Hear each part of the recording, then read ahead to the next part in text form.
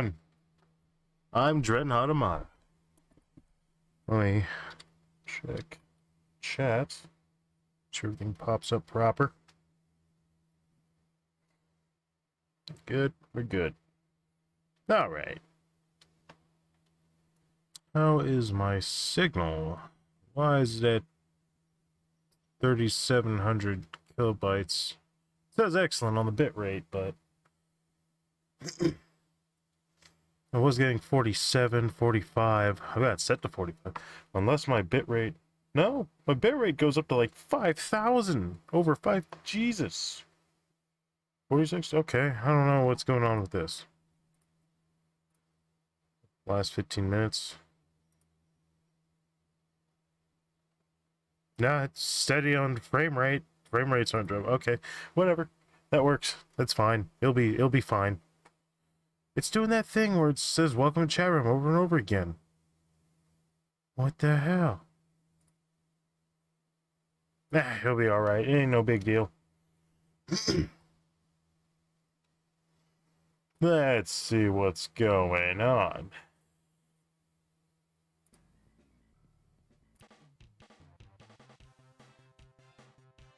Alright, you should be able to hear it.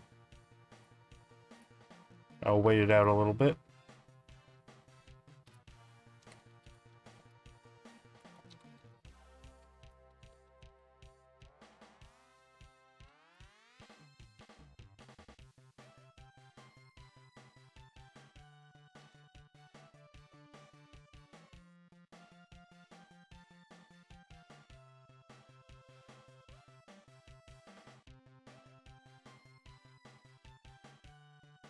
There we go.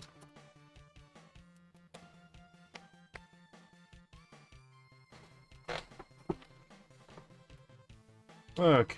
Excuse me.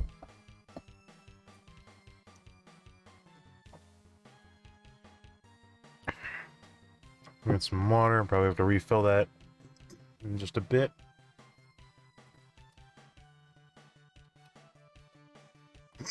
Okay.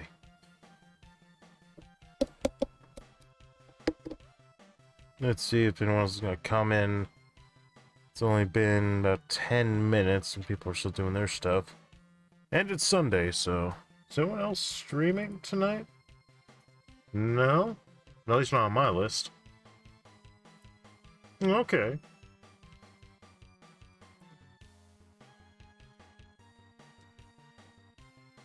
See how things are going to go.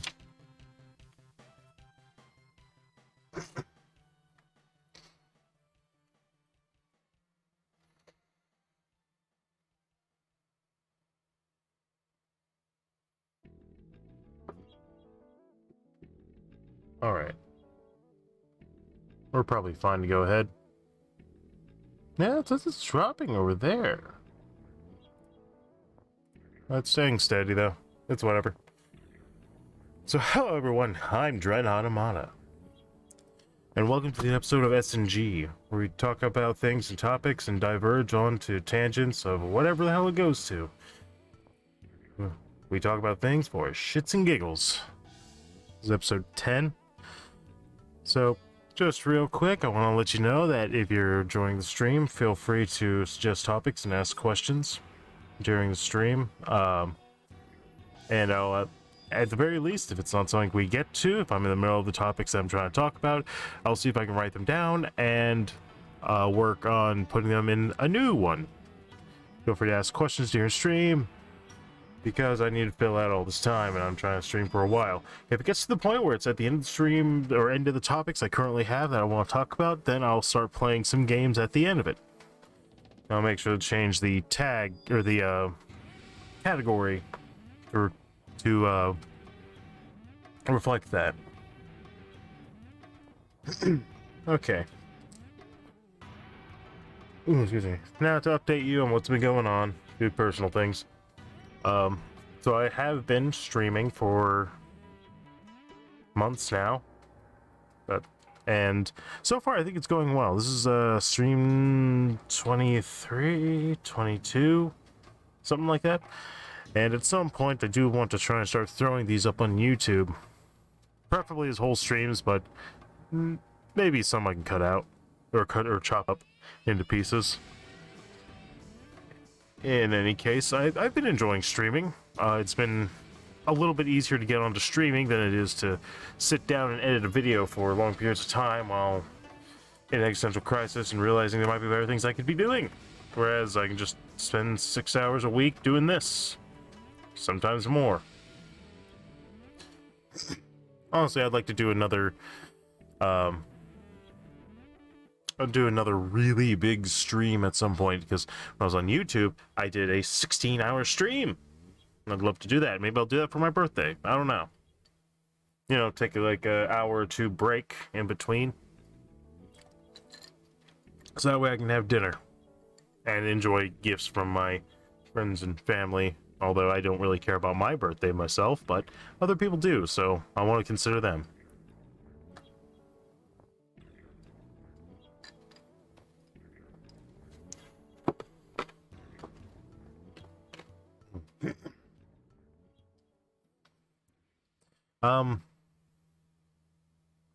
The stream's been, I think, been doing well for me.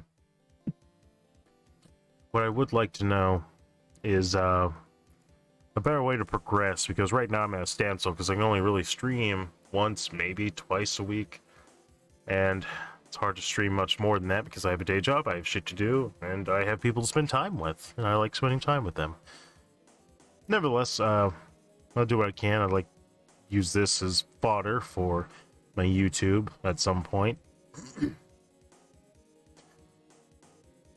But there's that. I've enjoyed streaming, at the very least. It's a lot more interactive.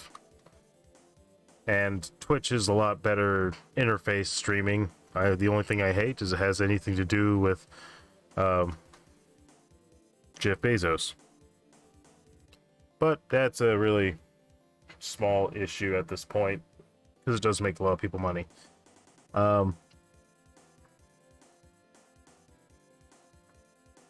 Content continuing, I don't know what things are going to happen, but I'm just going to keep running by the skin of my teeth, I guess. Figuring out what the hell I need to do every week. I'm sure I can figure out a better system if I actually start mapping out all the things I do and things I actually want to do. Excuse me. Recently, we went to Huntsville, Alabama. I visited my brother, and we had our Valentine's Day. And it was pretty cool. And we had a really good time out there. We went to a lot of different restaurants, and I ate way too much. I did not need to eat as much as I did. We had a different restaurant that we hadn't been to every time we went anywhere. And we got to visit Buc-ee's. Friggin' Buc-ee's. Isn't that awesome? We spent almost $100. I think it was like $90. We spent $90 at Buc-ee. Apparently, like, if you're looking around, besides getting food, and food's a little pricey, but it's really good and it's actually pretty filling. You know, you can't really walk out without spending a pretty significant amount of money. And that's if you're not getting gas, because I sure wasn't. I didn't drive there. We had all kinds of stuff that we did, and actually I barely drove there. I drove the one day we went out for ourselves, and then we went out and got, we went to a sushi place, which is really good. Didn't have to pay for that either. My brother was very kind. I appreciate him. I just wanted us to hang out and stuff, and it's really neat. So we had that, and we did some drinking stuff. We just kind of, I really wanted it to be kind of unplanned for the most part, just kind of run by the skin of our jib. Figure out how things are going. When we were going through, we found some neat stuff. I got a game that I was coveting for a while that had been at a game shop called Gamer's Paradise, which is a really cool place if you want to find some very fuck,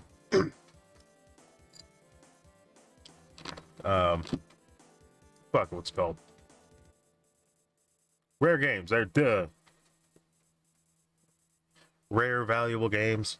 We got Shadow Hearts, which was really cool. Shadow Hearts is a pretty good game, and eventually my Withman and I are going to be playing it together. because I really want to show her how it is. It's got a whole bunch of horror elements that I think she'll like. And ultimately, it's a RPG at its core, but it's a lot of fun.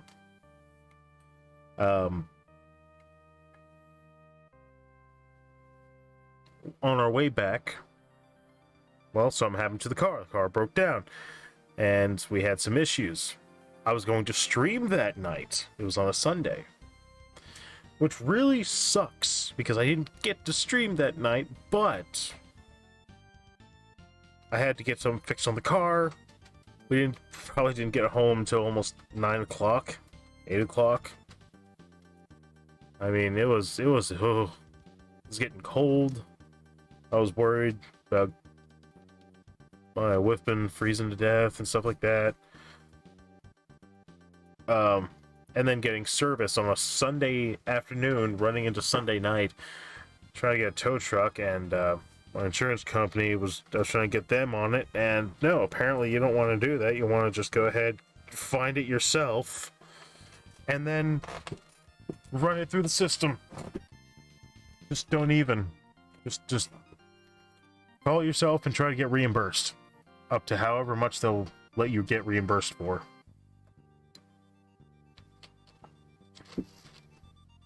Because it's going to be faster if you call and ask. Might as well. Don't waste your time, man.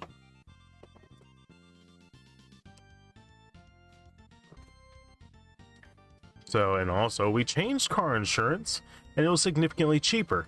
I don't feel like it'd be proper for me to say what I am down, or what I changed from and to. But the conditions were one car, 3 drivers, but that didn't influence the price. The drivers didn't influence the price, but one car was $137. When I changed from that, now I'm paying less than $100 for 2 cars. Even when I was going to change, it would have been $160 for 3 cars, which was cheaper than 3 cars on the old one. So what was going to happen was I would have to pay almost $300 for 3 cars on insurance, and I was like, well, that sucks.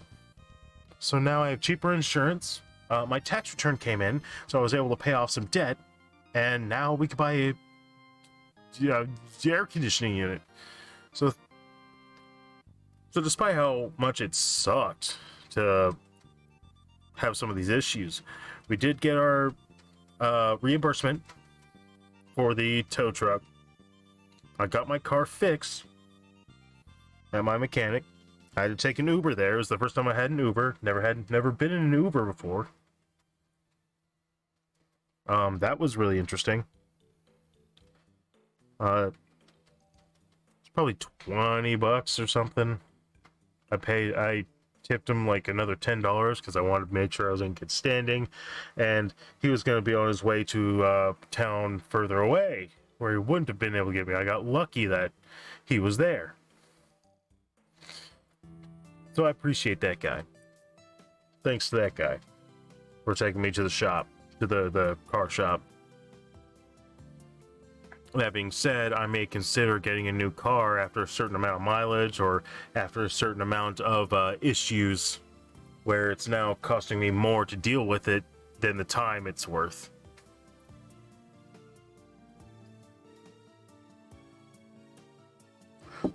And I may be over-exaggerating, probably maybe several years before it's actually going to be an issue. In any case, yeah. It'll be a thing to deal with later.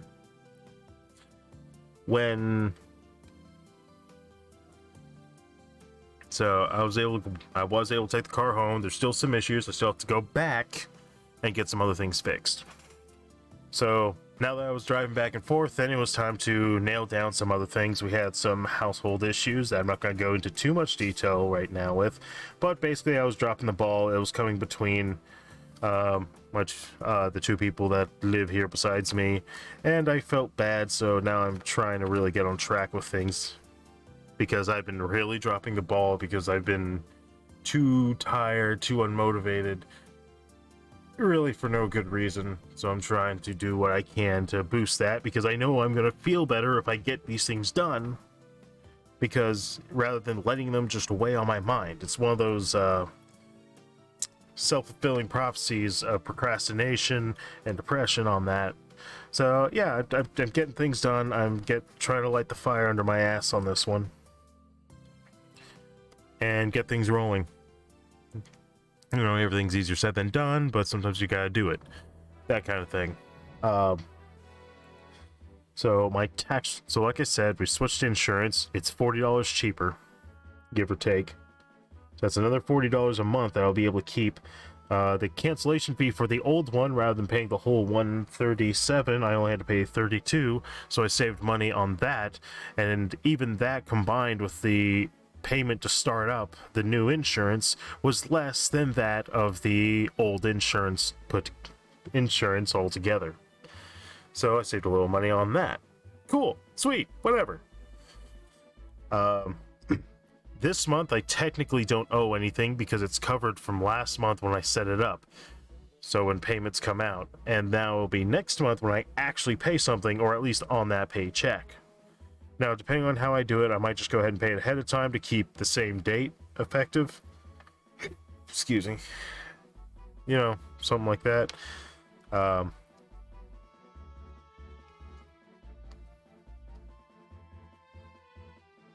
Yeah, but we'll see how things go, right? I'll see how things go. Things are going well right now. And the other car that is now insured, so now we need to get it fixed up and registered, which is also something I plan to do. Unfortunately, I feel bad. I'm thinking we can do it this week, but it might move into next week. I'm not sure. I'm hoping I can get it in this week. When I get a few other things situated, there shouldn't be anything stopping me from doing that much. One thing I will try to do is make sure I'm available a little bit more for dealing with more of these things, so I can get them off of my chest, off of my 3 or 4 lists, and start marking things down again, which is, it's a spring thing, right? That's something I've done with myself every spring. You know, trying to jump ahead and get these things done. And then I do, but hopefully this time I won't fall back into bad habits. Like I said, I got my federal tax return, and I'm still waiting for my Alabama, or my state tax return. And hopefully that won't be too big of an issue. Like I said, as soon as I got it, I went ahead and paid some debt off. I've mentioned that I had to get a new roof. I was able to pay what was left of that off. There wasn't that much. It was less than $1,000. I would have got it paid off this year. At the around August, give or take. Which, by the way, when it does hit August, that will be 6 years in our house that we've been living here together, which is really awesome. I don't know if we're going to celebrate that, but maybe we should. Maybe we should do a tradition where we do a little thing for the house particularly to celebrate it. I don't know. Maybe that's how we can start doing things a little more proactively, perhaps. Pending that, right now the current thing is the AC unit and the furnace are both out, which means we have been riding heat and hot and cold for several months now, trying to maintain, which is not easy. It seems to be easier to stay warm because of insulation than it is to stay cold because of insulation, because we retain heat, just us being around and having energy being used, because, you know, every wire in your house has a resistance, which means it has at least a little bit of heat that's going to give off. So you always have a small barrier of heat throughout your house, regardless. So it's easier to warm up when it's not too cold, but it's cold enough to be uncomfortable. It's easier to stay warm than it is to keep it cool when you don't have something actually taking out the hot air.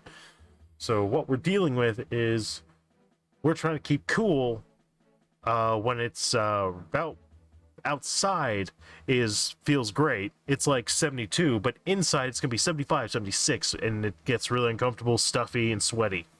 And humidity is a little higher. That kind of thing. So now we are working on investing in a unit. The unit itself was quoted for installation and parts and labor, all of it together with 10-year warranty is about $8,506, which seems scary, but I'm going to finance it because that's kind of how I gotta do it. And with what I'm going through is going to be 8%. I'm going to finance $6,000 because that's what they offer, and I'm going to pay the other $2,506 out of pocket with the tax return. I should actually have a little bit of money left over, which I'm also gonna, if there is enough money left over, I'm gonna use that to try and reimburse savings if we don't need it right just now. Because I had to dip into savings when we came back from Huntsville and deal with the car breaking down, and also refilling because we spent a chunk of money trying our best to enjoy ourselves.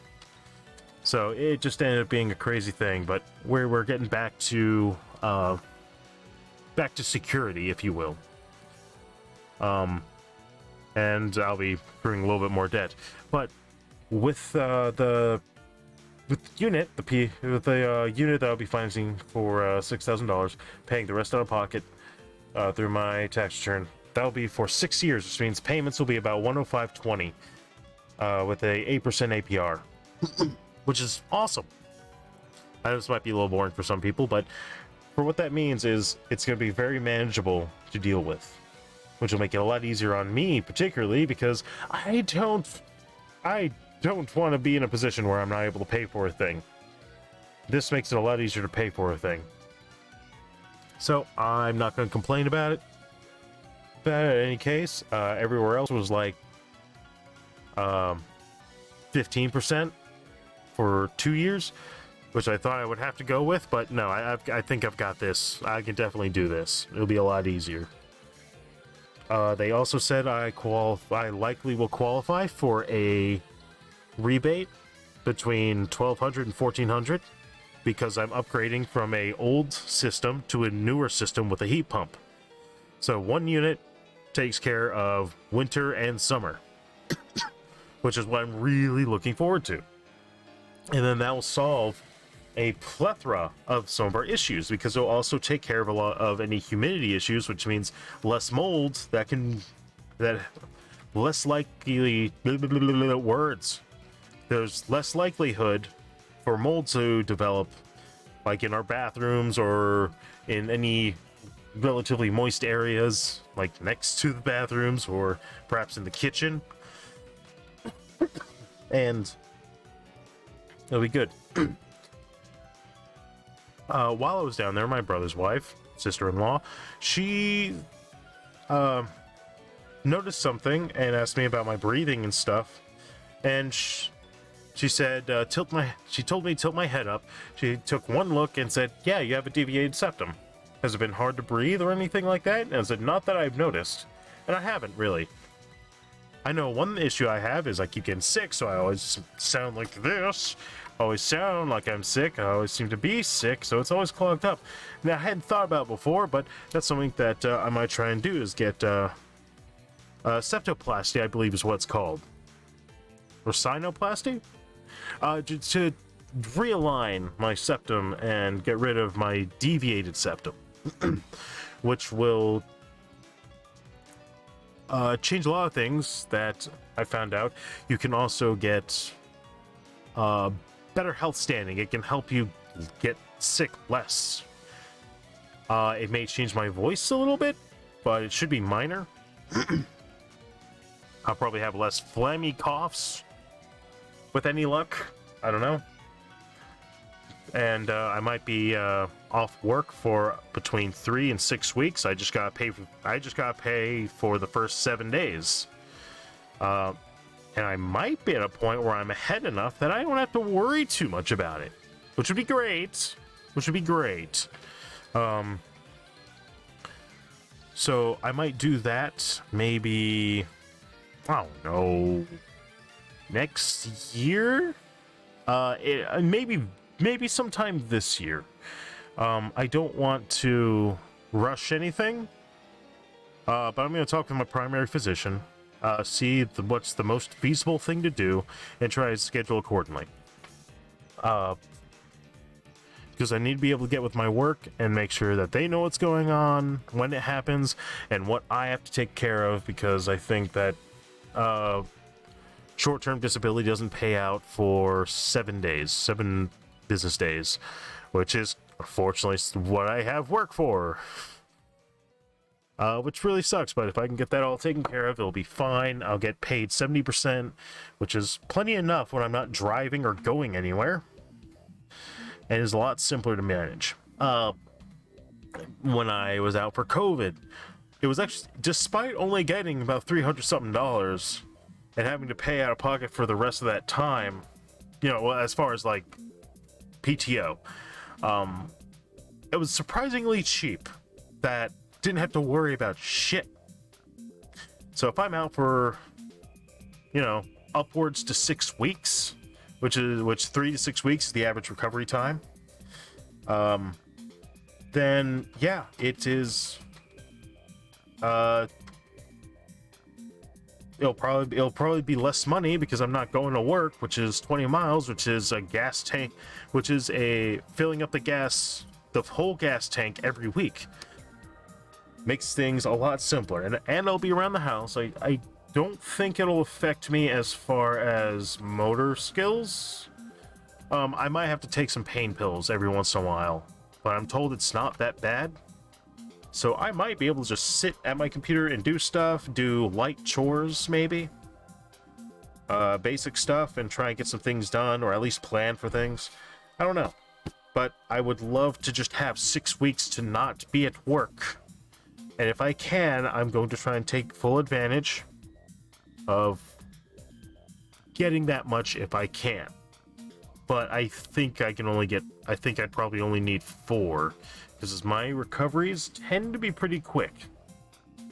In any case, I'll appreciate any time off I can get and still get paid for it.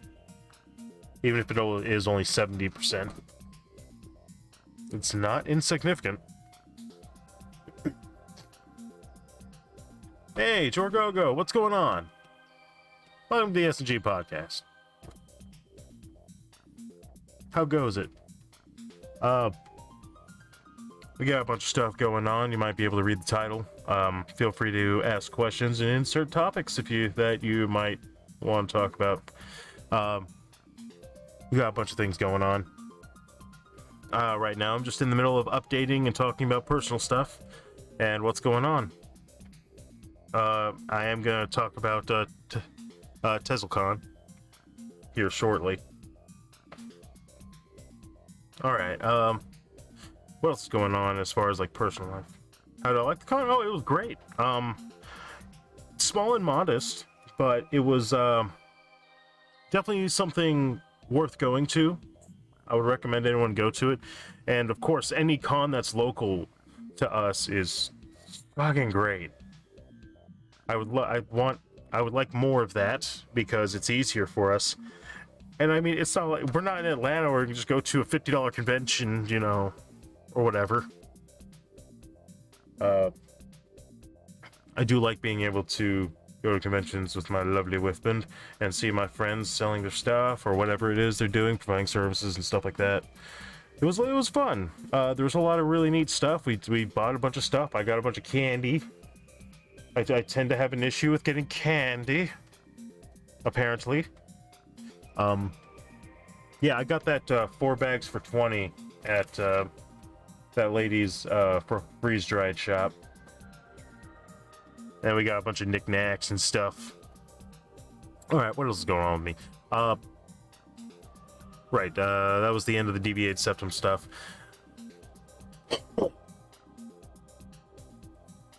My wife Ben, had a little bit of surgery of her own, where she said she's fine with this being talked about. She got a laparoscopy to check some things, and she's recovered from that. And what was found was cleared up, and she's recovered from that. Then we were both sick. I think we're both mostly better now. We're getting there anyway. I still have this phlegmy cough for some reason, or this phlegm stuck in my throat. It's making my voice sound weirder. So I feel like my voice sounds awful now. Like, particularly, it doesn't sound crisp, doesn't sound clean. I don't know if that's due to settings, or if I just need to download the thing I was recommended by, among... that voice program that was recommended to me.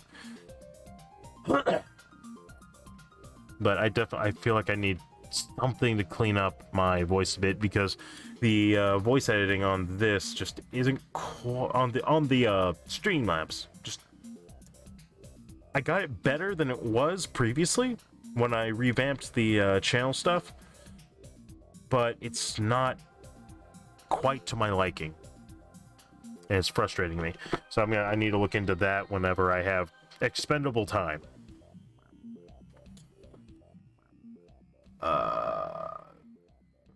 What else is there? I think that's about it. Yeah. Alright, so I think that takes care of it for any update and personal stuff. So let's get into TeslaCon. TeslaCon. I've been bad with that name for some reason, because we hadn't been to it before. Dorgoga, you have. You've been to it excuse me, before. You were to the first one, I believe, and this was the second one, and they claimed it was the first one for some reason. I don't know what was going on with that. I don't know if that was an advertising issue, but yes, it was definitely very fun. Actually, let me bring it up real quick. TeslaCon. There we go.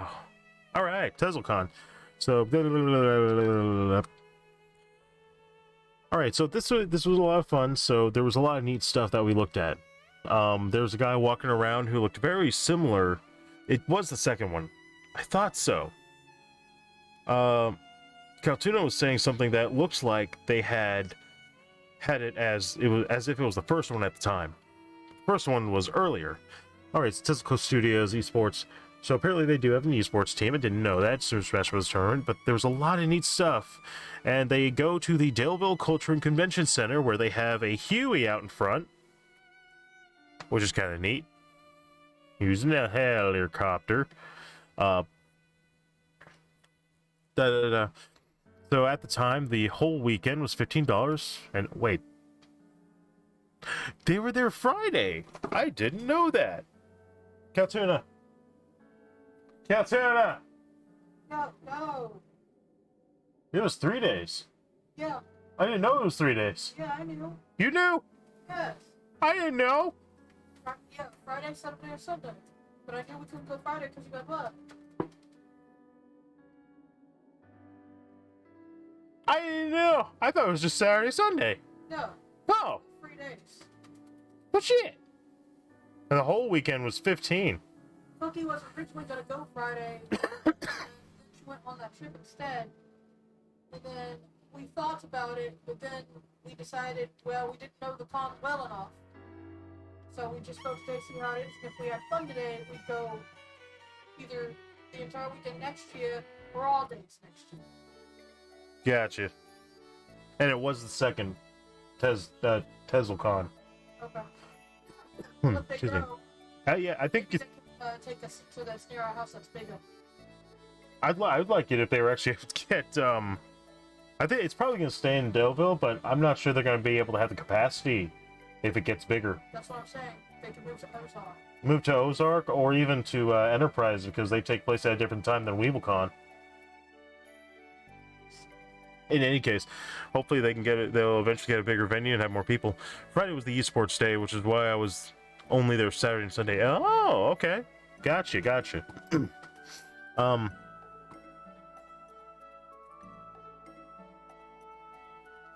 Oh, I want more. Anyway, so immediately upon walk-in, of course, you had your vendors, but even before you actually walk into the main area, there were these guys that were trying to set up a gaming lounge. Just a nice casual play where you can just play games, you can do all stuff, and actually, you know what? I can find them probably.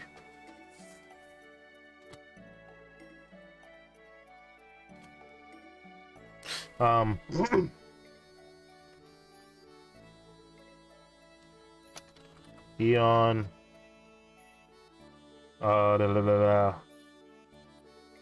We have their card. We got a stack of cards so we can start putting them everywhere. Because I would love to be able to get. Excuse me. A gaming lounge around.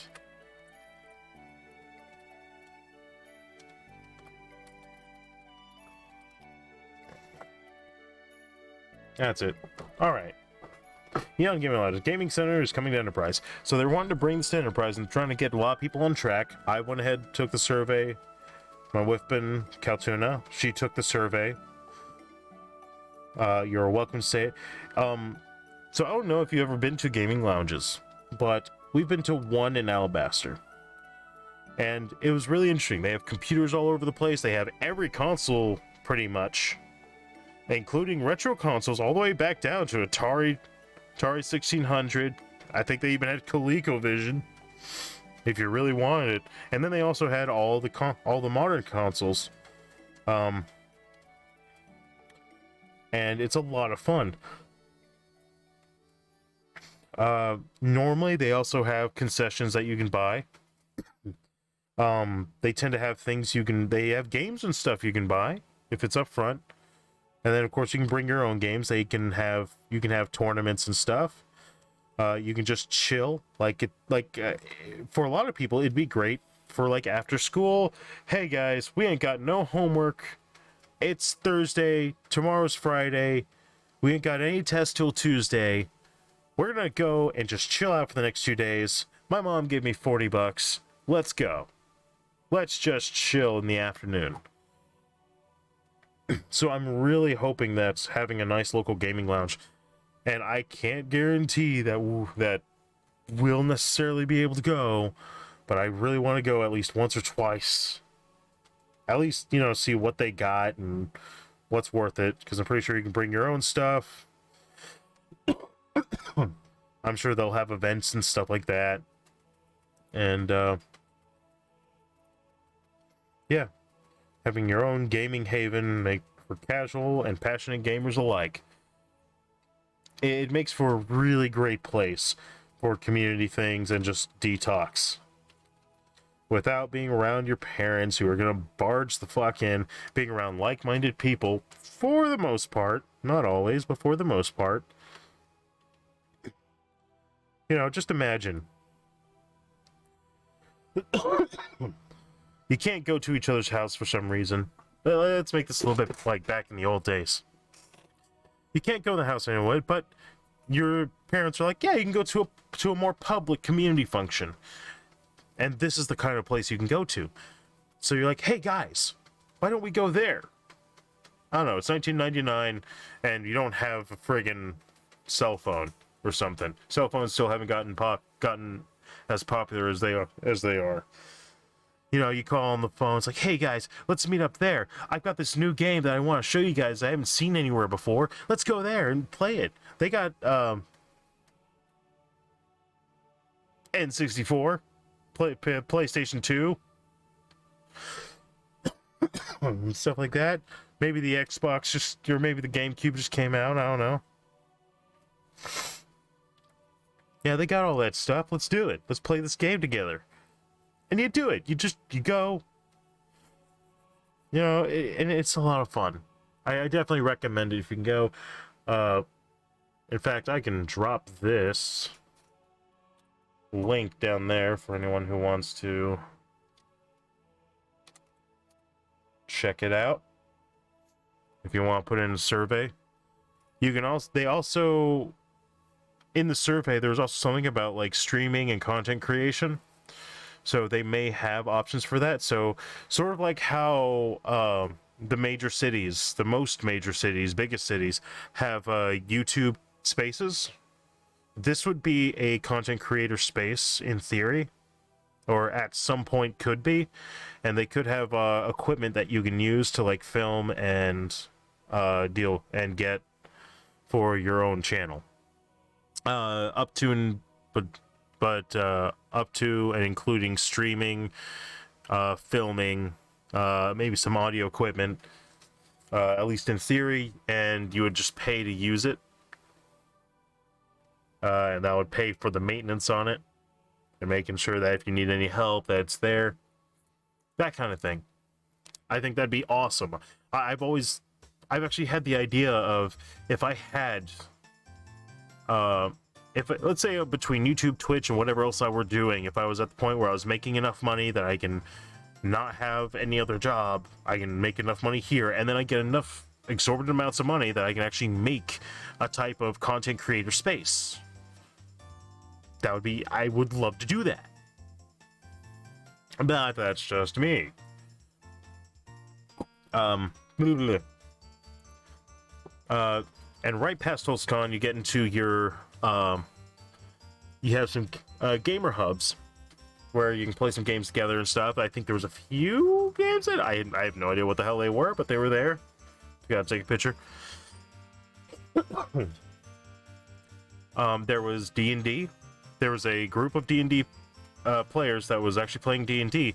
The guy had a TV, and he set it up so that way his computer was hooked up to it, and, you know, the spaces on there were about an inch just for all the characters, and he can just scroll the map when he needed to. And I'm like, holy crap, if I can do that.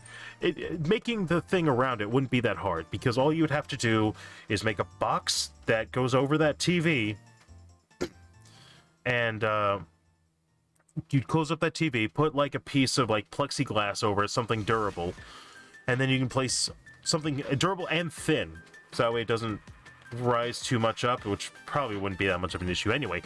Put it on top, and then it's super easy for you to scroll around, for people to move stuff, and for you to create a new scene. And since everything's digital, you can make all your assets and stuff right on there, and you don't have to worry about minis as much as you do making sure that everyone's there.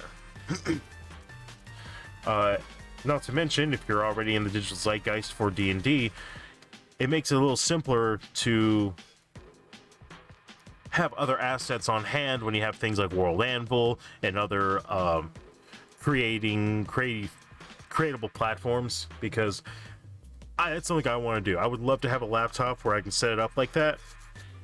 Have a TV set up, but I don't have a table big enough, and I don't really have the money to buy a whole nother TV just for that.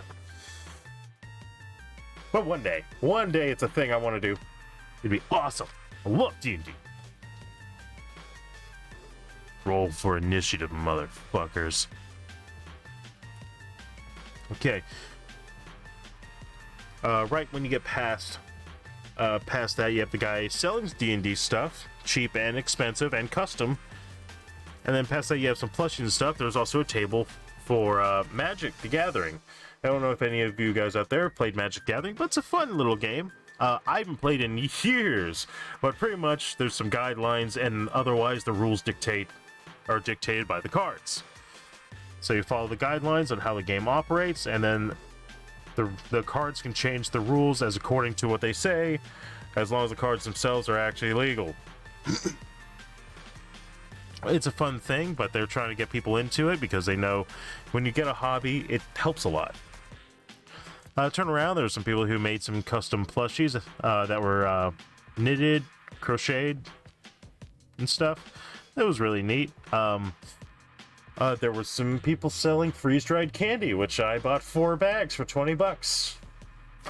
And I have already eaten much of it, and I'm probably going to get sick later. I have a problem. Now,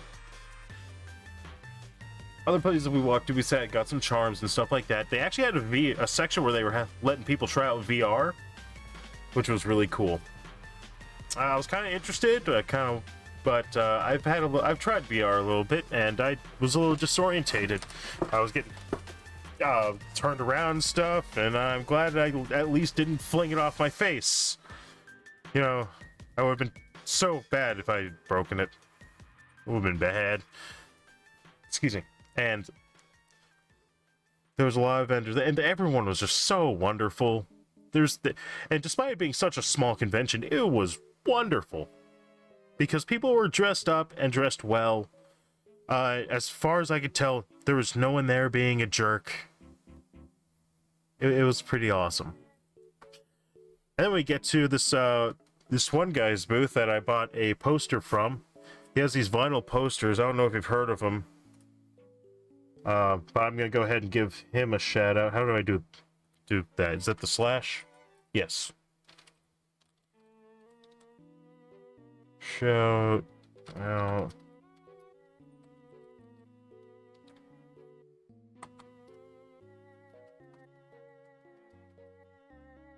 Yeah, there we go. That guy. That guy had a booth. Dorgo Art had a booth. So I went to him, and we bought things. And which we'll be getting into this after talking about TeslaCon. I bought Ultra Instinct Goku from him, and let me find his social media real quick.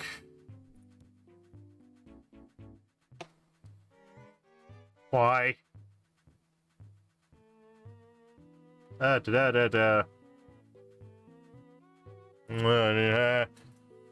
Seems familiar. Doesn't he play nothing but Kingdom Hearts all the time? Yeah, man, like some kind of bingo stuff or whatnot. Alright, I need to find the information.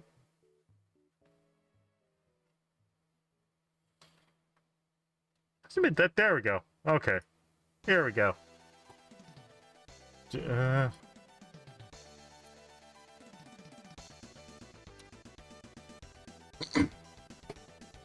Alright, and the chance that this eventually ends up on YouTube, I'm gonna throw out the link so that you should see it inside. If this is on YouTube, you should see the link on the side.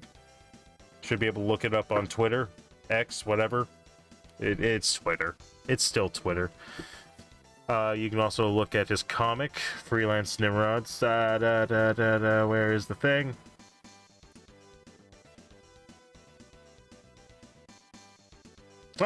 Oh, yeah, multiple links.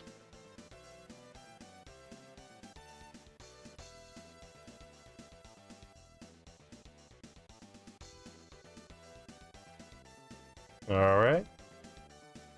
You can check out his webcomic. Something that he very much enjoys. And it's really good. There's 20 pages. And with the looks of it, because it's very, very story-driven, I was probably how I'd put it. You can feel free to check all that out. And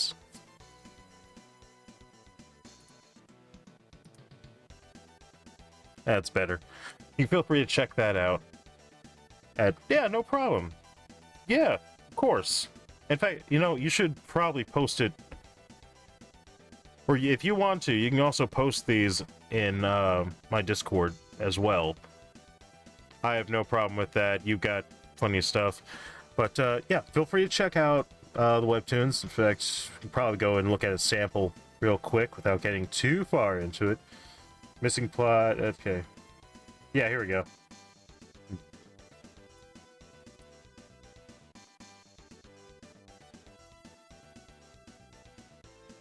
Yeah, that's fine. I am an adult.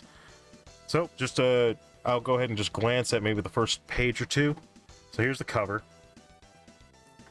This is what you're going. I want you to notice these textures are awesome. You have all your characters being set up, the missing pilot. It's hard to get things up and rolling. I want you to be able to see this is what you're going to be looking into as far as like art style and how things are going to progress. Please no. Please no. Please, Mr. Dynamo. I'm so close to paying you back. Just give me until Saturday like we agreed upon. That's probably enough. I don't want to spoil anything. I thought I had an account. Am I not? How am I not? Motherfucker.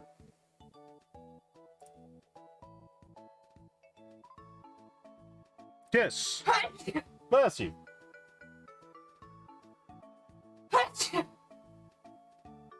Yeah, whatever.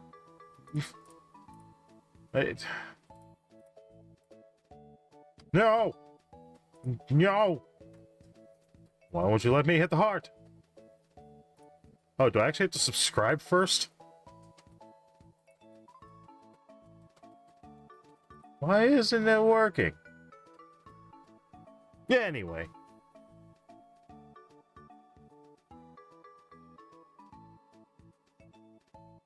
Anyway, feel free to go check all that out. I certainly recommend it. I always want to try and help my friends succeed. I do get genuine joy out of seeing the people around me succeed.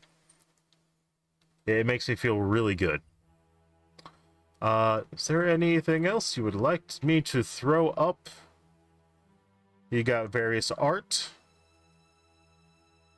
There's someone else.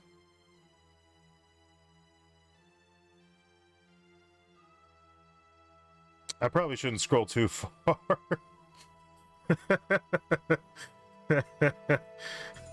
It's all good. Actually, you know what? Well, I just did your Twitch. So yeah. Yeah, I just did your Twitch. Feel free to check him out on Twitch. He is a Twitch affiliate. So keep that in mind. Maybe one day I'll get there. I'm gonna stick to casual about it. But yeah. Actually, it'll be alright. And talking about that poster I got, it was Ultra Instinct Goku. If you know what's happened recently, there's a good reason why. Oh yeah, by the way, quality of the prints themselves, they're vinyl. They're vinyl. There's keychains, there's prints, and he also does commissions. Slots pending. So I need to understand the quality of a vinyl print is awesome. Like, it has a lot more leeway than the cardstock type. So you have a lot less to worry about as far as like it bending or corners or anything like that, and it's a lot easier to clean without worrying about screwing it up. I'm glad I learned about vinyl, and I wish all posters were vinyl now. They'd be way more expensive in general, but it's such good quality for a poster. It's wonderful.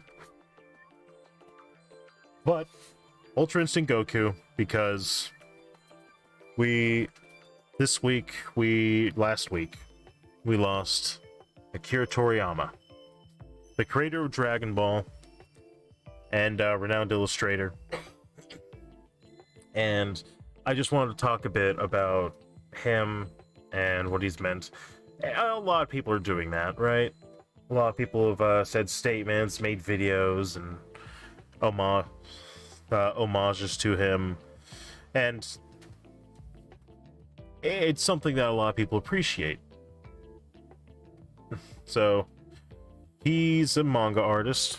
He created Dragon Ball, Dragon Ball Z, Dragon Ball GT, Kai, and Super. And he's done so much for the manga and anime community, and even for video games.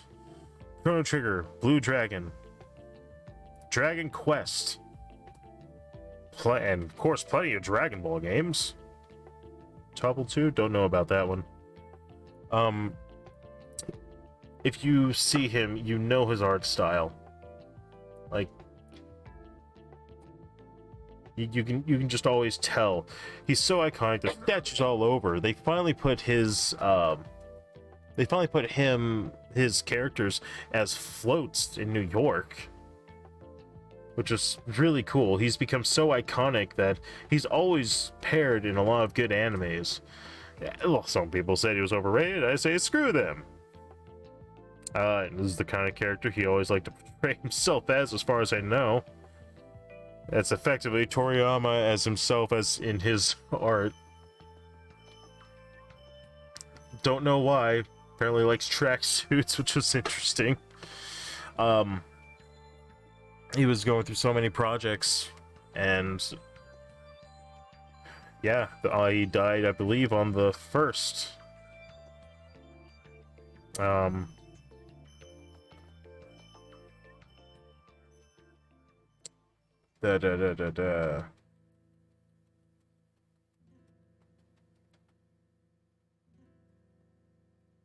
Yeah, everyone's been looking at him. He died of...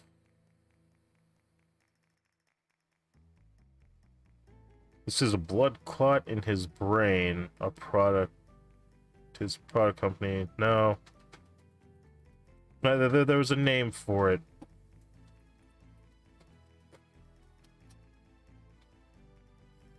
Death cause. Acute cerebral hematoma. That's what it was. Which I'm not sure about how that works. I'm not a medically trained person. It's just really sad. To understand the influence of Toriyama.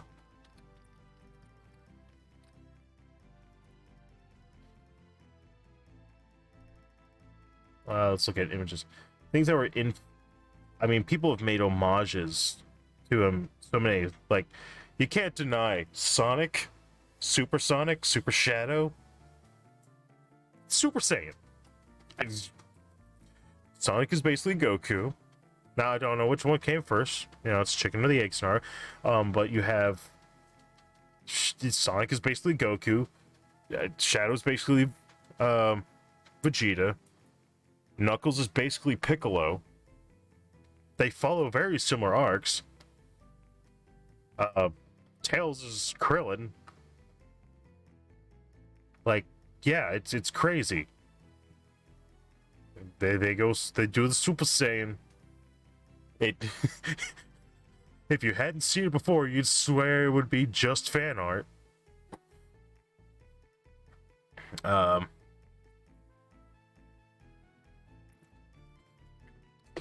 Yeah, there's been so many cosplays over the years. I mean, I know it's one of the reasons why I later on started to get into studying martial arts, actually.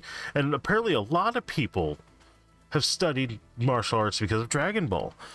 Especially, you know, because when you got to see Super, the choreography of the martial arts was really on point for the most part. It was really good. I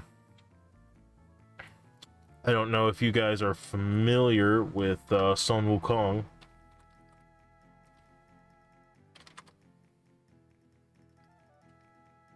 Sun Wukong or Wukong? Kong.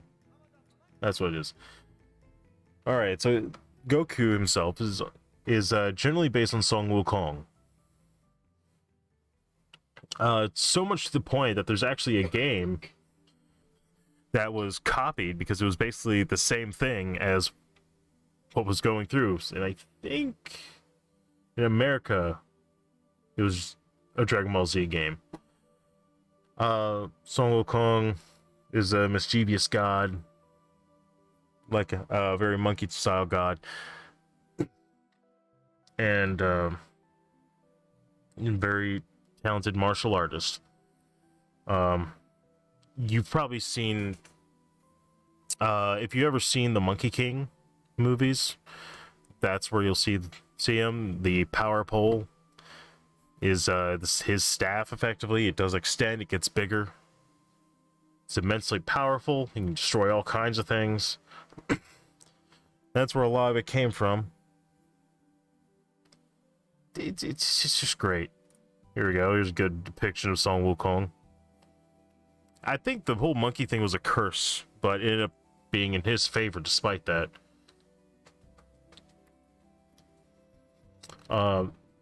Let's see. I'm trying to remember the first time I watched Dragon Ball Z. Well, I think I was 4. I was 4, and we had fairly recently moved into our house that I live right up the road from. The house I had lived most of my life in. When I went through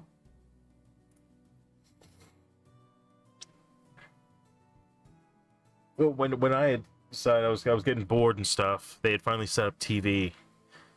They had finally set up the TV and stuff, including cable, because there was really nothing else to do. And they turned it on to Cartoon Network, just so happened to be Cartoon Network, and Dragon Ball Z was on. It was in the middle of the Frieza arc, where Goku was already Super Saiyan, so I never originally saw the transformation at the time. But he was fighting Frieza. Everyone else was already off the planet. It was just those two. I thought it was really cool. I wasn't that much into it at the time, though. In fact, if I would say what got me into it, it was mostly Chrono Trigger. This is where I really learned the Toriyama style. Aside from him being terrible at writing women, just write them as people. It's a lot easier. This is where I really got my understanding of his art style, his type of characters, and where I got the idea for my spiky hair, actually. I want you to understand some of the similarities that my character based off of a Chrono Trigger sprite that I can actually bring up.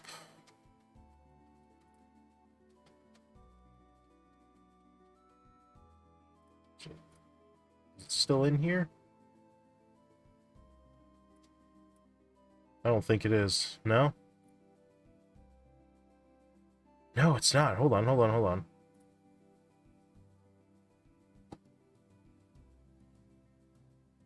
You son of a bitch.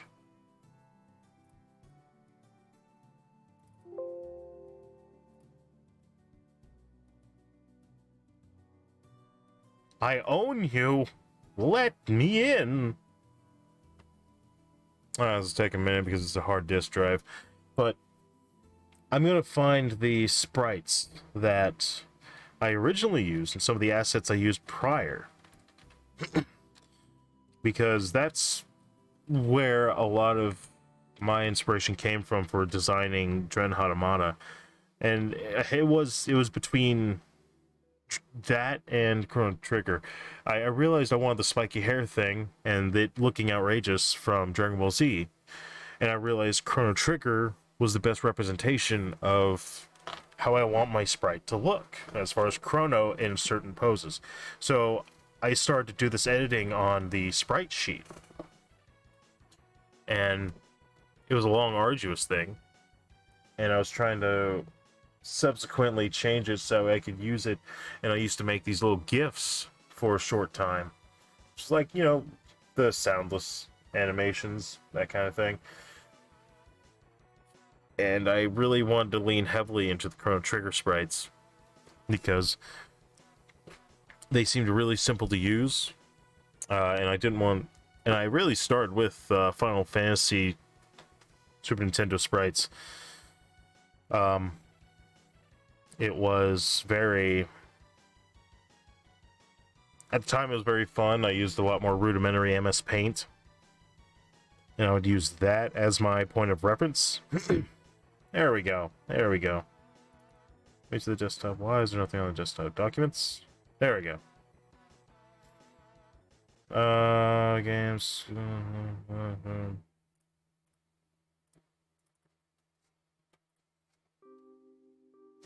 Oh, where's my shit? Did I port it over? Wait. Yes. Okay, it's here. Awesome. I do have it. I was getting worried for a second. Yeah, here we go. I'll just bring it up. Alright, so this is what I was trying to work on was, oh god, it makes it look so bad. But was editing all these sprites, this whole sprite sheet, so that way it was this. And there was a time years ago, I had lost all this progress, and I was about down to here. So I was just making these little edits, so that way it would look the way I want it to. I would grab the hair from their various positions. I would do small edits, so that way it would make sense. And it worked actually surprisingly well. It really did. This I didn't expect to work. I think I had to do this edit myself. So trying to work on this, the way that the MS Paint works now is a little bit different in regards to it's harder to deal with it because it gives you so many options on how to do a thing, and I can't do the same swapping that I used to, because it used to be a lot easier to just right click and drag and then cover with filters or whatever. So I don't know how I would do it now. Hell, I was able to do a lot of that super simply. Like for example, all the clothing, the blue parts of the clothing could easily be done. You can see here's where I got some of the sprites for the hair is right here.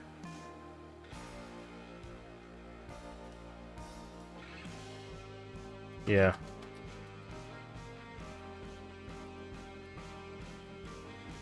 Editing it a little bit and make it actually unique, relatively unique.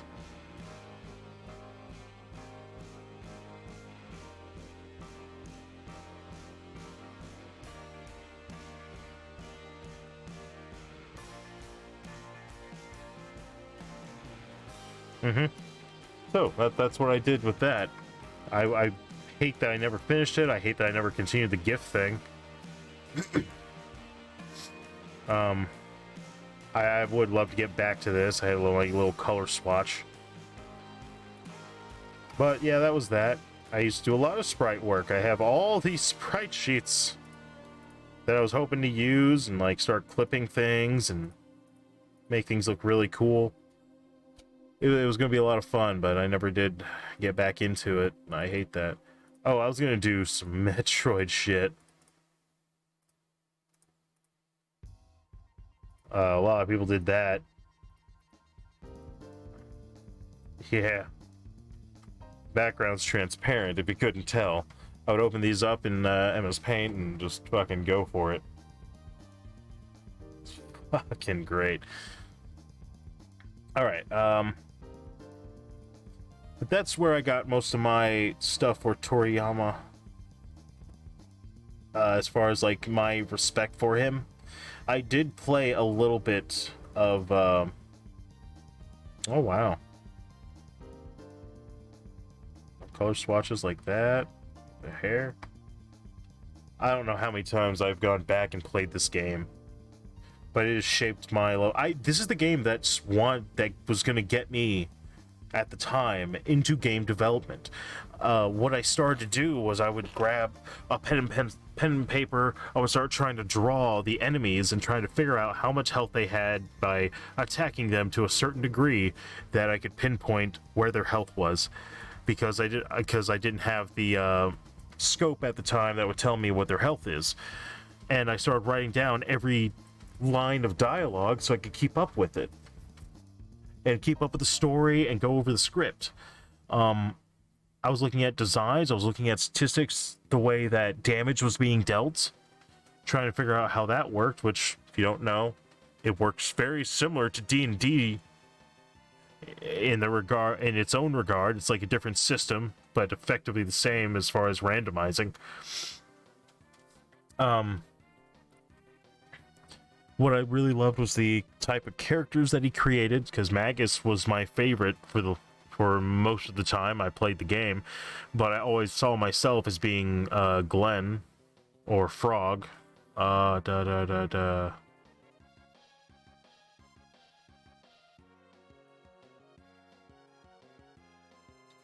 really? You don't have a close-up on it? There he is. Yeah. That's who I saw myself as for the most part, because I liked his type of character as being a hero, particularly, and being very hard on himself, and I feel like that may have caused some issues for me, but no, that's fine. It's fine.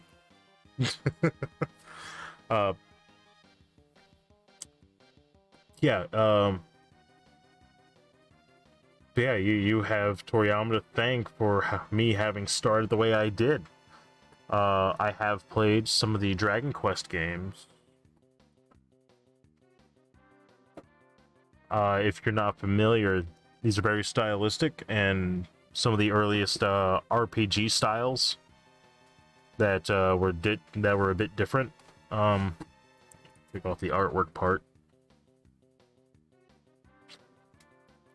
Where is a screenshot of one of the actual gameplay plays of it? Excuse me. So for most of the games, it'd be like you were looking straight ahead at your scene where the enemies would be, and that it would be from that point that you'd be attacking. You would make your decisions and you would attack it. If you've ever played Earthbound or seen gameplay of Earthbound, it's very similar to that. Earthbound may have gotten that idea from Dragon Quest. And he did pretty much most of the art. It's where you get the iconic slime from. Yeah, that guy. This guy. There's your slime right there. In fact, I would argue that Toriyama is responsible for the outrageous hairstyles. All the spiky hair and everything. The trunks. The long hair trunks, we're gonna call it that, because that's what it is. Every person that has regular long hair looks like that. Everyone else looks like that guy. Just Gohan, basically. That's Gohan hair. It's Chrono Trigger hair. But you can see the similarities, you can see the themes that he goes with. It's not hard to figure out. There's more Gohan hair. It's Gohan hair. That's what it is. He's made so many people happy. There are so many people that have dedicated things to him. And can't thank him enough. It's so sad that now he's gone. I am really glad that we got to see he got to see people creating their own characters with Dragon Ball Xenoverse and Xenoverse 2. That is something that I think really helps with him knowing the value and impact. After he passed away, apparently, here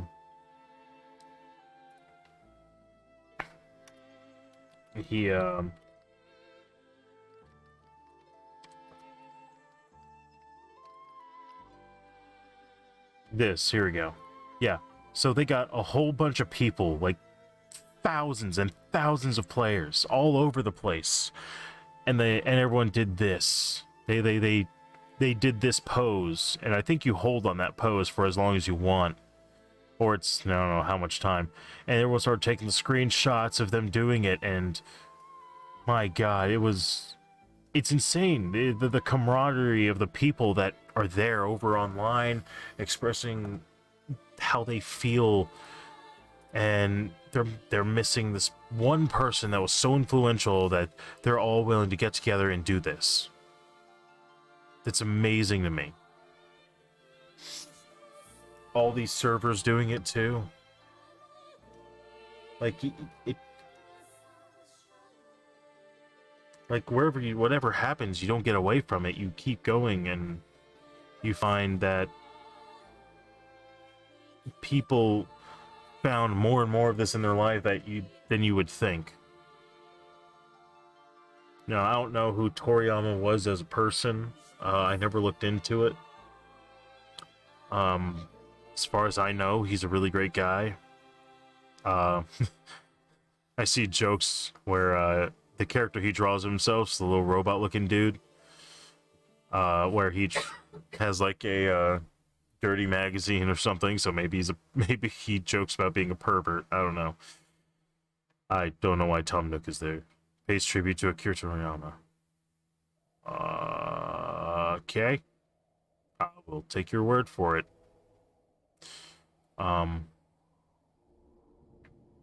Yeah. I could see people doing this IRL. Just going outside, finding a community area, and everyone just putting their hands up. I'd be down for that. So yeah, there's a lot of appreciation for this guy. Thank you. Thank you, Akira Toriyama, for everything you've done. I also want to talk about his successor. Because I think he's kind of been in training. Toyotaro? Is that it? A message from Akira Toriyama?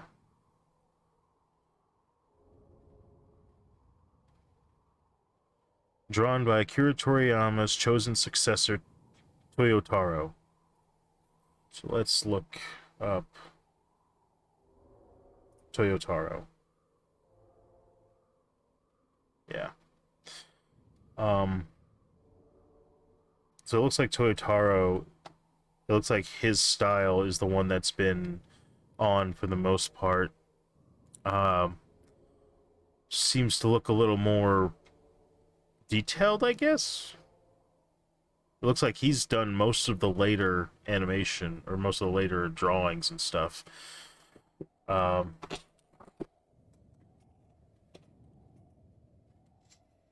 He's got a different form of detail, but overall, it keeps the same spirit.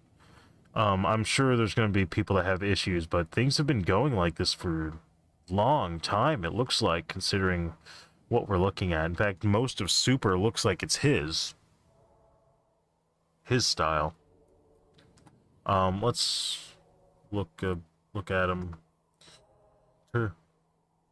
Alright, he created the manga adaptation for Dragon Ball Z anime 2015 in Dragon Ball Z Resurrection F and Dragon Ball Z Resurrection F manga. Toyotaro drew 2 pages of Dragon Ball Super as demonstration. Toriyama chose him as his successor. So, I want to know a little bit more about him. Toyotaro has drawn several Dragon Ball related manga and illustrated Dragon Ball, and best known for illustrating Dragon Ball Super, which was written by Akira Toriyama. So they know each other from years ago in grade school with Dr. Slump from Dragon Ball anime. Gotcha. So he's known his work certainly longer than I have, because I didn't know about, well, most Americans didn't know about Dr. Slump, I don't think, at that time, for what that's worth. But it looks like Resurrection F, Super Xenoverse 2 manga, Heroes. He's involved in Heroes. So if you're wondering how that how the style has changed as far as Dragon Ball Super, looks like it's Toyotaro is most of that. I think I want him to stay open-minded, and I want to acknowledge and respect his successor. So good luck, Toyotaro, for all your next endeavors. And I hope you the best of luck. Okay. So this is probably going to be a little emotional. So I have been looking at things like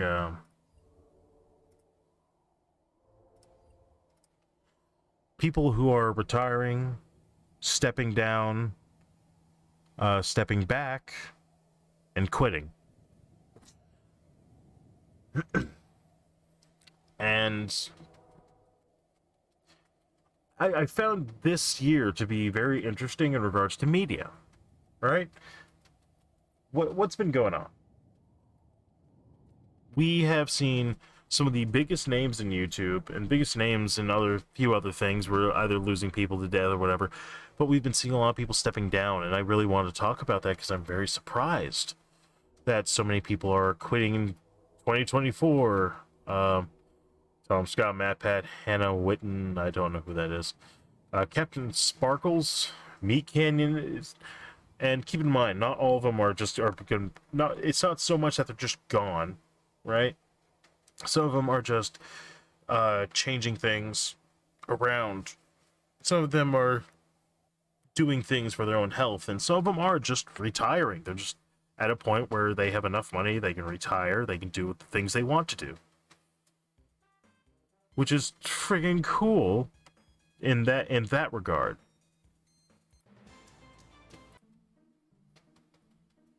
And I really want to acknowledge something about that. I would love to be at a point where I would have the reactions that they're getting on some of this. Like, Matt Pat, oh my god, I only watched the one ending on the Game Theory channel, his final Game Theory, and damn, it almost brought me to tears, man. And part of me is worried about it. I wonder if I can get a list. They're often talking about feeling burnt out or believing they're losing the passion they had gone for. So,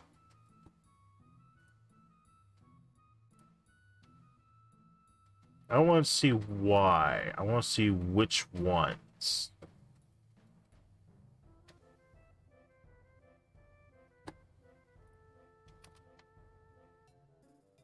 List. I want a listing. Because, like, things are gonna massively change. Not really. That's not really quitting on Matt Pat.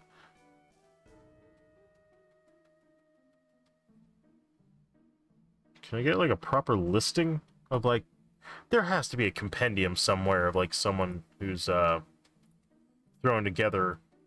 Here we go. Maybe that'll work. I don't like TikTok, but okay.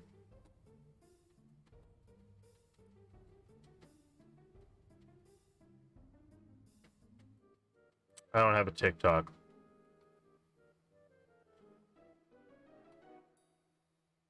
Okay, this is not what I'm looking. I need a list. I need a list.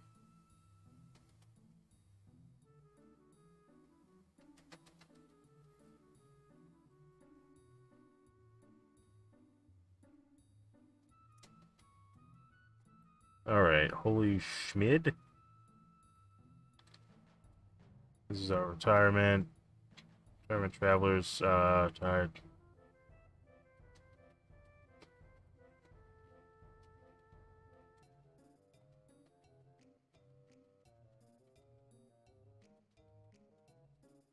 No, this isn't what I'm looking for either.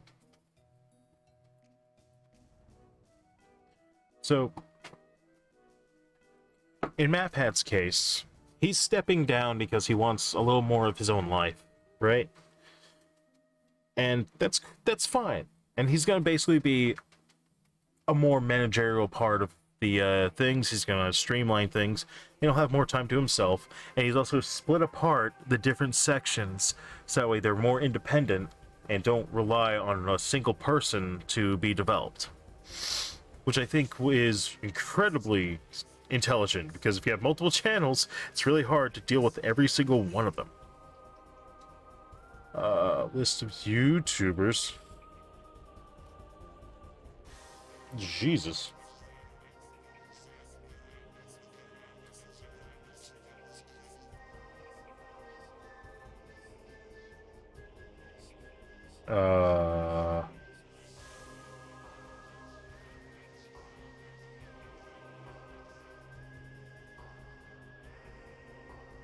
Damn. Okay.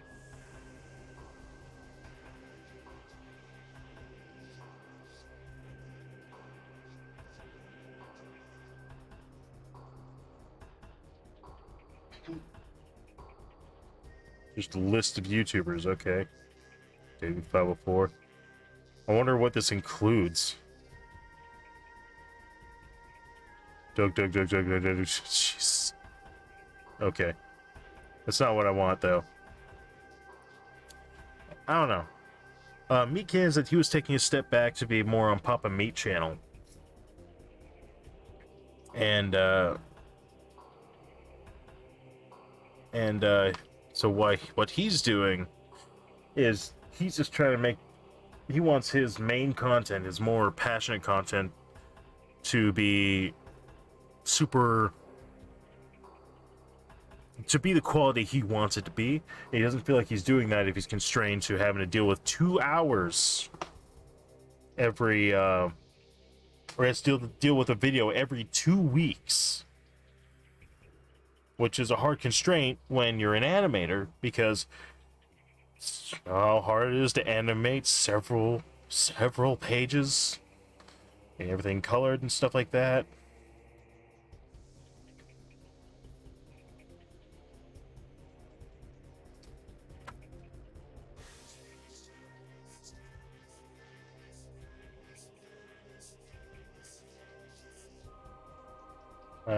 Da, da, da, da, da.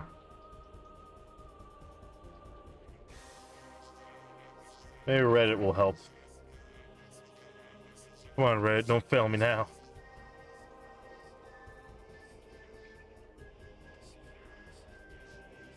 A lot of people are taking a break. So here's the other part, is a lot of people at the beginning of the year, you know, the first 2 months, will end up going on hiatus, because for one thing, you're just getting you're getting into tax season, which means they have to deal with a bunch of stuff and make sure they can pay that. Because not all YouTubers are set up in a way that they're able to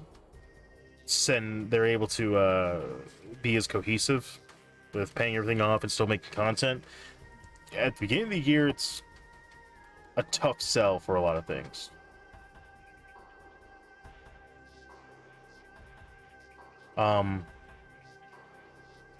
There's often only so much you can do. What I'm looking at is what's going on in regards to things like other people. Repsion is selling his channel. The issue he has is he is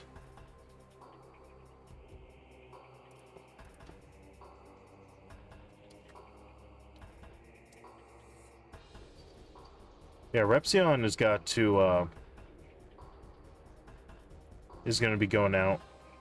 Models and margins. Me alone. These are people who have gone away in the past. Tom Scott, 2024, declaring that he would no longer be making videos for his channel.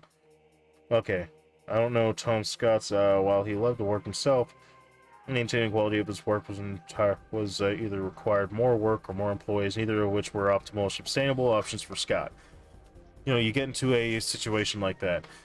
Some people have to be careful, or it's just a bad time of the year to make money anyway. Leafy's here. I don't really care. Cheapers, yeah.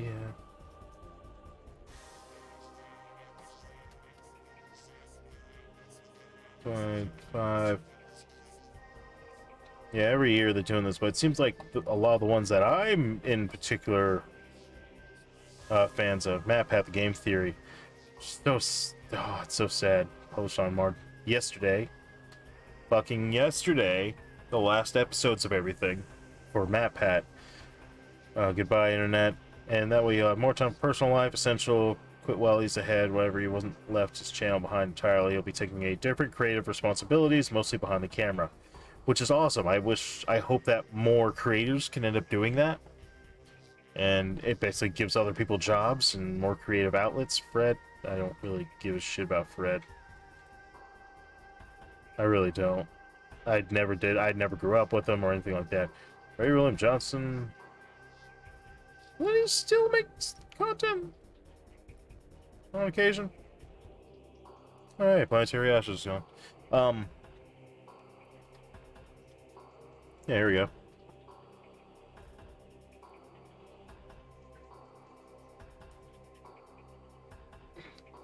Dren, do we want to talk about what happened at Jinjin's?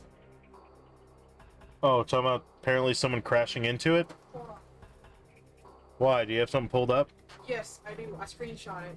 Right now, I'm actually talking about YouTubers that are retiring and stepping down and their situations and stuff like that. I didn't mean to interrupt. I'm sorry. No, you're good.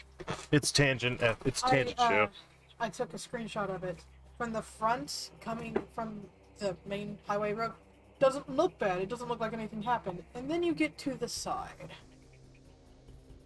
Oh, it came from. How did it go from the side? Of all places, I did expect it from the front. Why? How from the what? By what I heard, it was past closing, so no one was inside, which is very thankful. Very. So no one important got hurt? Friend. You deserve that one. I'm joking. Do we know if the driver was hurt? All I know is that they were drinking and they shouldn't have been. Right. I don't know who it was. I don't know if they're hurt. I don't. If they were drinking, then they probably more likely to be okay, I think. Well, the good thing about alcohol, I'll tell people this now. Don't drink and drive, kids. Anyway. Yeah, PSA. Drinking and driving, bad. But essentially, when you drink and you get into like a traumatic thing or an accident like that, your body does kind of ragdoll, which makes it more likely for you to survive such a thing. You're not for sure going to survive, but you are more likely to because your body is more loose, it's more limber. You're drunk. Your body kind of needs, or your mind needs to catch up with what your body's going through. So you kind of just ragged all over the place. So this person, though they may have had like injuries and stuff, they may be okay, but again, I don't know anything other than, oh shit, someone ran into let's go Chinese restaurant.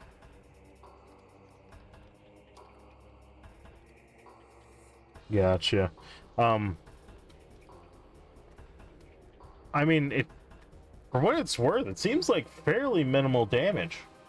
I'm hoping in comparison, like at least it's not like that fire that happened a couple years ago, where now they can't even really rebuild the buildings. They've got to find a new way to put things up. Yeah, so like that was a tragedy. That was an absolute tragedy. So like the thing is like you might have some interior stuff you have to replace. They had that center wall, and then they had, you know, tables and stuff. Yeah. But other than the wall and the glass for the windows that was there, that probably won't be too much to replace, and I'm sure insurance will take care of all that. Yeah. Up to at least most of it. So I'm getting yelled at by a cat. Ignore Chow, everyone. Thank you. So like,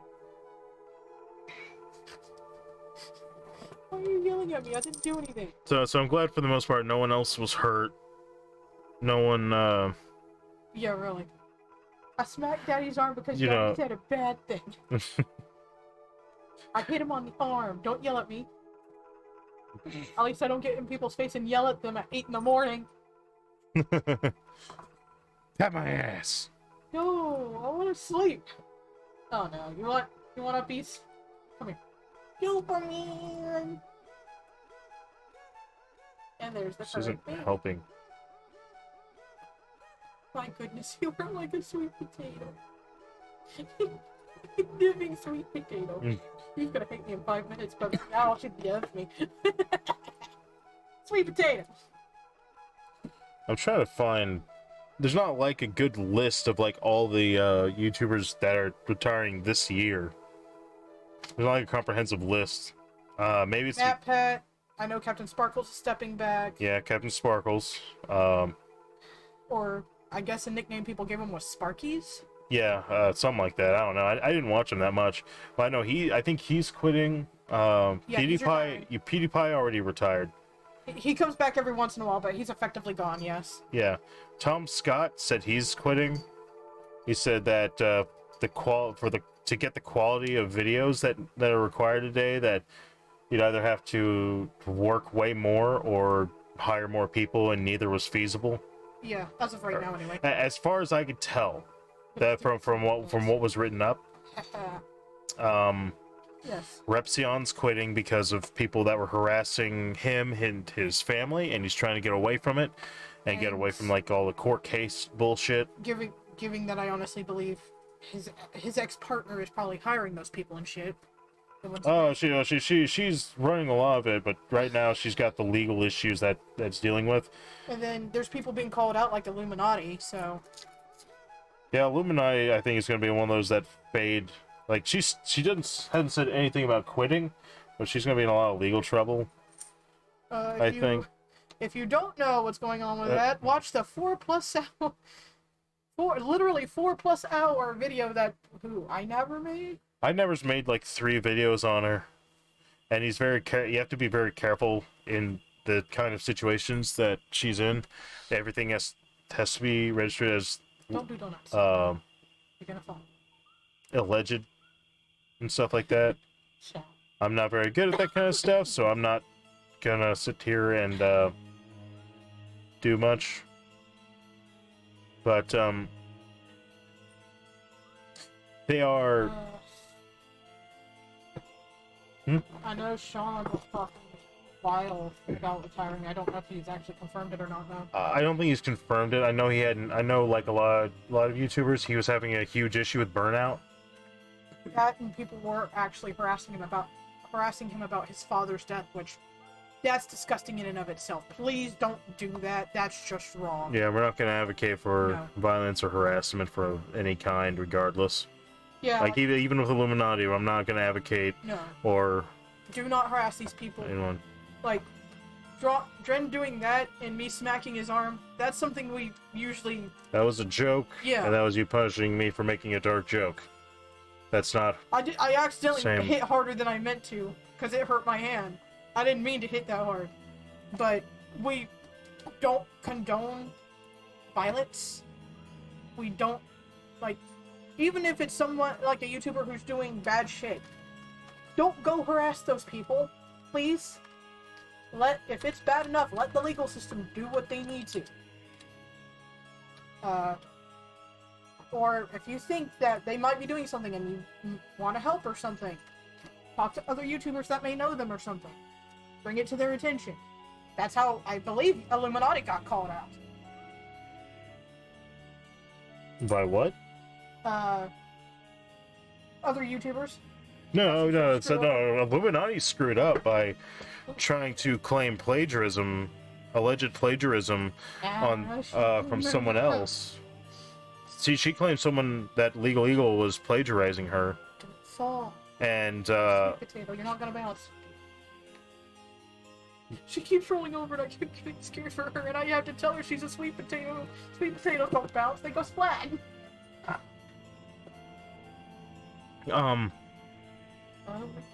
So Illuminati was trying to do something.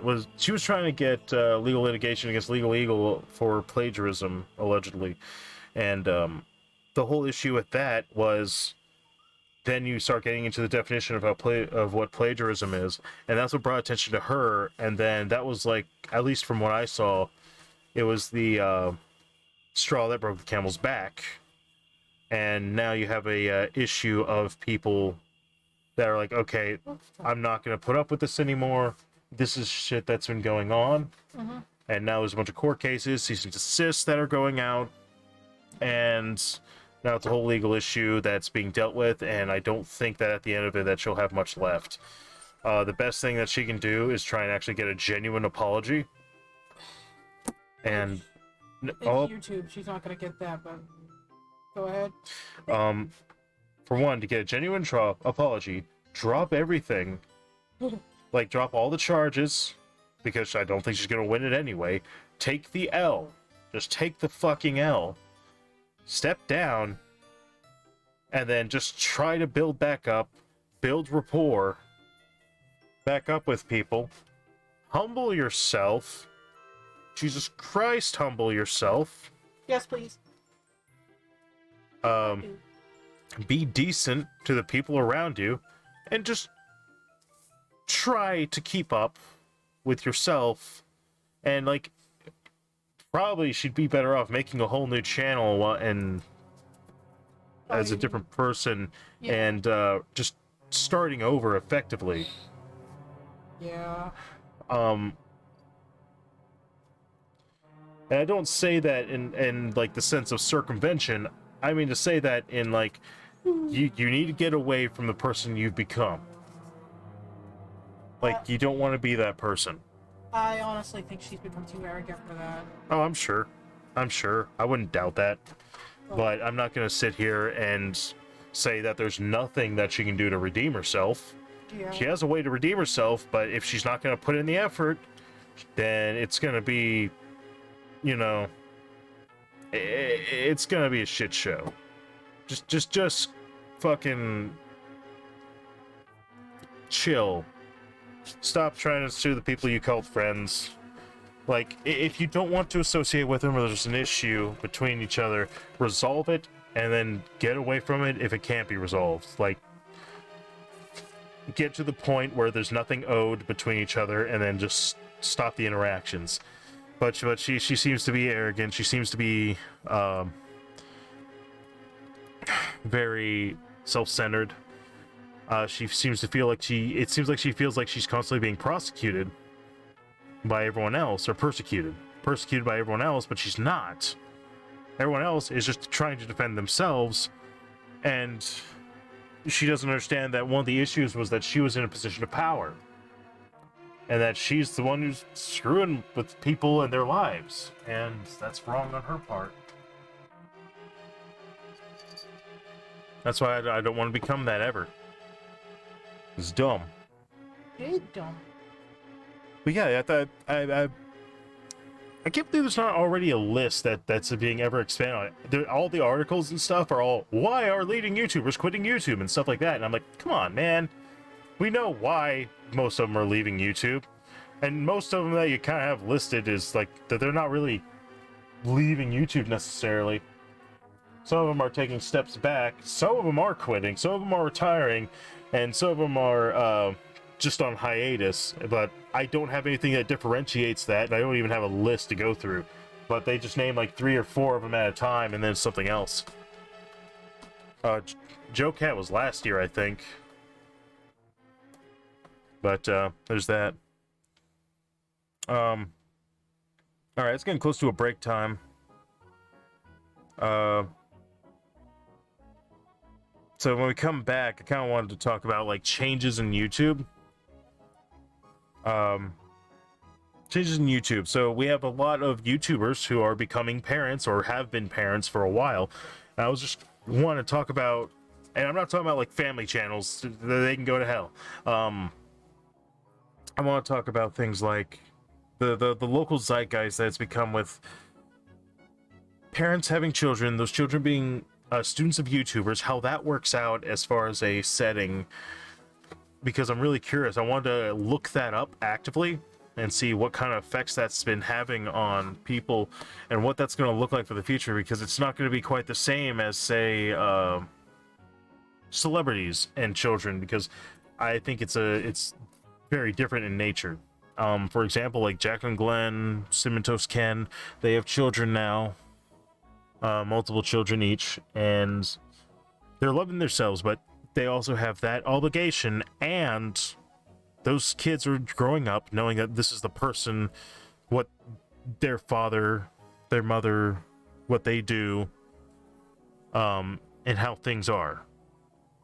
So I'm interested in going through that after the break. Neck. All right. So let's go ahead and just type that in.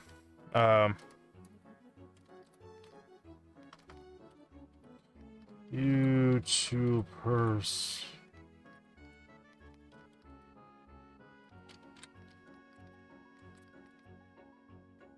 Kids. Favorite childhood? No, not childhood.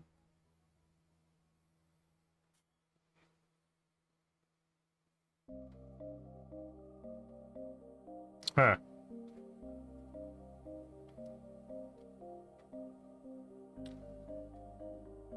Because you had, and I want to say this is different than channels of that people started that already had kids. I think it's overall different.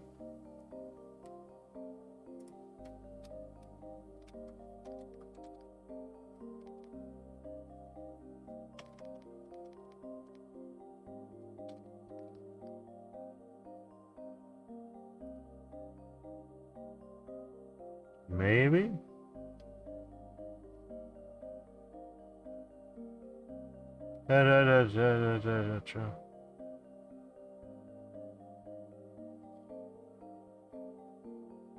So these Travis User posted some shit. She got pregnant, she said it wouldn't change her channel. Memory could be wrong, said something about that. Well, last changed her channel, so I lost interest. Taking post out of child free and calling it sub weird talks. I didn't watch this video. Sub. You're hearing the subbing, I personally don't. Stuff like that talks are usually removed or heavily downvoted. So how is this sub weird?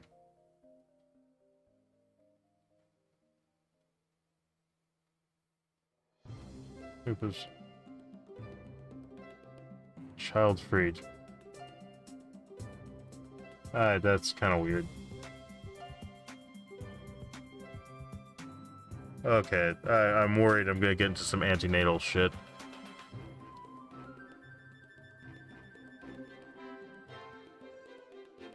It'll just be easier just to look on YouTube.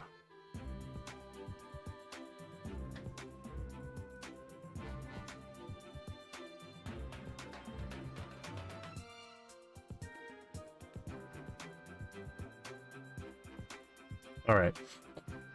Okay, so after the break, we'll see if we can look into that and see what's going on.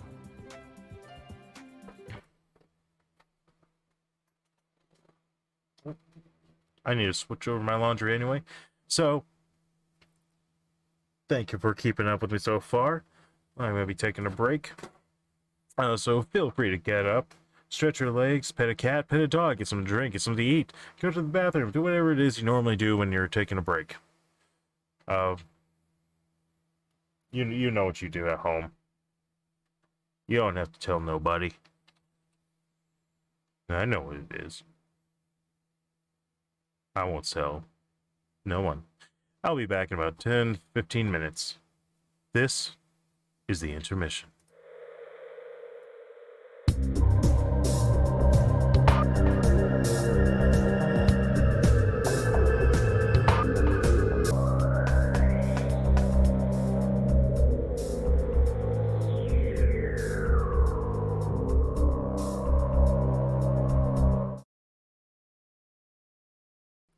All right, let's get back into it.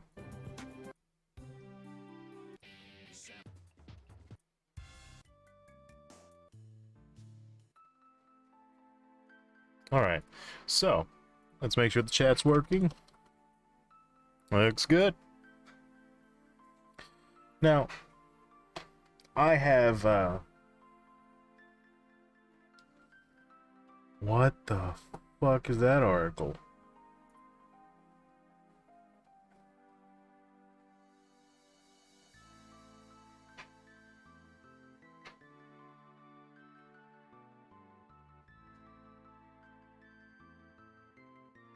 What?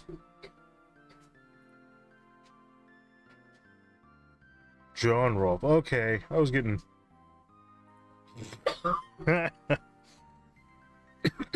about a rabbit hole. So, alright. So here's someone who has kids, and their content virtually hasn't changed. You know, their responsibilities and stuff like that, but you've got James Rolfe of Angry Video Game Nerd of Cinemassacre, and he's got 2 daughters.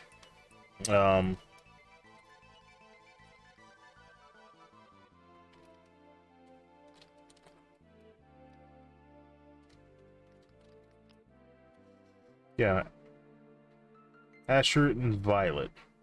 So yeah, Jack and Glenn and Max Frank. Is that husband? Yeah. So yeah, they have kids together. They have 2 kids now. So they're gonna be growing up like that. It's gonna be interesting how that works.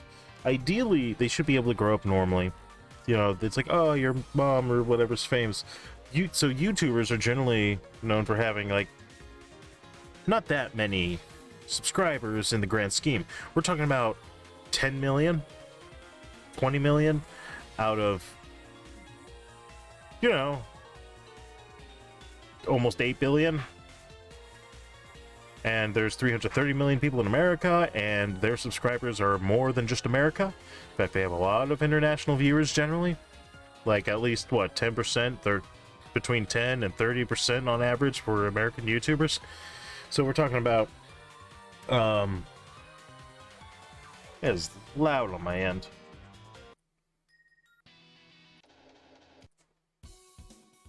Okay, that's better.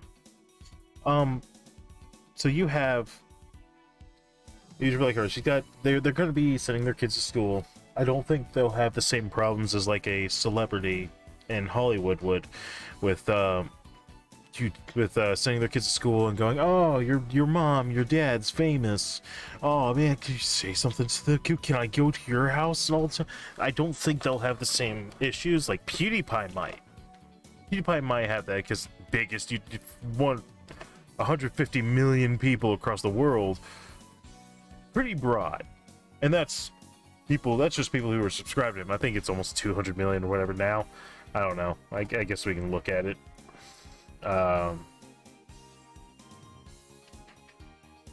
No.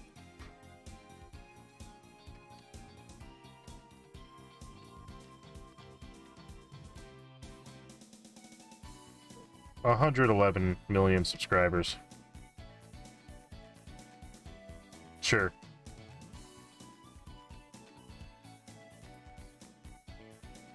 And it looks like he's still making videos, but I think he's a lot more casual about it.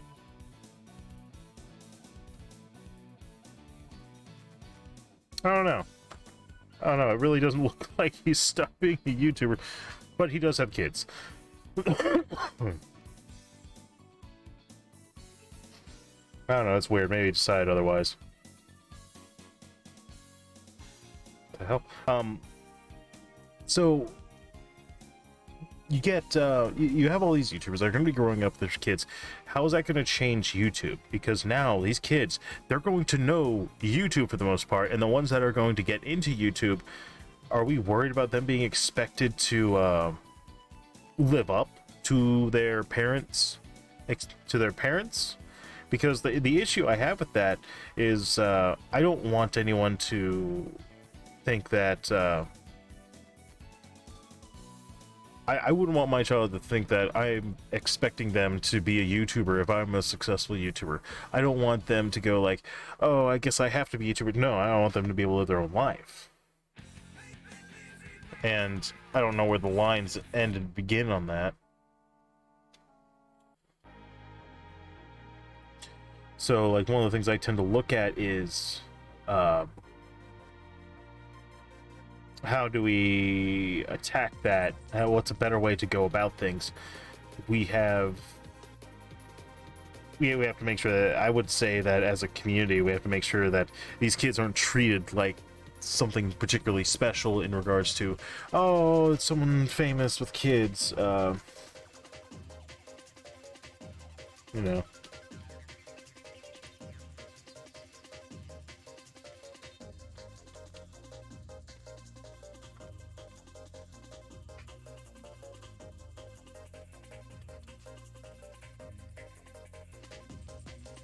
There we go.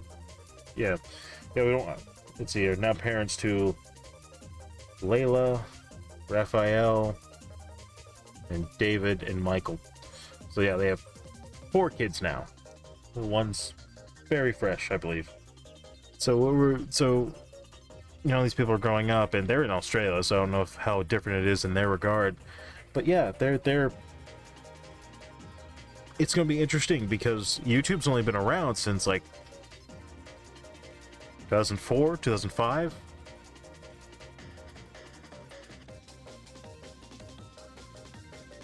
February 4th of Valentine's Day, 2005. So yeah, it's only been around. It hasn't hit 20 years for YouTube yet. Next year, we'll hit 20 years for YouTube by this time. That's it. Only 20 years. I want you to put that in perspective. There are people that have been doing this and retiring now. They are retiring, they have kids, they are living these lives incredibly. So now it's just, it's insane. It's insane. And I'm wondering how the zeitgeist will change, because you have people who are going to look at, oh, you're getting famous because you're the child of this person. If they do want to be a YouTuber, you're going to have something issue. And I really think we need to stay open-minded about how things are going to work in the next several years of YouTube. Like, what's YouTube going to look like in 2030, assuming it's still around, and it likely will be. Whether it's Susan Wojcicki or the original creator, Steve Chen, Chad Hurley, and Joe Kurim. If these guys, that have created YouTube came back and got, I don't know, Susan Wojcicki or someone else, hopefully better, hopefully we won't see too many issues with people like getting harassed in the same regard as how many Hollywood celebrities have gotten harassed. I'm not going to advocate for any of that either. I don't want them to get harassed either. But I have seen the impact that it can have on a child when they're the son or daughter or a youngling of someone who's very famous, who hundreds of millions of people have seen them. So, yeah, it's very worrisome in my regard, but I also think it's very hopeful, and I'm really not sure which way to swing on that. You have all these YouTuber parents, all these YouTubers leaving and stepping down, stepping back, and I think it's going to make something really interesting. Just as well, I've noticed that there are certain things that people are doing that are making it to where people are less successful on YouTube that don't deserve the success they're getting. Because we're talking about people that bad YouTubers, effectively. You know, you have your worst YouTubers. We're talking about people who are just terrible people, and people who are bad and not successful, and for good reason. Jack Doherty's a piece of shit. That vegan teacher's a piece of shit, in my opinion. And you've got a lot of things that are going on where people start losing favorability in certain regards. People are starting to get fed up, as far as I can see. I could be wrong. Now, keep that in mind. I could be wrong on my assertion. It's just the things that I've seen.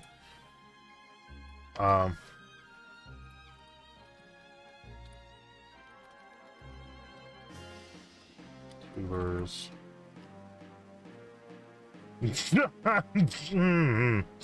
Okay.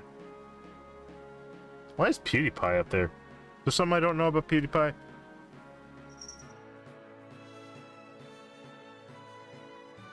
Specific.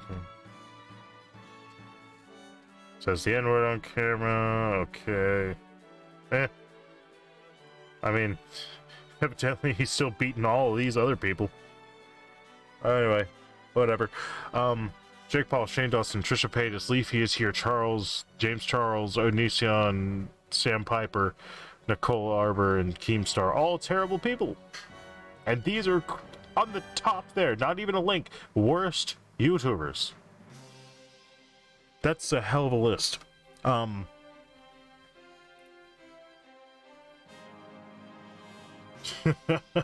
Shane Dawson is living proof that 7 million people can, in fact, be wrong. That's hilarious. Oh, dear God. Nissan is the YouTuber moniker of Gregory Jackson, who is most likely to document mutant views on. Okay. Onision, the kind of person who reveals that his reputation is human garbage. Onision never seems to miss a chance to attack other popular YouTubers in order. So, yeah. Anyway.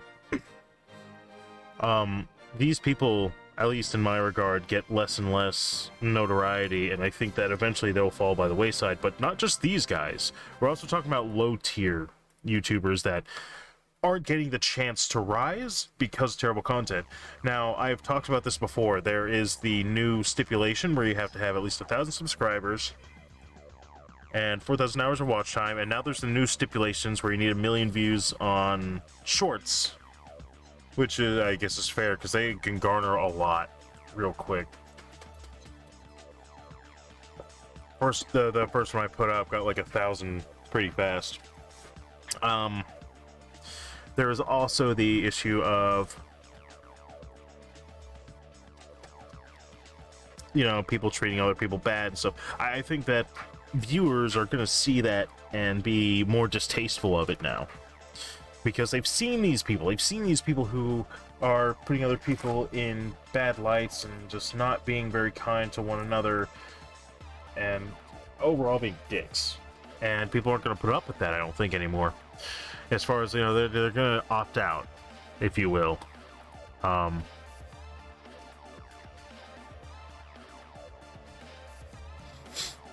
know, I hope I never find myself on a list like this. Certainly not in the top 10. Jesus Christ. Woo. Who is the lowest subscribers in YouTube?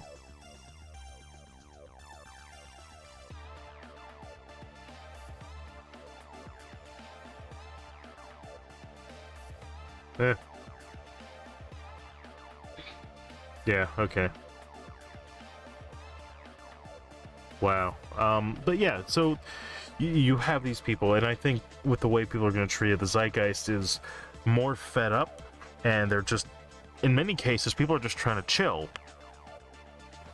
Of course, there's still plenty of people that are outraged, but I want to think the people that are trying to stay away from it, are overall trying their best to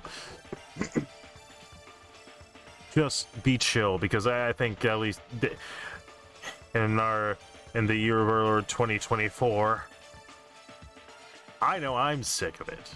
I'm sick of shit. I'm sick of a lot of shit, and I just want to not be fucking... See, so I'm not burnt out of content. I'm burnt out of, like, dealing with adult shit and dealing with other people that are assholes. Dealing with other... Like, I get enough at work that I don't deal with it online. So if there's someone who's being an asshole to me, I pretty much ignore it. Fairly successfully. Because I'm not going to let it bother me. I've got plenty of other shit that bothers me that is way higher up on my list of priorities that I'm not going to let this asshole fucking run my ideals from my head and shit. Yeah.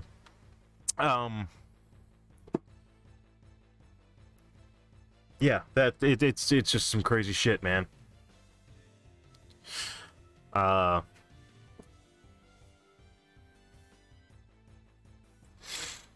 yeah, I feel like a lot of people can tend to feel like that. We don't have to engage in a lot of this shit, and I tend to opt out, so when there's actual important shit to deal with, I could just do that. I could just put my feelings towards, okay, this is important, I need to deal with this. If there's an issue at hand, I can just, okay, we gotta talk about this. This is something that needs to be settled right just now. Or whatever. Whereas that guy on Facebook that's pissing me off because of a comment he put on my thing saying that I was a dumb, poopy, stinky head. Yeah, he's really low priority. For one, it's a really dumb type of thing to attack ad nauseum like that. And the other part is it's not constructive enough for me to really formulate anything worthwhile that I think would change his mind or anything like that. And I'm not trying to appeal to a son of a bitch like that anyway. So I'm not going to let something that already doesn't matter in the large scheme of things sit there and take over. It's going to piss me off. Because I got the friggin' AC unit to take care of. We got registrations to take care of. We got other things to fix in the house to take care of. We got other plans to take care of. We got social lives to take care of. We got plenty of stuff before we let that shit get to us. So I do think that the zeitgeist of YouTube will change into, aside from like the political and religiosity sides, I think most of it will just stay as far as like controversy, and that people will put up less and less with it. So I want to predict that there will be less controversy overall because people are saying that they can't get away from it. I think YouTube is still the internet is still incredibly young. It's only like 30 years old or 40, something like that. It's very young. The internet is still it's older than me, but it's a middle-aged man, right? I think that we are going to run into a situation where someone who does begin to be a bad YouTuber, and what's one of the way we strike up controversy, we strike up, issues with other people. There used to be YouTube beefs. I don't see that as often, at least not in the same limelight. I tend to see those more in more formal settings, if you will. It seems like there's more of that being dedicated towards... Oh, shit.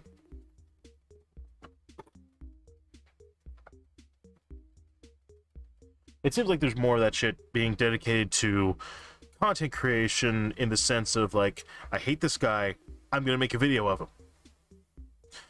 And there used to be fake YouTube beefs for the sake of just channel content, which was generally fun. But then people take it too far, and then you get into situations where people are making diss tracks, and I think that was a terrible era. I want to think that people as a whole have matured. I don't know that, though. So, that being said, I'll at least try to have a little faith in humanity. That by 2030, we'll be in a more mature place as far as YouTube, because I just want to be able to make my content and have other people not spoil the issues that I have just trying to exist on my meager little channel. Alright? Alright. Okay. So, this is kind of out of nowhere, but I think I have an interesting plan to solve the homeless issue. Okay? I need you to work with me. Okay, so, we don't need that. We can just do it from here. Okay, so, I thought about it. How many golf courses? How many golf courses in the U.S.? Alright, we have about 15,500 golf courses in the U.S. Alright. How much land accounts for golf courses land used for golf courses in the U.S.? Okay, how many acres do golf courses take up in the U.S.? 2,244,512 acres, which is the equivalent of 3,507 square miles. 507 square miles scale.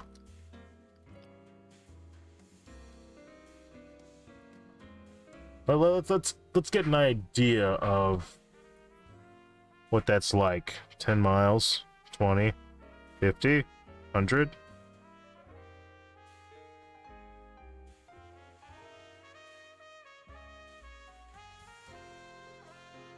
Thousand.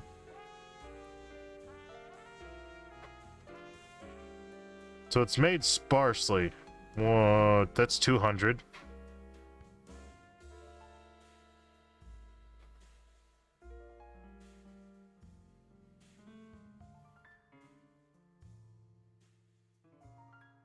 Alright, can I do a pinpoint thing?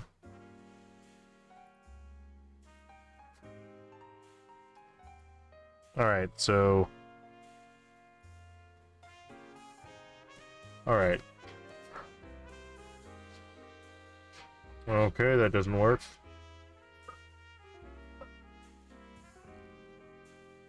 Alright.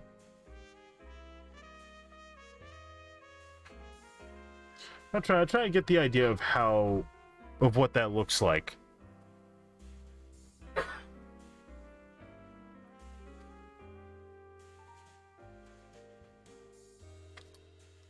What would that...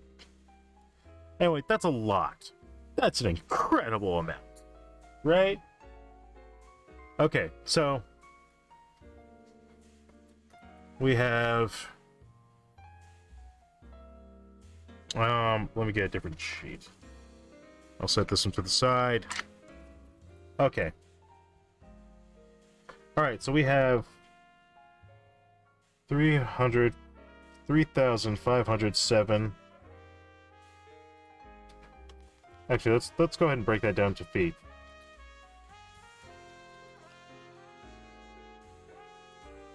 Now,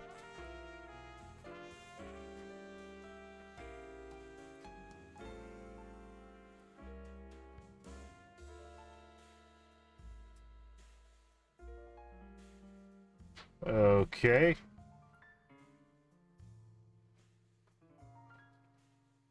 Nine. It looks like 7 repeating, so 1, 2, 3, and then 3, 2. Almost a billion square feet?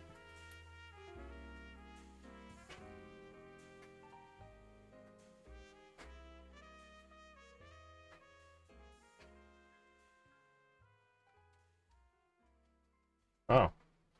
There are... Actually, that might be real. Might be true. Let me get a better calculator. No, I can just pull up a calculator. God damn. Okay, it's over here. Alright, here we go. Calculator. Alright, so...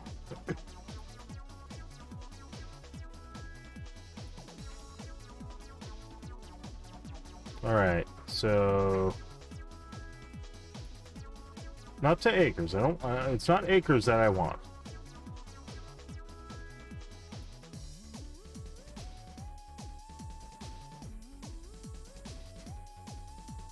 It's not meters that I want. I am just trying... Alright, so we have 3,507 of square mileage of that. Let's see what that is in square feet. So what is the conversion, actually? I just want to get like an actual solid number without that notation. Alright, there are... So this is square miles.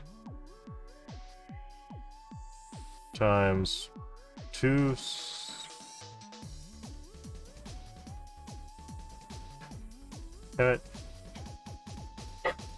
times 2,787,8400. Okay. Yeah, okay, there we go. That's the 10 that I'm looking for. Alright. 97 billion feet. So 97 769 548 800 feet. Square feet. Okay, I just want to keep that in mind, and let's look at how many homeless in America. I'm looking for figures, asshole. Okay, so there's approximately 653.100 people experiencing homelessness on a single night in 2003, and that was recently a 12% increase. All right, so let's take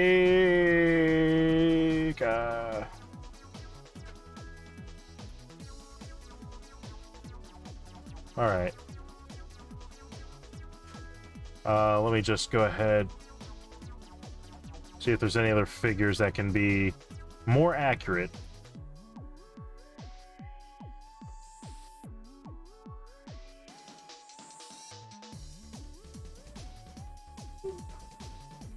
Wait, what? How many people will be homeless? Hmm.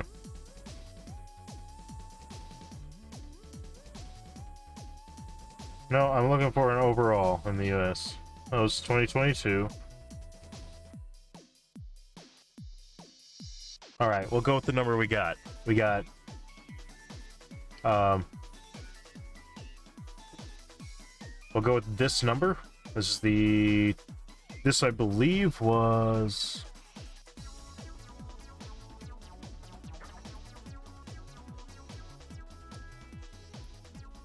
Today? Maybe? I'm sure it's hard to get accurate, so this is probably the most accurate we're gonna get right now. Okay, so... Let's round up, and let's go ahead and round up and make it 654,000. Alright? 654,000. Okay. What are the minimum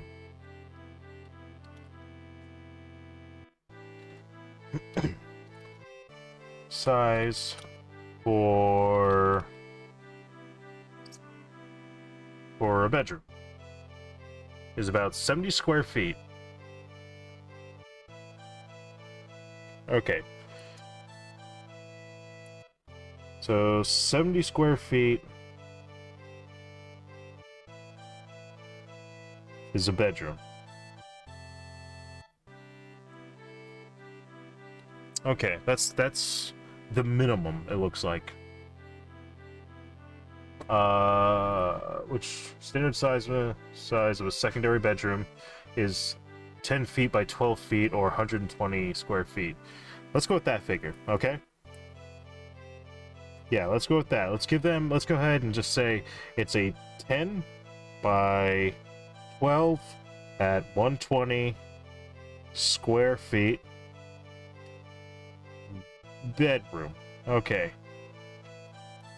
Because I think this might be a way to solve the problem. Okay. You give enough space for a queen full bed. Okay, so you get your bed, and you'd have extra room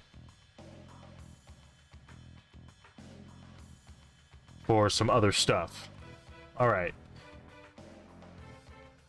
So, 120 square feet. Get our calculator. Alright, so we got that figure. I have that written down. Let's clear that. So, 120 times 654,000 equals way less than the amount of square footage for golf courses.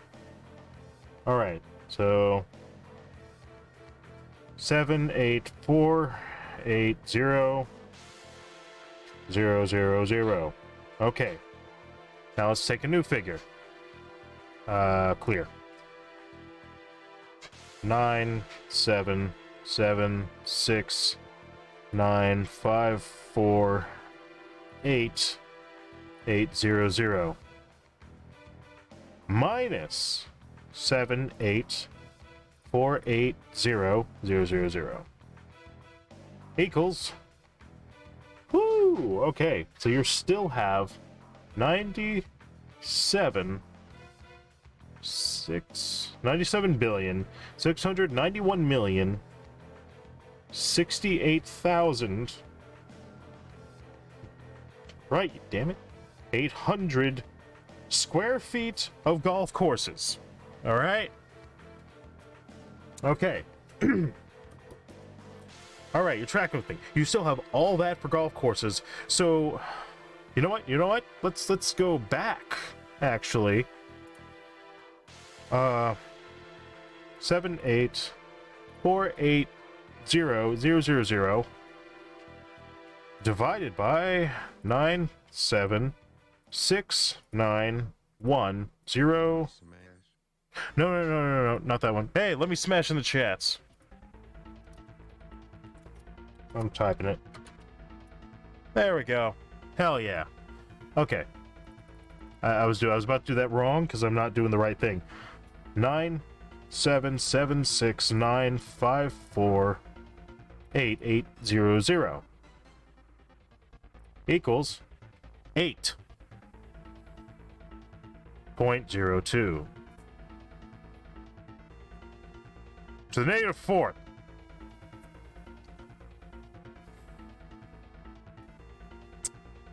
This is such a small number that it is 0.0012.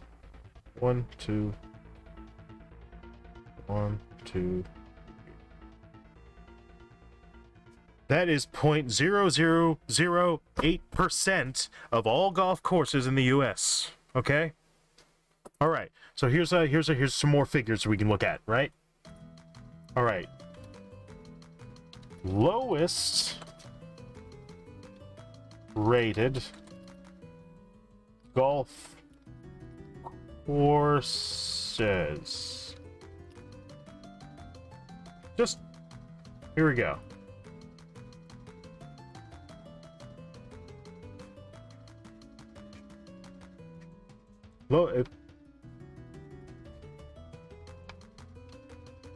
Oh, actually, that's a good number. How many abandoned golf courses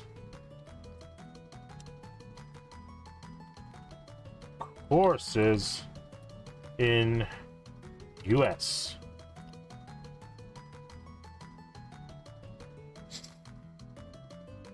Okay. Hold on a second. All right, this is probably going to be the most recent number. How many golf courses?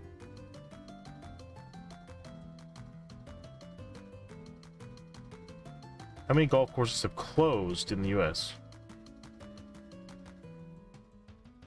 It's notable that the number of golf courses closures, as measured in 18-hole equivalents, is down 53% from the peak 2 years ago prior to the pandemic. There's less than 1% decline in the overall U.S. supply, which totals 16,000. Okay. As percentage, by the way.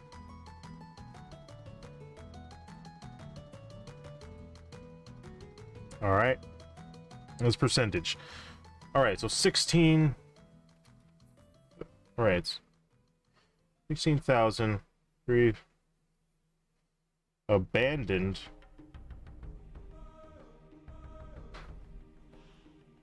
courses. All right. Does that match up?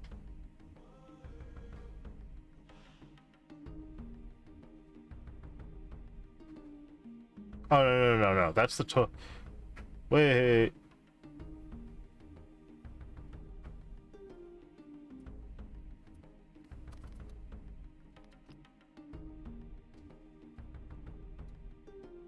Oh, shit. Did we actually get an actual straight number? Okay, so it actually takes up more space. There's actually more courses. Okay, so how many is... There is 130.5 measured in 18-hole equivalents. And, how big is the average golf course?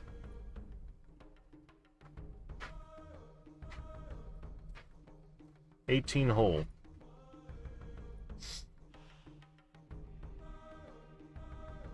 $120 to 200 acres. Can sit as few as 30 acres, but let's find an average.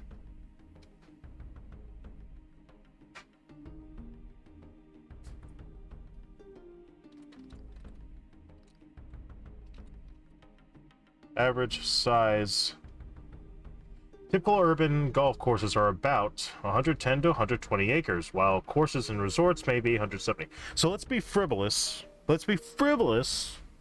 And we'll go 110. 110 acres. Average. Okay, so let's get our calculator back. Oh no, we need conversion. 110 acres to square feet. Okay. God damn it.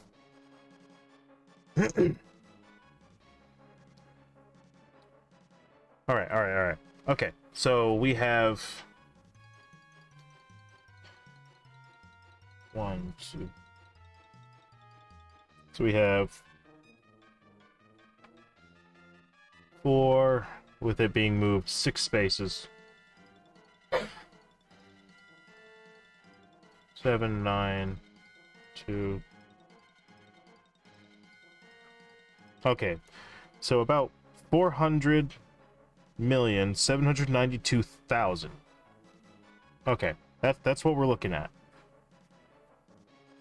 All right, and what percentage is that?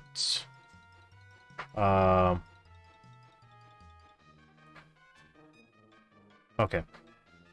And what percentage is that from?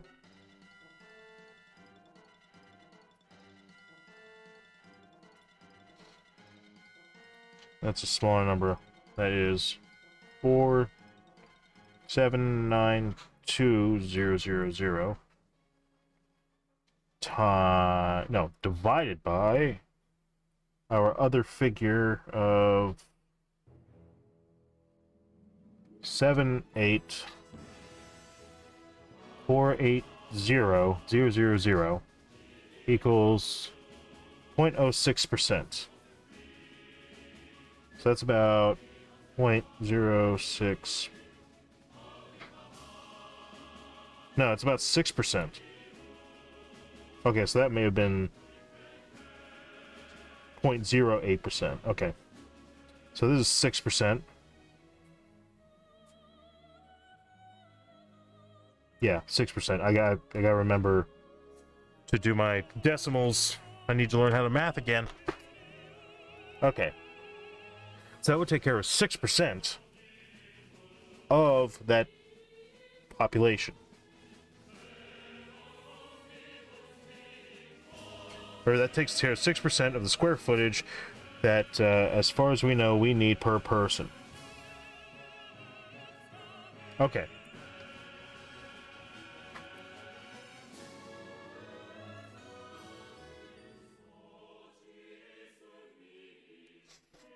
All right. Now we're working up to the point where we have housing. So we have all right, so we have 97,769,548,800 square feet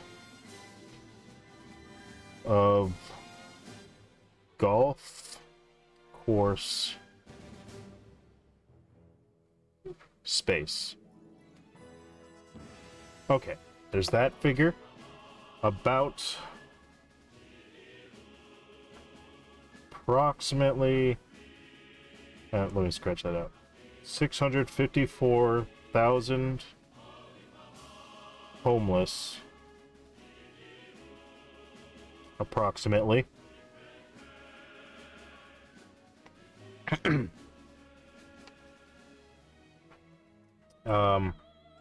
We have average rooms being 10 by 12, 120 square feet bedroom. Okay.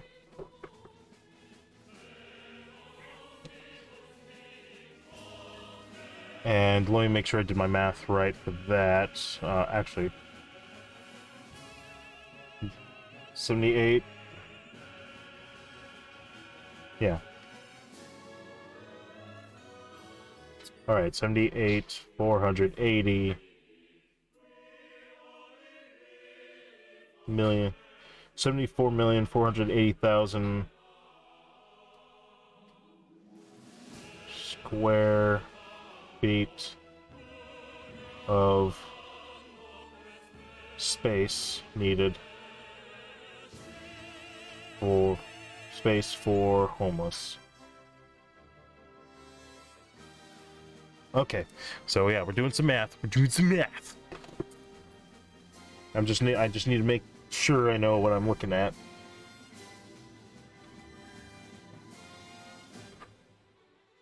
Nine, 7. Did I do that math right?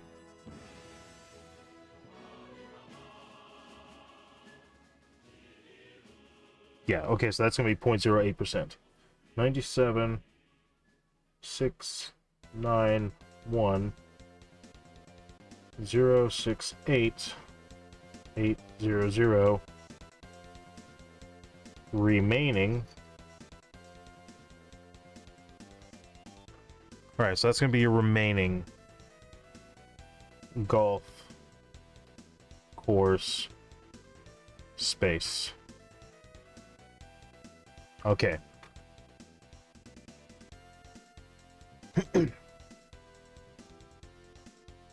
And that space is also 0.0008%. Okay. Right? 1, 2.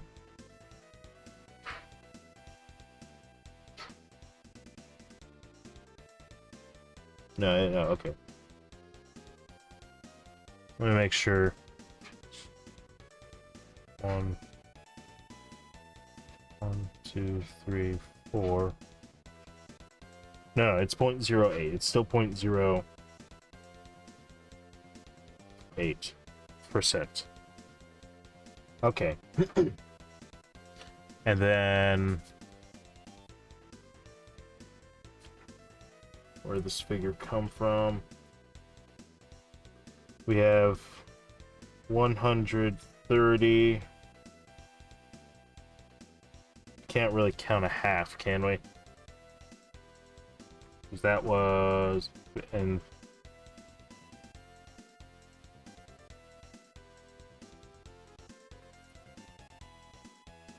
all right.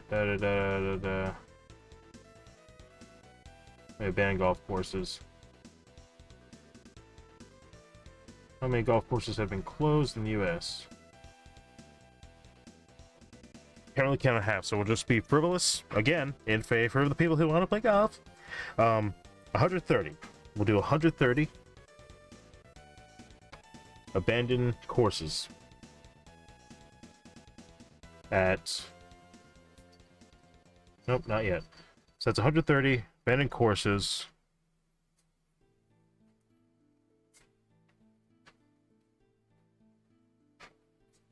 Abandoned courses. And their average was alright, so let's go back forward. Average size was 110 acres. And then 110 acre average.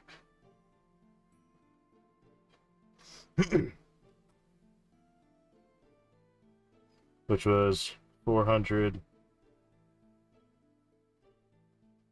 or 4,792,000 square feet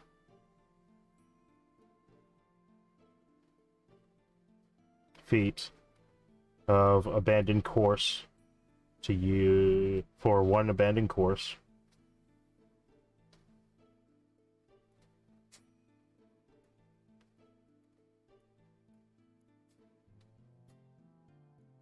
Abandoned course, not courses.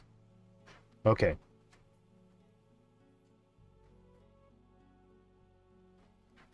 One. That's just one course, right? Yes. Okay. So we'll take that number. All right. Clear this out. So we have, which is also, that by itself is 6%. So if we take those abandoned courses, we have 4,792,000 times 130 equals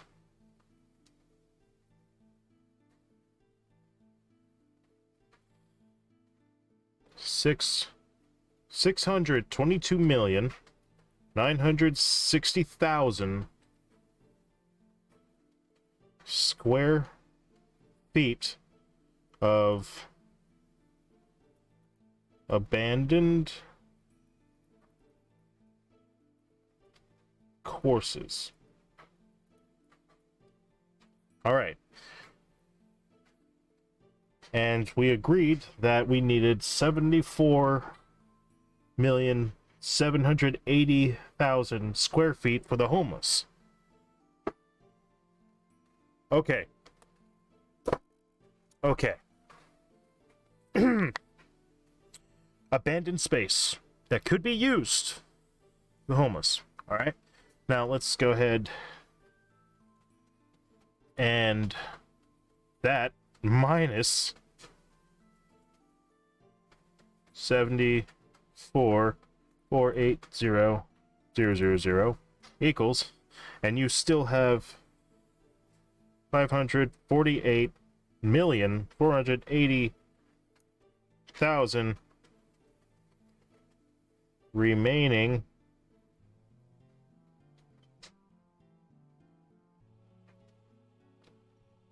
abandoned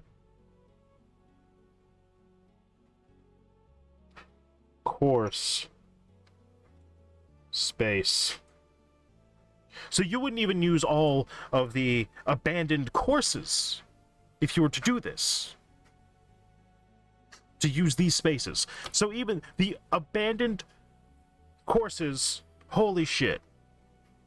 I didn't know that. It's not like I was expecting. I've got a bunch of figures of abandoned places. Okay. All right. We're getting somewhere. Ain't no one watching, but we're getting somewhere. We're gonna solve the homeless problem like this. All right. I really hate no one's here. I feel like I'm actually making a lot of progress. Far be it from me to say I'm making progress, but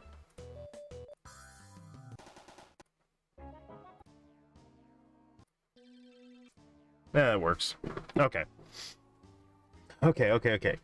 Now, like, by all means, I need people to critique this. Okay, so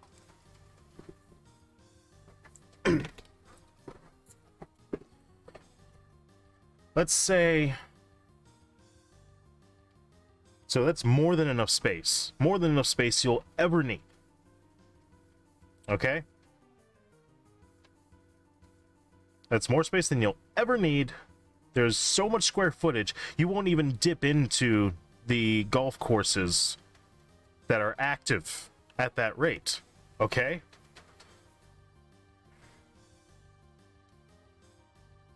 Okay.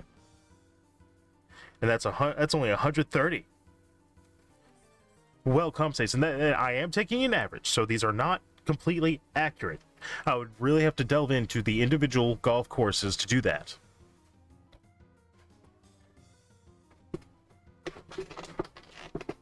Okay.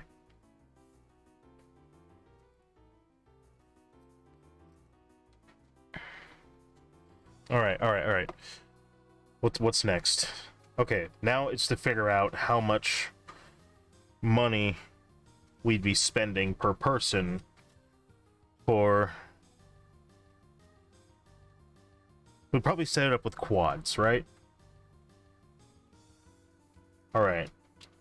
So if we're talking about architecture, we're talking about a 4-bedroom...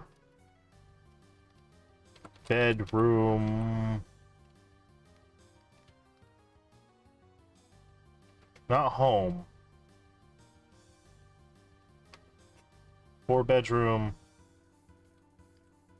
quad.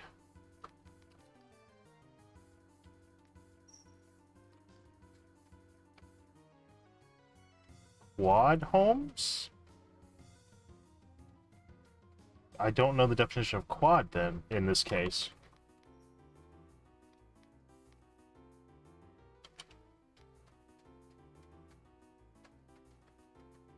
Type 4/4 bedroom. Okay. Alright. So, okay, here's a better way to do it. Here's a better way to do it. Let's take a 120 square foot room. Alright, 120 square foot room. Times 4. Not plus 4, damn it. My bad. Alright, 120 times 4. Let's do it like that. I think that'd be the easiest to manage for a building. So, 480 square foot square feet for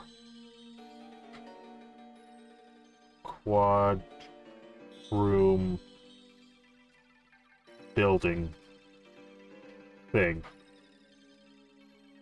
Okay. Sure. Okay. Let's just measure that. And what would be... I wonder how many feet you would need outside that. How many feet would you need that on? You could have that... You know what? Okay. That's what you need in just bedrooms. If that's 480 square feet, let's round up to approximately... Well, what makes sense? 550?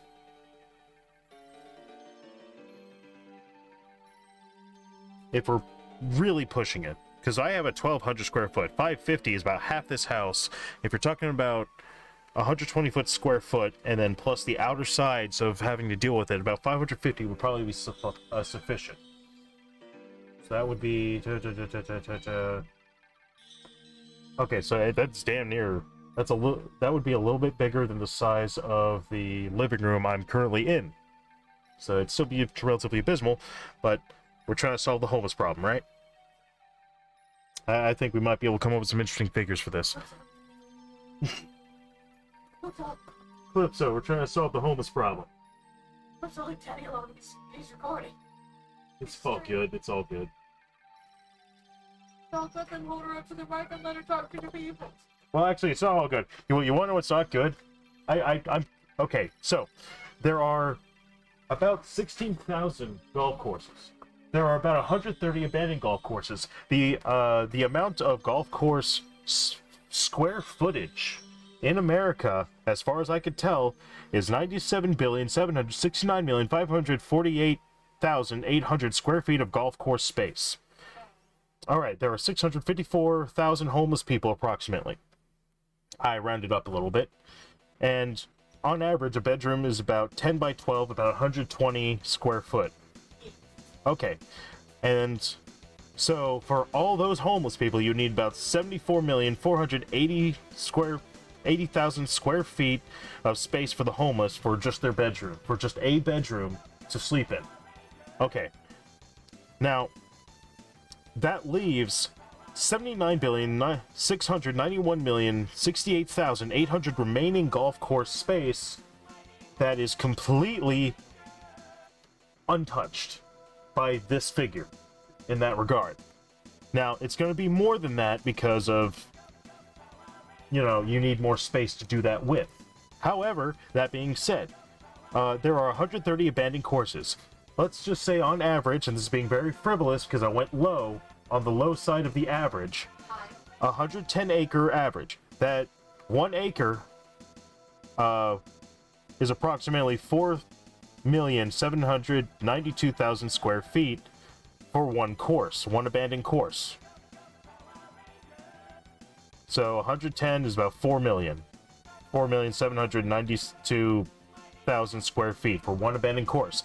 When you multiply that by the 130, you get 622,600 or 960,000 square feet of abandoned courses.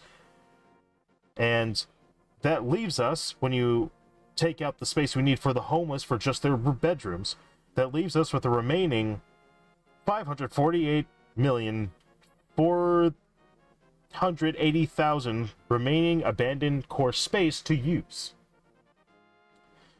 And now I'm calculating 120 times 4 is 480, and the space you would need for the whole, for a 4-bedroom building that 4 people can stay in, would be about 550, I think. That would include space around it that you would need at least. Okay. So that's where I'm at right now. Those are the figures I have.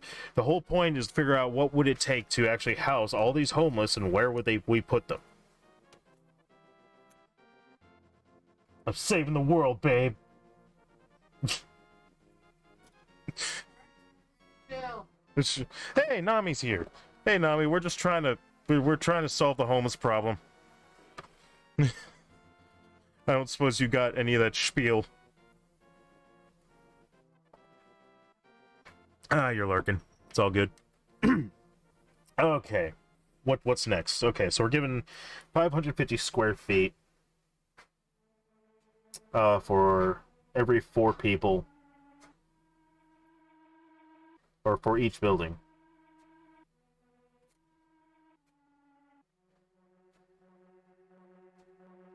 Okay, so that's per building. Let's just say everyone gets their own room, because that I think that would be the safest thing. Everyone should have their own room. We're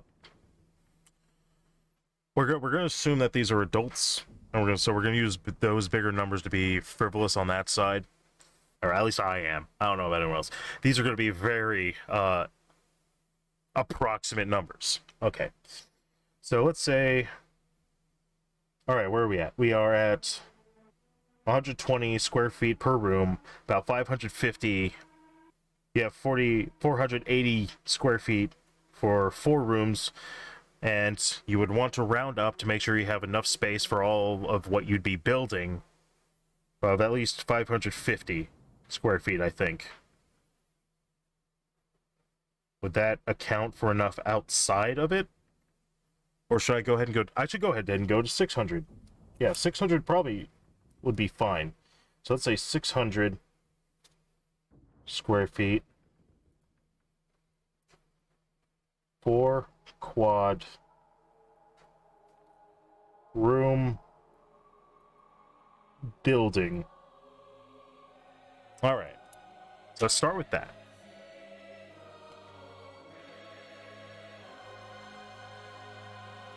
Okay. So that's a little bigger than my current living room. Can't believe that. Living room takes up a quarter of my space. So if I go about another quarter into my kitchen, that probably accounts for that 600 square. That's half my house. 600 square feet. That's half my house. If I went by these numbers, I could account for 8 people with the same amount of space that I currently have. Okay, so I want you to get that. That's a trailer that's 60 by 35, or 60 by 32. All right, more numbers. Okay. This is just something that's been going through my head. Now I want to put numbers to it and see what it looks like. All right, so 600 square feet, and that would account for 4 people. So we need to divide the approximate homeless people number that we got, which we rounded up to 654,000, divided by 4, and you would need 163,500 buildings.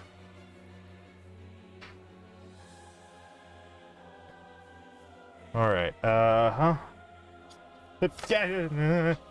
Okay. All right. Okay. Alright. 163,500 buildings.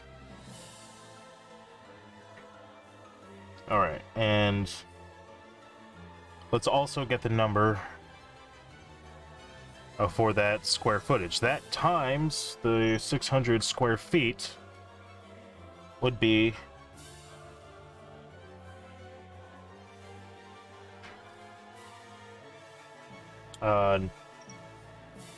98,100,000 total building space. Buildings space. That's just for the buildings. That doesn't include, like, walkways and other particular amenities. And these rooms, I would want to be frivolous in assuming that they would have a closet, dresser, heating, cooling unit, somewhere to put their clothes, and a small bathroom that would unfortunately be inside the same room with shower, I think. It'd be small. It would be. I might have to go back and think about these numbers. If you were to include a small bathroom, it'd basically be like a damn cheap motel, in effect. Maybe I should use that number for square footage. In any case, I'm figuring things out. Okay. That's total building spaces, square footage, right? Yes.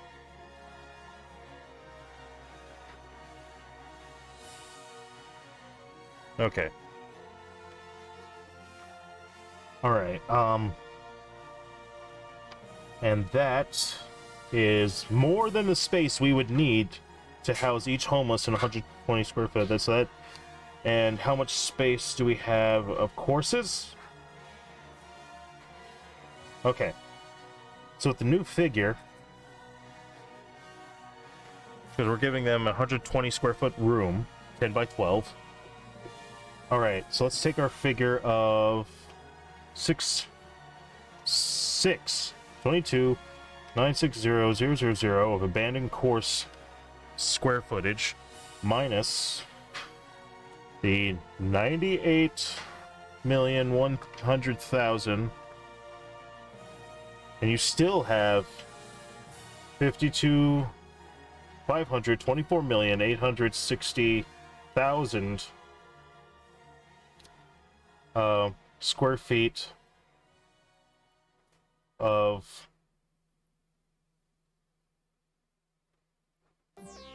abandoned courses.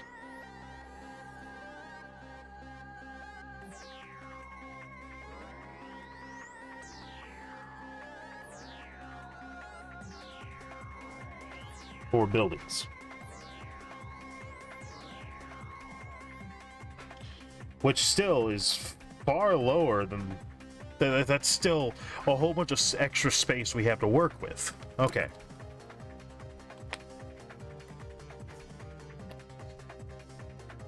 Alright. Okay.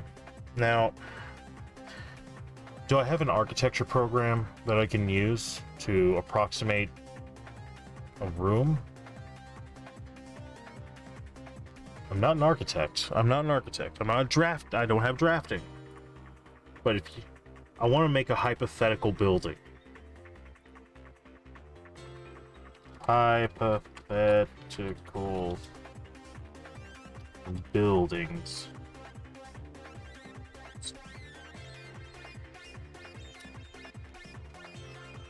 Not business.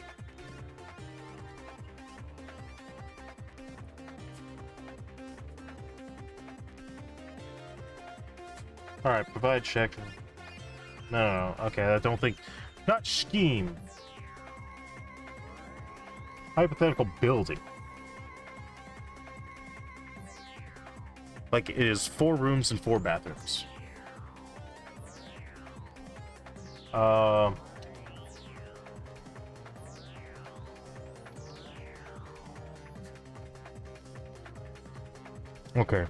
Okay. What should we go to next? I want to follow this through before I stop.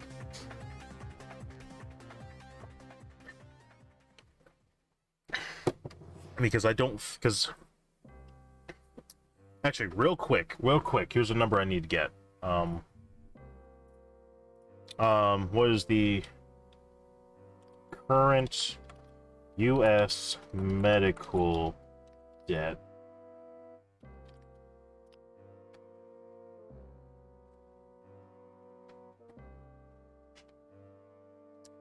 That's not it. How much? Oh, at least. Okay. 220 billion in medical debt, approximately 14 million people, same adults, now over $100,000 medical debts. I'm really happy to not be one of them. Oh, excuse me. Okay.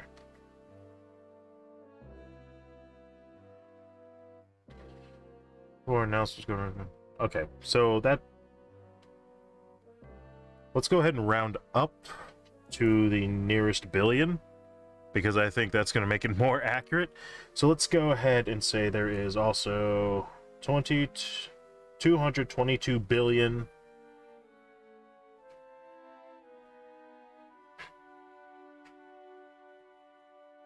U.S. medical debt. Oh, hey, those buddy. Can you please don't bite me? Go that way. Go eat some bugs. Sorry, buddy.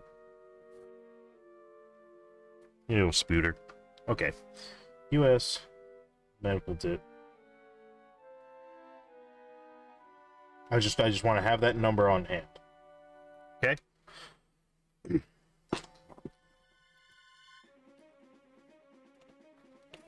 Now, how much of that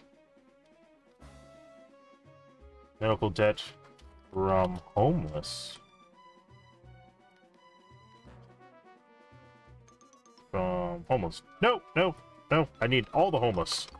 Veterans included.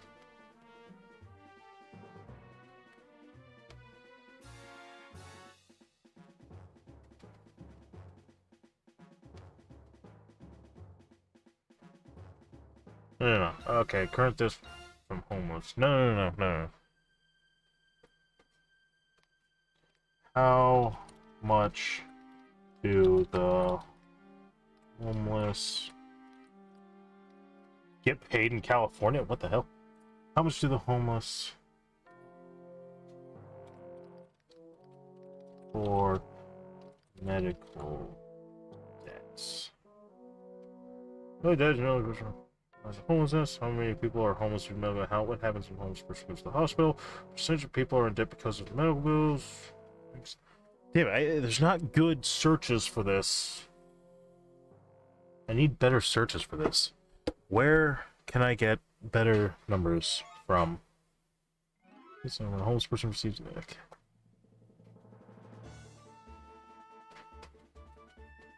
My bill for my homelessness was because they have nothing. Bill waiting for you. Because here's the theory.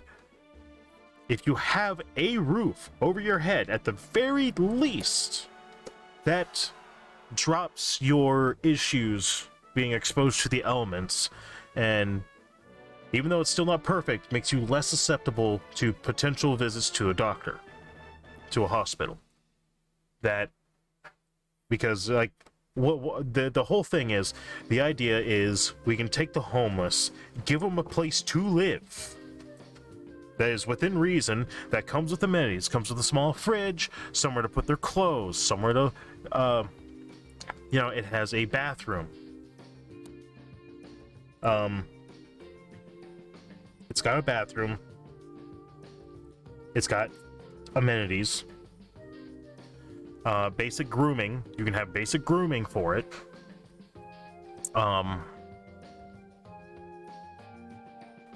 You have a place to sleep, a place to stay warm, stay cool. And the idea of this building is that it can give you an address, because you can't do anything without a fucking address. that's the issue though. That's the issue that we have with helping the homeless is you can't help them that much without being able to provide them with some kind of address that they can use to get a job, to get a bank account. Like if you need to get something checked, you generally have to provide your address. If you don't have it, if you don't live anywhere, you don't have an address to give. So you get them into a house, you get them to where they're being fed by people, and the idea, and this is to appeal to the more Republican conservative side, to appeal to them by turning them into tax-paying citizens. And then at some point, when they're in the system, now, they fill in jobs in various areas. At some point, they start being the ones who can fill in the very jobs that they were taking up. Okay? The various jobs that we're doing for them, they can now do for their fellow man or fellow homeless. Because they can get to a point where they're no longer homeless.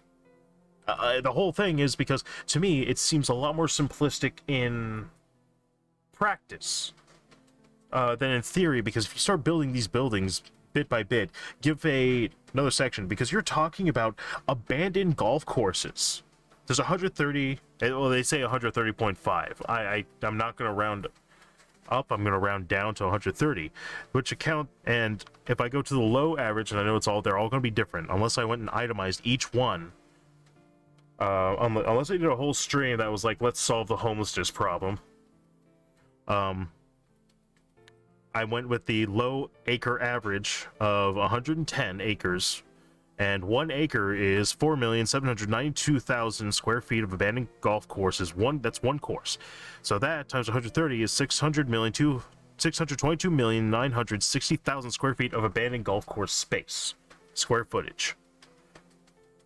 And after the fact, you still have over 500 million square footage of abandoned golf course space if you just, like, one after the other, filled up space. I mean, like, cubicle space.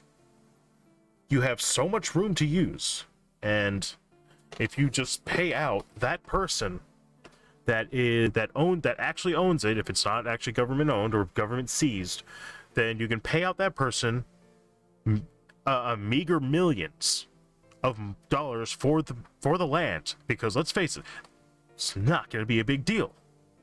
And you wouldn't even need that many courses if that's the case. It would just be, the only reason you'd want all those courses like that is to be able to have that diversification. Of course, the issue is golf courses are normally in good areas, but if they're abandoned, maybe it's not so much of an issue. Okay?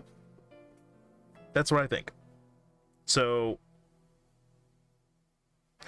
the average bedroom is 120 square feet. I didn't check to see if that includes a closet. I would think so, because of the requirements of a bedroom, when you're talking about the architecture, a bedroom has a closet, apparently. I would forego a closet and make that more of a spot you can actually clean yourself, and like something like, I don't know. It's still all theoretical, but yeah, you would barely make a dent in the abandoned golf courses, and you would barely make a dent in the entirety of golf courses, because all golf course space totals approximately 97,769,848,800 square feet of golf course space. And you're talking about using 0.08% of all that space, give or take. Yeah, no. Don't tell me we can't solve a fucking problem. That's some shit. Okay, so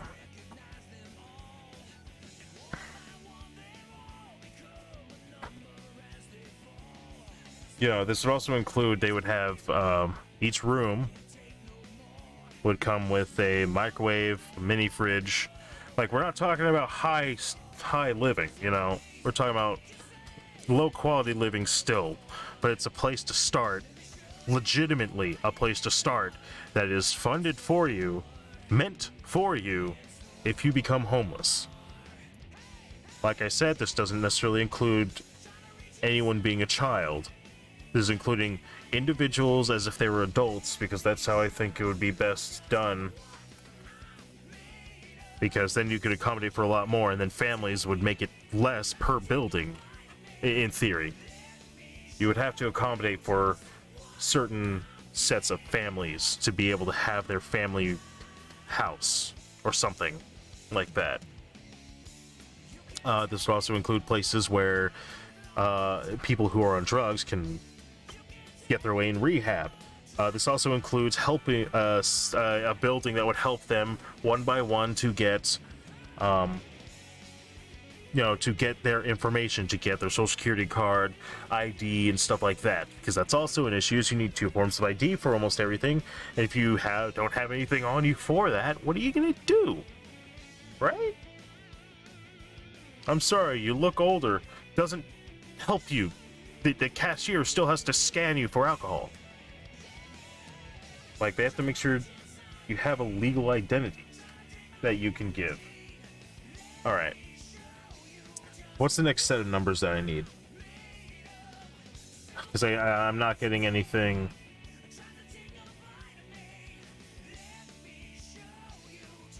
How much?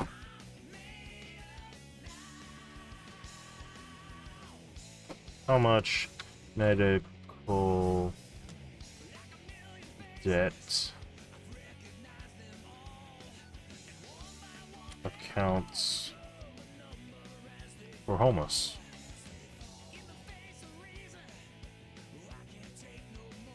I'm not looking at homeless, damn it. Did I already do that one?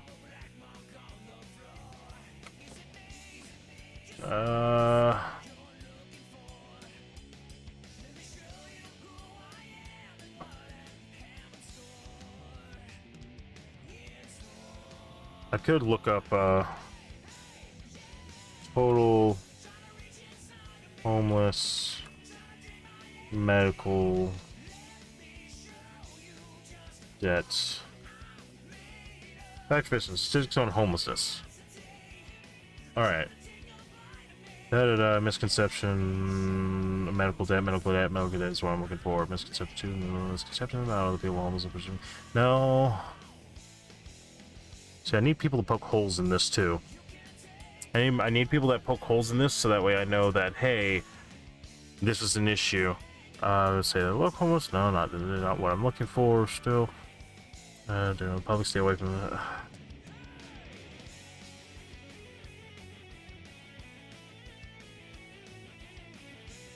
See, the other point I'm getting is 130 abandoned courses can account for about 2.5 courses, if you will, per state. And we know most higher population states probably have more abandoned golf courses in this case, if I had to guess. Alright, that didn't give me anything I wanted. Definitions, types, effects of homeless, U.S. homelessness necessary. Ending homelessness is necessary. Maybe they'll give me some good numbers. I'm just saying, the amount of medical debt I think is very manageable in comparison, because I think ultimately this would save money, because they wouldn't be going to the hospital as much. The other part is, if you can get to the point where they're healthier and can work a job, you help them with the current problems they have, get them insured, the job insures them, now they're tax-paying citizens.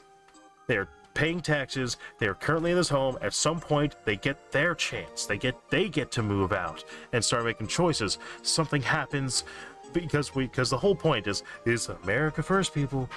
Don't seem to understand that, hey, maybe you should actually help the people if you're going to actually have that mentality. This is a way of helping the people, because we can solve the homeless. Income group had the most trouble paying it. How many people go into debt because of health care? How many people are homeless due to medical? I'm not getting the numbers I'm wanting. I'm not getting anything. All right. Let's go back to rooms. Cost You know, we can do it by sheds. Cost of 10 10 by 12 deck, composite deck, concrete. And do it by the room edition. Okay, here's some numbers. Should we go with the cheapest? This is not what we're looking at. Add on a room. Ow.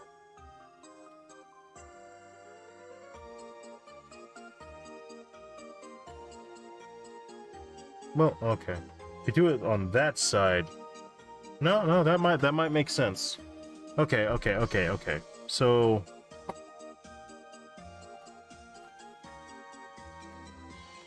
let's math some more. All right, so 600 square feet. We found out for buildings is that. So if you took 48000 times 163500, $7,848,000,000 approximately for the low side.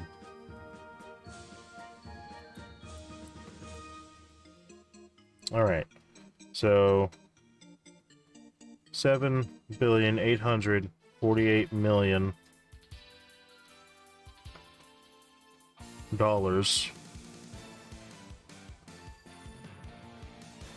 for buildings. Buildings, low end. And then 120,000. All right, 120,000. Now we just want to, and I'm doing the 600 square feet because I want to get full coverage of the area, even though it wouldn't use the full coverage. I think that would be the most accurate. So that times 163500. All right, so even then, that is still cheaper for all that housing, because that accounts for the whole building, right? It's like a room, and it'd be more complicated than that. But we're talking about a fraction of the U.S. medical debt. All right, so that'd be approximately 19,620,000,000 for buildings high end. All right, and which now let's make that divided by the 222 billion is also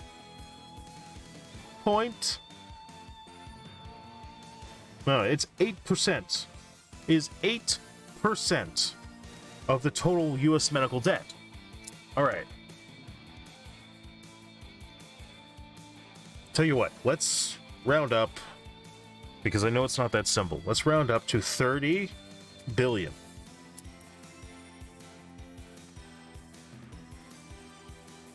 Let's say that would be covering everything as far as the building, right? That covers the building. Just the buildings, okay? I'm not going to include everything that comes inside. That's just the buildings. All right. So we're putting some Washingtons to this shit. What do you think of that? Okay. These stupid government pens suck molten donkey ass. Whoever got the contract for these fucking government pens, man. Where the hell was I? I need to make some pens that suck ass that government can buy. Jesus. waste fucking money. At least, you know, someone who's trying to help fucking get the money. Alright, so let's go ahead and make it 30 billion. I think that'll account for it. It's almost twice as much, but I think this is the best way to account for all the walls that would be in between. And if there's actually extra space they need that I didn't account for, it's there. Okay. For buildings, compensate. Okay, we're gonna go with a very high end because we want to accentuate how much it's actually gonna be. All right, and let me go ahead and get the percentage for that. Clear. 3 0 0 0 0 0 0 0 0 0 divided by 2 2 2 2 2 2 2 2 2 2. That is still 13%. That's 13% of it. Okay. Alright, I'm game. I'm game. Alright, what's next? Okay, so you have 13 billion, which still is less than the US medical debt. I'm just trying to figure out approximately how much the investment would be. Okay, so... Oh, here's another number I need to get. So... What's the approximate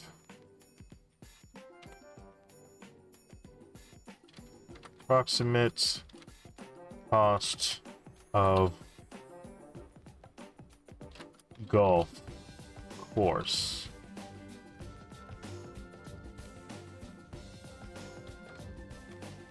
I'm screwing all this up. Okay.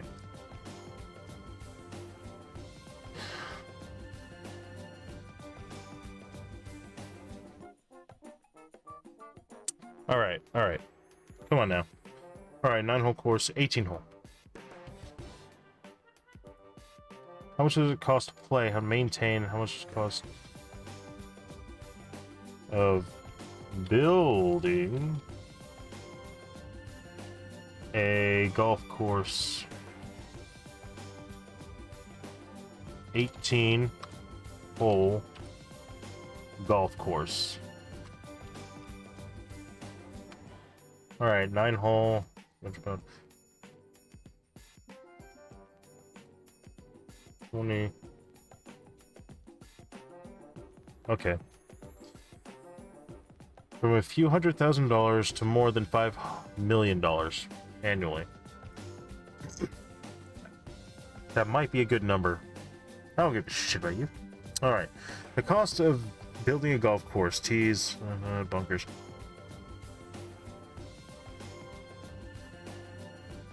Alright, building a basic 18-hole golf course from scratch usually costs between $6 million and $12 million on average. Okay.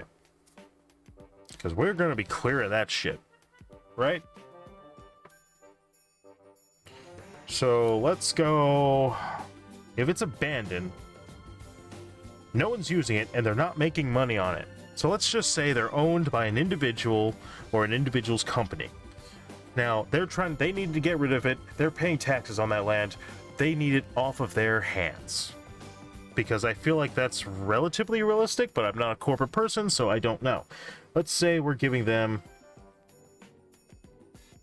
$5 million, since that's about the average. How much money can you make off owning a golf course? $5 million annually. Let's give them $5 million. Give it to us. Right? Give it to us, us being, unfortunately, the government in this case, but the people who are trying to save the homeless as well. All right. So let's go ahead and give us our figure of about $5 million per abandoned, per payout.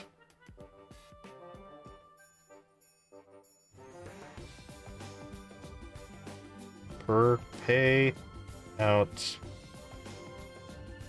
per course. And we're using averages, so Nah. I really do need some thoughts and opinions. I have used almost this entire sheet that I've gotten from it. It's a notepad, but it's got a lot of lines on it, so. Okay, so we're doing payout of $5 million per person. I think that would make sense. If it's not making money, you want to make some money back, that'll get you good for like 3 years. If you have nothing else to worry about. Alright, so let's go 5. Okay, times 130 courses equals 650 million. 650 million. Which is abysmal compared to the debt. So the payout for that is less than $1 billion. In theory. In theory. For all 130 abandoned courses. Not that they couldn't just seize it, but, you know. I like to be less totalitarian. One would think. Okay. We have 1, 2, 3, 4, 5, 6, 7, 8, 9, 10, 11, 12, 13, 14, 15, 16, 17, 18, 19, 20, 21, 22, 23, 24, 25. 25 lines in total, and 1, 2, 3, 4 that I screwed up. So 21 lines, 20 lines, and one more left. Damn. Okay. Alright, what's next? What's next? Alright, so there's that amount of money. You can add that. I'm gonna go ahead and just start a new sheet.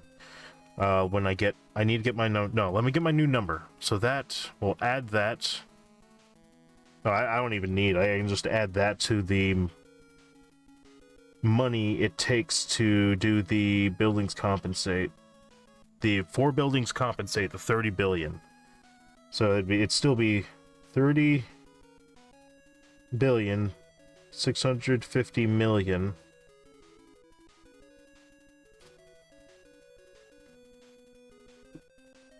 for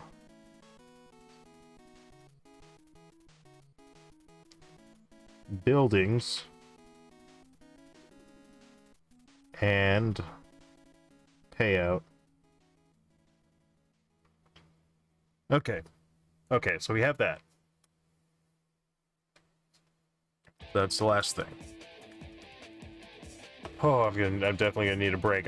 I am using my mind very much. Once I get off of this, I'm definitely gonna have to play a game or something to detox. Oh shit! I didn't think I'd get this far into it. I thought I was gonna throw out some basic figures and be like, "Yeah, solved it. That's how I do it. Government just got to listen." No, I'm going way more in depth than I thought. Okay. We're gonna assume these are all singles. So that accounts for that. We have plenty of space, we get the payout, we have all the land, we can plow, whatever. Alright. Okay. What's our next figure? We need to know... let's start with the bed. Let's start with the bed. So... average cost of a bed. Single wide bed.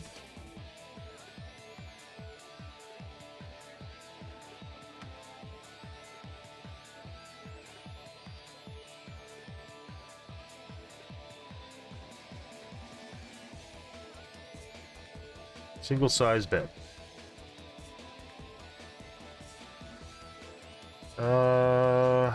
Come on now.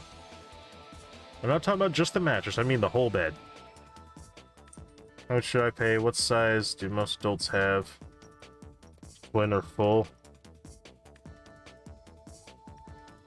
Yeah, of course they're okay for adults. If you want to have a single bed, you can have a single bed. Come on, man. Alright. There are no one-size-fits-all quality mattress.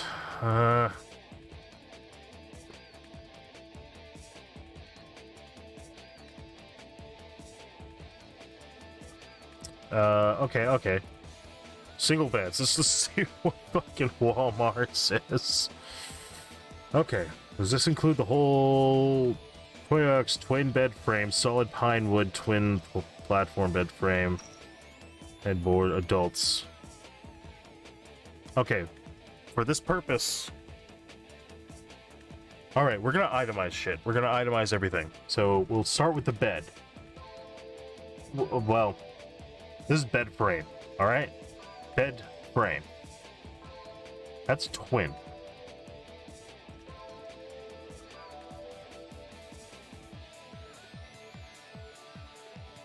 Do they have the size for a single? Because if it's the government, I wouldn't expect them to actually go for a twin if they can go for something cheaper. It's a twin bed. So let's do it as bed frames. Average cost of single-size bed frame. Okay. Ooh, excuse me. All right.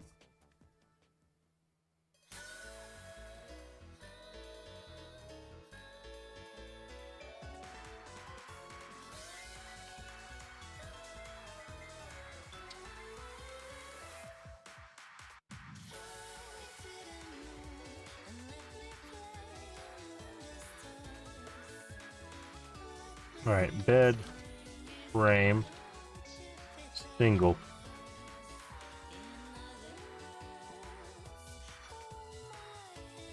All right. See bed frame office. Okay. Come on, Walmart. That seems fair. Still a twin. Our singles are not very common, it looks like. That's weird.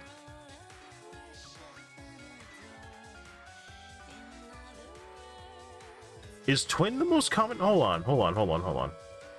Is most common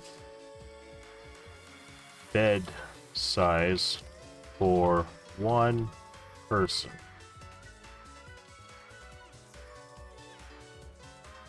Twin or twin XL? Okay.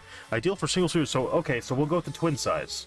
That seems to be the most common, which means if they're in manufacturing, it's probably going to be easier to get a twin for cheaper than it is for a single if twin is way more common for single sleepers. Okay, let's do that. And we can do it with the...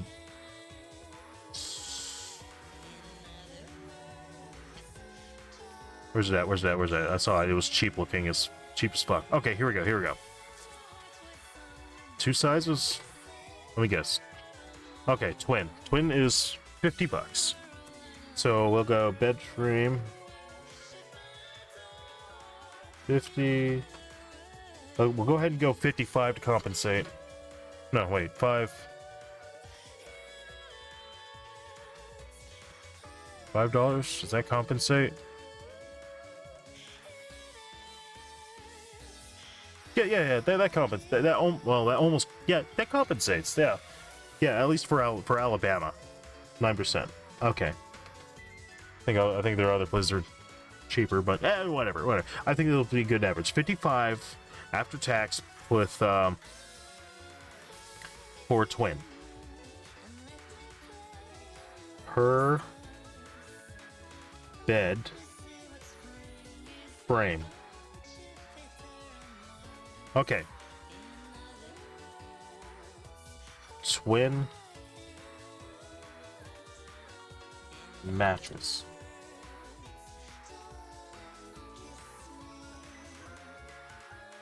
All right. At face value, can I separate? Mattress type, mattress.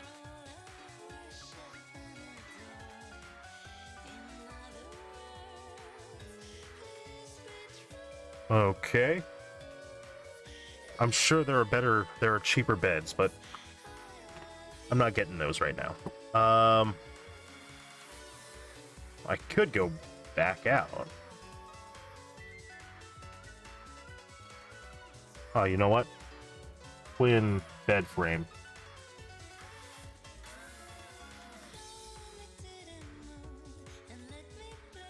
Well, under 60. Under 60, and do they have condition? Oh, here we go. Fuck. That's abysmal, but that's probably what they'd go for. $23.99 for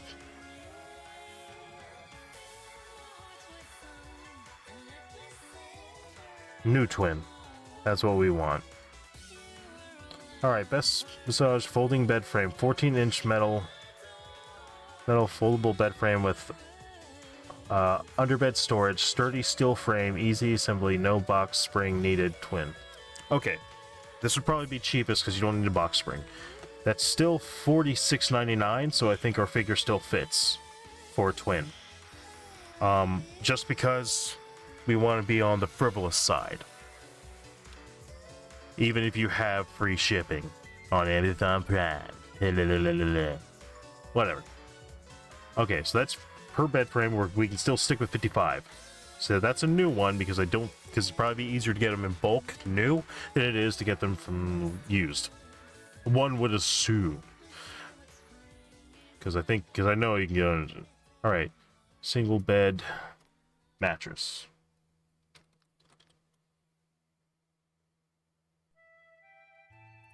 Single twin. Okay.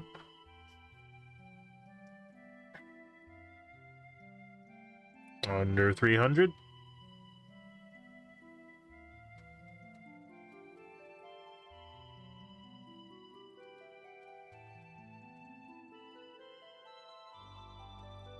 Probably Amazon again, huh? I don't know, waterproof mattress protector queen size. No. No. We're not looking for a protector. We're looking for an actual mattress, so that won't do. Alright. Come on now. Give me an actual mattress.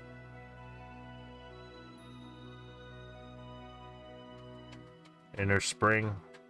What's cheaper? Memory foam or inner spring?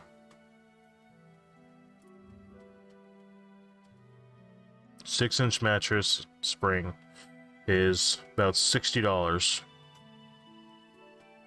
5-inch cheaper? 50. Okay.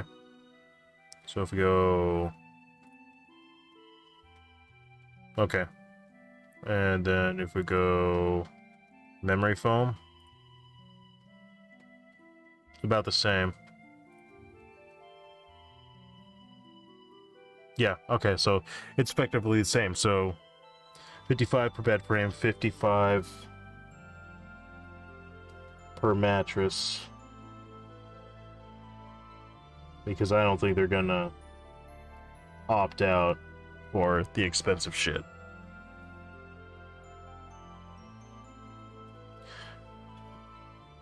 Alright. $55 per bed frame, $50 per mattress. And we gotta remember this is gonna be for all... We have to do the math for all 654,000 homeless, approximate homeless people right now. Okay.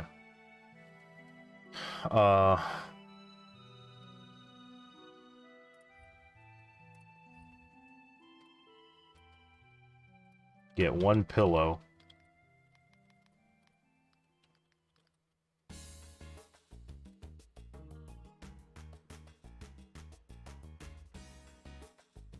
We need one pillow.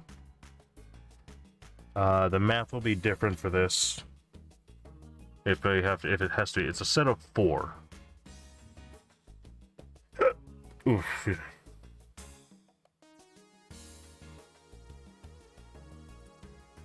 Does it get cheaper? Oh, it does. 12 by 12 inch. That's a foot.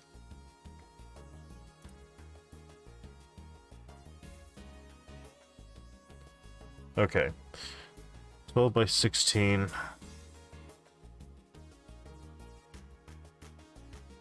12 by 20. Seems to make more sense. I take...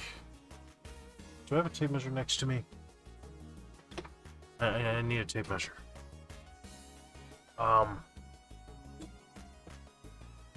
Just I'm still trying to be human. I'm still trying to make sure it at least sounds humane. Here we go, tape measure. Alright, so 12-inch. Alright, so that's 12. That's 16. That's 20. Okay, so 20 makes sense. So we'll do it at that standard, 20, and then every $10 is 90 cents, so 18.90. So 21 per 4. 21 per 4 pillows. Okay, $21 per 4 pillows. The government's paying for it. They can afford free shipping, I'm sure, on fucking Amazon. Or they'll get something for it. Jesus Christ. Okay. Now we need sheets.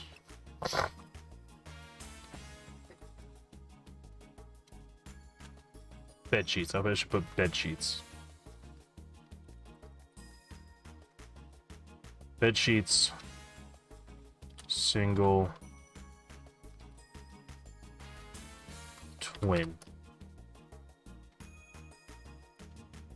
Alright.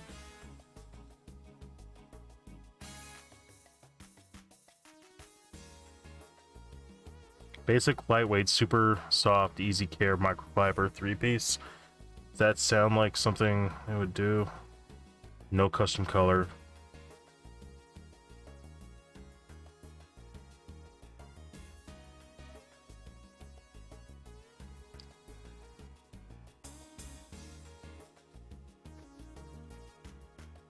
I don't have a price for that sheet set. $14 for this for makes that different. Let me see if under shopping? It wasn't. Okay. Here we go. Here we go. This looks like something that they considered cheap. Standard. Oh, it's pillowcases. Okay. No fiber. Here we go. Here we go. Walmart. That is per set. Let's look at this one.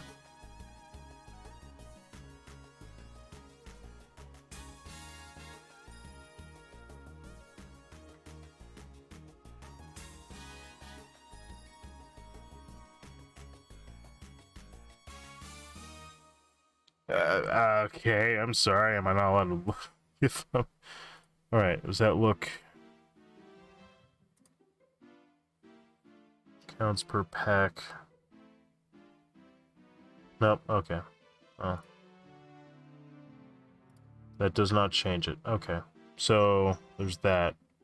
So the average cost of that is 7, so I can put 8 per set of sheets. What does it come with? Pillowcase. Alright. Value ivory 3-piece. Okay, so it's a 3-piece set, which would work. So that is $8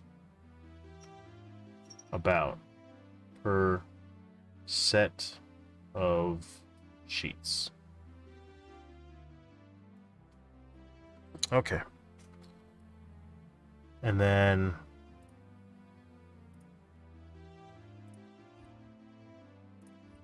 all right. Blanket. Oh shit. A fleece blanket? Is that... I would probably prefer a fleece blanket. So if it's $8 for one, and it's a throw, 50-inch by 60. Okay, so we're talking about... That's their smallest size. Twin. You'd want a twin. We don't want a throw blanket. We want a twin blanket. We need full coverage. So if I'm looking at 60... Okay, I've got... Alright, so it's 5 feet in width and 80 long. Okay. Yeah, that's what we'd want, is that. I think. That would be... Okay, let's just go ahead and go... It's normally about 20. I'll go ahead and go 21 on that. Per twin fleece blanket. Okay. Okay, cool. Put numbers to this. Alright. So for the total bed, that'd be the total bed. Alright. So I think I have enough room. I can probably put it beside. So everything is going to be for per homeless is 654,000. Alright, times 55. Alright, so we got 35,970,000. We have 2 of those, 35,970,000. Should we round up to 36? I could do that. I'll go ahead and round up. No, maybe not. Let's see what our numbers look like. Alright. Alright. 21 times 654,000. Shit. Alright. 654,000 times 21. 21 is 13,734,000. That one was also 13,734,000. And now we need one for 8. So times 8. 5,232,000. Okay, so now total bed cost. We can do that. We can do the total bed cost and then I'll take a break. Okay. Oh, fuck. Alright, so we have 35,970,000 plus 35,970,000 plus 13,734,000 plus 13,734,000 plus 5,232,000 equals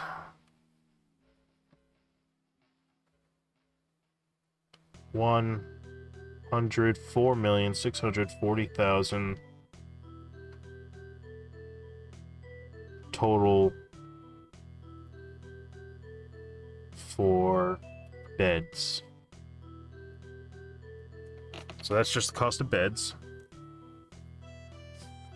Let's see if I can underline this proper. Okay. Now. Okay. So I think that makes things a little simpler. Cool. Alright. Oh. There's other shit we need to account for. I think we can do it. If we got hope. I don't know how long this is gonna run. But okay, we'll get this figured out. because I'm really curious of what the numbers would look like under the conditions that I'm putting forth. If we were to do George Carlin's thing and use all the use the golf courses, and plenty of space in abandoned golf courses apparently. And I'm not sure how accurate the square footage that I'm looking at is. Keep that in mind. I should probably make sure it sounds right. Please poke holes. Please poke holes in this. Because I need to make sure that I'm not spoon feeding you some bullshit. Anyway. Right about now, I'm about to take a break. I think that it's a lovely time to get up, stretch your legs, go to the bathroom, go get something to drink, get something to eat, pet a cat, pet a dog. Do whatever it is you normally do when you're taking a break and just stepping away from the computer. You know what you do. This is the intermission. I'll be back in about 10 or 15 minutes.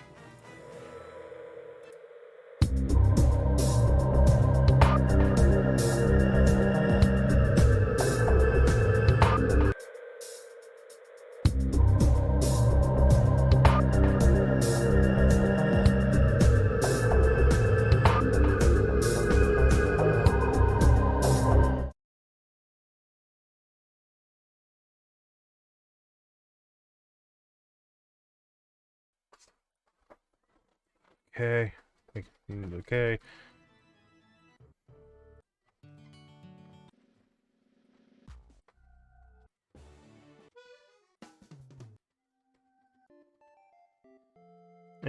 That works.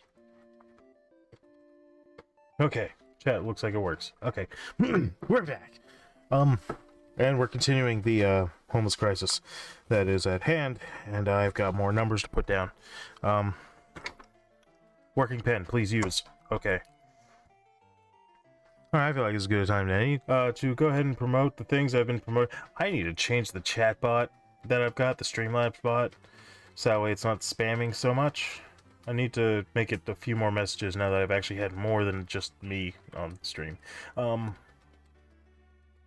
Okay, it'll be fine. Alright, so if you're out there, feel free to look at my Patreon, Reddit, Twitter, YouTube. Anything else? Twitter? No, that's all the things. YouTube, Twitter, Reddit, Discord, Patreon. You should be able to find the links all over the place, apparently. Yeah, okay, there's a Discord link. And you should be able to find them down below in the description. Yeah, okay, cool. Anyway, we got more shit to do. Okay, so we've gotten to the point where now we know that the approximation of how much all the beds would cost in total. Actually, the total investment for a bed, 55 plus 55, 110, 42, 110, 42. So 160 per bed. It's 160 per bed.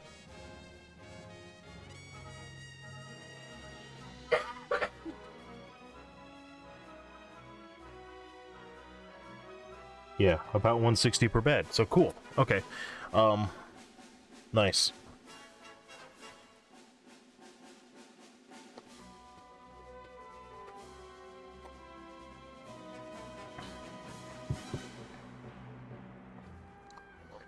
Okay. Blah, blah, blah.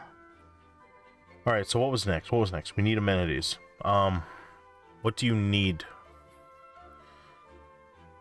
Let's see. You don't have to have an oven necessarily. It's better if you have an oven, but I think at the basics you would have probably a microwave. What is the average microwave size? Let's start with the size first. Let's go to all. Alright. Widths can range from about 21 to 24 inches. Height is usually about 13 inches. Closed door depths are... I'm not talking about a range, though. I need a microwave. What is standard? Okay, typical microwave. Standard is about 12 by 15 with 21 by 25.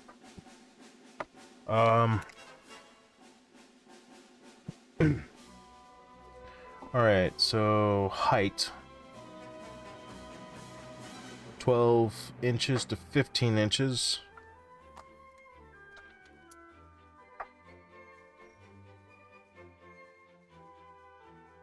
And then width. Between 21, 25. Okay, so we'll take... Well, 18. They'd probably go with a small, wouldn't they? Probably. I imagine they'd go with a small.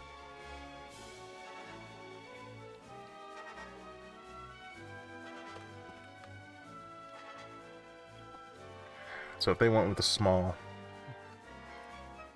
Or we can go with the average price. Cost. Small models start around 60.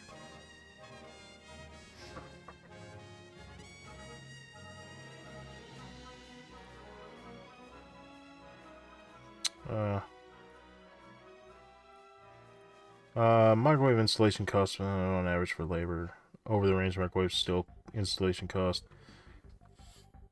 What do you mean microwave? Microwave, like if it's not a range microwave, why would you be... What? Okay, countertop costs about 50 to 500. So let's say 70? If we're getting the cheapy boxes...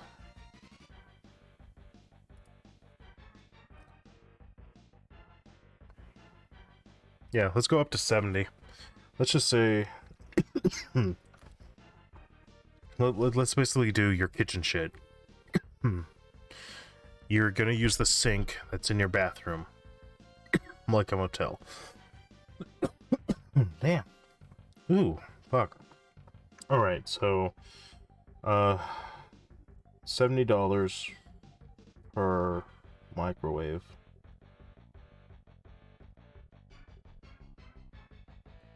Alright, which equates to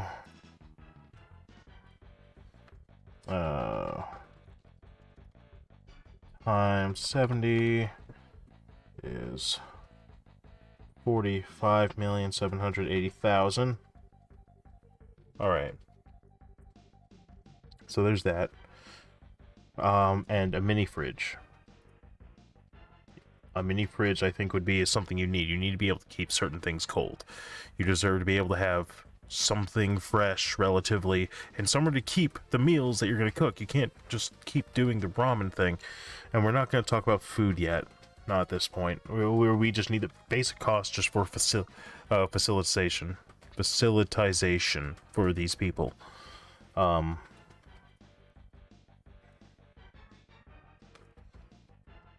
You would need a mini fridge. That's what I'm looking for. Mini fridge.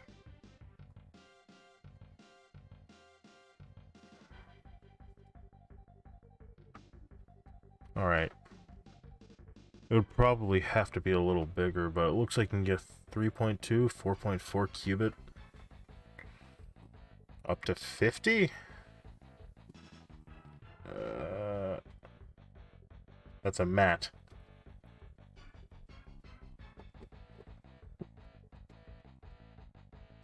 It's tiny. It's gotta be bigger than that. It's gotta be... I imagine 3.2 cubits probably the average.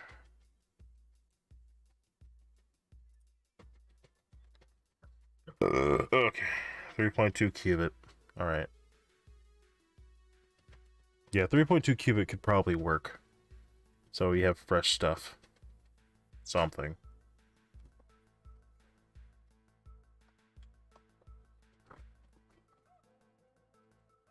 Alright, so let's go 3.2 to 4.4 cubit. I imagine they'd go cheap.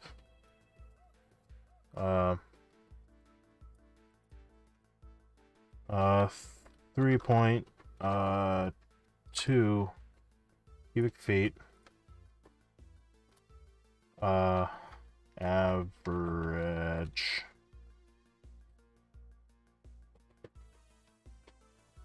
cost.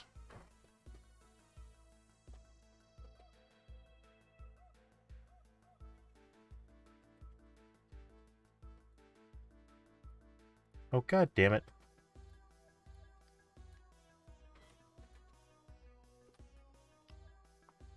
Damn it. Okay. Not a month. I'm not worried about power yet. Average price for a basic refrigerator? No. Basic mini fridge. Mini fridge effect. How much does a fridge cost around a month? How cheap is a cheap refrigerator last? Cheaper is the average price for a basic refrigerator. How much does it cost to own a mini fridge? Damn it.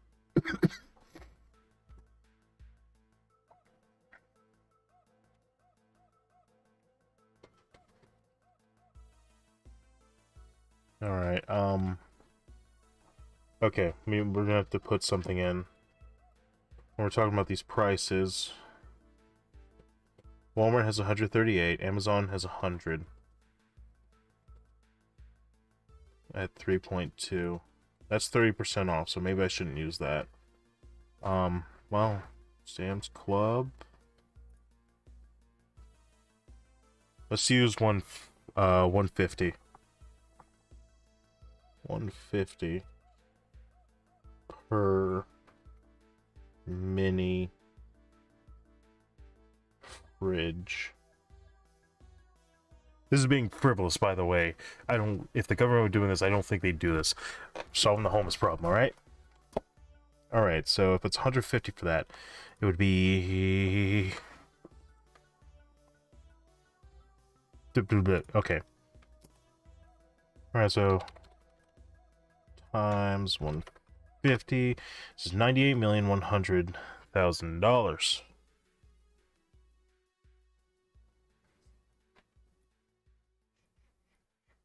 Okay, so we're still at a pretty good spot. I mean, for that. Okay, what else do you need if you had your own room with certain amenities that you could stay in there as if it were your house? And you have attached bathroom. You have the $150 mini fridge, a $70 microwave. Something modest that's usable, not something too small to put anything in. Let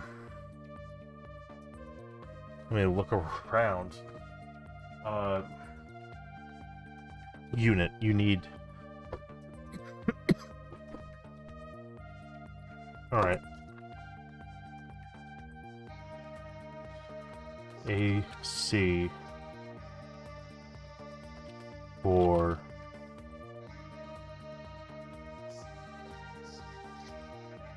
small room. Okay. Among the moon stars, are you calculating what it would take to solve homelessness in America? Kinda. Yeah, so... Alright, so... I will be happy to go through my... almost like a presentation. So, check this out. In total space, there are total of about 15,500 golf courses, and that equates, and on average, if you're taking 18 holes,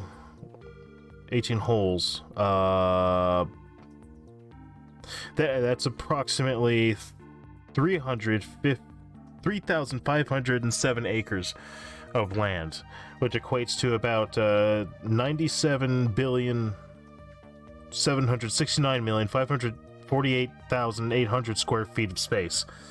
I'm not sure how accurate that necessarily is. I'm sure there's some nuance to that, and there's probably sure the fucking figures are off, I'm sure. Anyway, that was just to get some ideas of what's going on. There are, I rounded up a little bit. but there's approximately 654,000 homeless people, and the average bedroom is generally a 10 by 12, about 120 square foot per bedroom. So as far as just bedroom space, you would need 74,480,000 square feet space for homeless, just as far as bedroom square footage. And if you take that out, there are still 97,691,068,800 remaining golf course space. There are 130 abandoned golf courses. If you take the average acreage, about 110 for an 18-hole course, which is still being frivolous, each acre, or each course at 110 acres is about 4,792,000 square footage. If you add that up for 130 courses, then you get approximately 622,960,000 square feet of abandoned courses. The ring, and if you gave them about 4 quad, in order to compensate a little bit better for the square footage, because you have to have more square footage than just the room itself, that's the inside space, about 600 square footage for, like, if you put 4 of those bedrooms together with amenities, give or take. And if you have 4 people per building, you would need 163,500 buildings. All right, so if you take the amount of space for 600 square feet, you will get approximately 98,100,000 total building square footage, which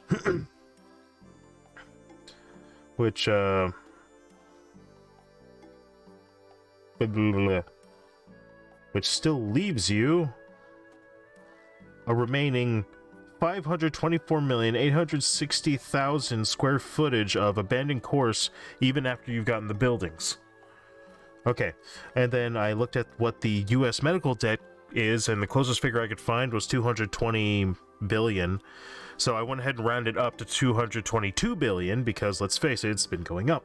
And then for the low end of building this building via square footage at $48,000 per building, which I don't think would be the case, or per room rather, per room.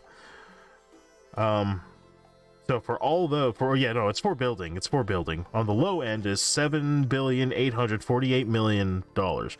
If you put it on the high end, where each building is going to be about 120, which sounds more accurate to me, it goes up to $19,620,000,000 for each building on the high end, which is about 8% of the total money that it costs of the U.S. medical debt. And then if you were to compensate and go, okay, well, buildings aren't that simple. Like, it's going to cost more. Yeah, fair enough. Let's almost double it to $30 billion, which is 13% of the U.S. medical debt. Cool. And then if you decide to buy, let's say the government has to buy off those courses with the people that own them, so that way they can use it for their purposes. Okay? All right, cool. But on average, they make about $5 million annually. Or between thousands to 5 million. Let's go ahead and put that at the top at 5 million on average. That's the top end. Not excluding necessarily that some people will make more than that. And since they're exorbitant, and these are talking about abandoned courses that they're not making money on, I'm pretty sure they'd be fine accepting 5 million. Let's just say they're not seizing any property, and they're paying off the banks or the people that own these properties. 5 million per person per payout. And if you were to pay for all 130 courses, it would be 650 million. Not billion, million right there. And then if you add that to the making the buildings, it's 30,650,000,000. Alright, and then I started going more in depth on the side of, that has nothing to do with what's inside the rooms now. So now I went to populating the rooms, starting with a bed, where per bed frame was about 55, because let's face it, this government is going to go fucking cheap and shit. 55 per bed frame, 55 per mattress, 21 per 4 pillows, which I did not do the math on that right. That's wrong. Shit.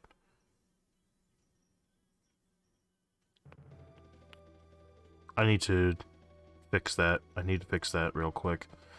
So that is 6 months, and divided by 4 equals 5 times 21.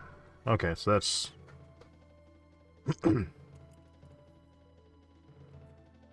3, 4, 3, 3, 5, 0, 0. I have words to contribute, but I'm typing them separately so I can organize my thoughts. Yeah, so this is all theoretical, and this is, I'm not sure, I need people to poke holes in this. The like holes need to be poked in this because it's not the most accurate thing. All right, so actually that total is going to bring it below 100 million. Wow, that's cool. Okay, and I need to realize the amenities. Super cheap desk. I will be poking holes. It needs to, because if this was something that was going to be perfect, and for one thing, like how it was going to work, because you're also talking about the nuance being locations. Like, you could just say, okay, 130, you have about 2.5 courses, but that's not how that works. That could be in every state, but... Alright, do you really think there's going to be 2 abandoned courses in every single state, and it's not going to be like, oh, this one has like 5 of them, and this one has 10 abandoned ones, and because they're mostly in the rich areas. Or were in the rich areas. If they're abandoned now, they're probably not that rich anymore. I'm just saying it could be a lot cheaper. Like, none of this is going to be perfect. It's just the idea that how much would it probably cost to actually solve the homeless problem if you gave them this route? Because the idea is that if you create... The idea that this would go through is that you would create a scenario in which you're helping them to become something more, and to appeal to the more Republican or conservative side, you can turn them into taxpayers that would be putting into the system and eventually taking care of themselves, in theory. And then it would also have to include people working to make sure that if there's any medical issues. I was trying to find how much medical debt is accrued purely by homeless people, but I couldn't really get a figure for that. I couldn't even really find a percentage, which I really hate.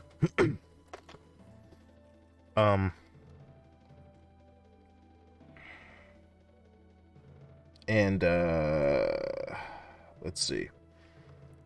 There's also like no guarantee. The 130 abandoned courses probably aren't all that big, to be fair.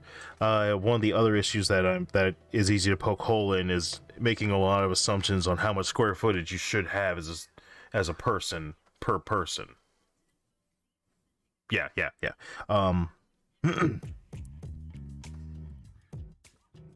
And then what amenities do you really need in order to actually live in a house? So the idea is having this house is the first step, right? Because one of the biggest issues to helping a homeless person is they gotta have an address to put everything to. If you have an ID, it's gotta have your address. If you fill out an application, you gotta put an address. If you want a bank account, you need an address. It has to go track to a location, and that would be the main purpose of these buildings and housing units. And I'm no architect, so I don't know how much the stuff would actually cost, even if I'm doing some compensating for how much it might cost. Also being very frivolous from one end to the other because of what I don't know. Because I feel like there's certain parts of this that could be much more simple than what people tend to make it out to be in regards to how it works. So the idea is eventually the initial payout to do this would be exorbitant, but but I think the government pays out a lot of stuff that is very frivolous to begin with. So I feel like this would be much closer to paying for itself while also decreasing the amount of medical debt that's accrued per person. So if there's $22 billion of medical debt, you might be able to drop that down by upwards of possibly 18%, if I had to take a wild guess. Let's see. What amenities? I would want them to have a desk. I would want them to have a desk. But okay. Small air conditioner, no window. And it has to have heating and cooling.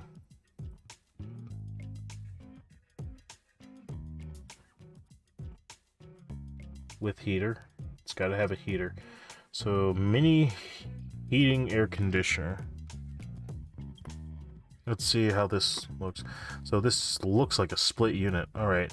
Portable air conditioner, mini heating, wall-mounted AC fan with digital display, low noise touch control, air heater machine for indoor, outdoor, blows air, hot air, no cooling.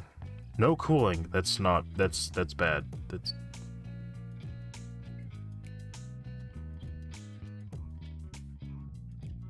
What? Hold on. Whoa, it's...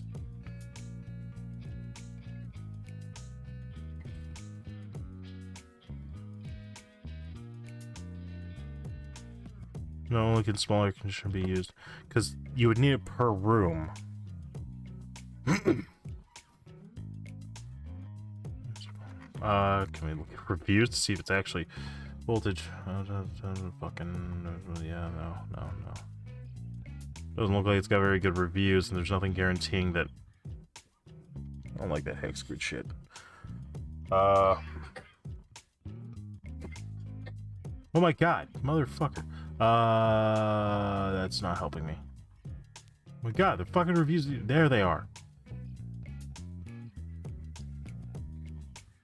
Alright, that's not worth it. That's not the investment that'd be worth it. What's a package unit, all in one.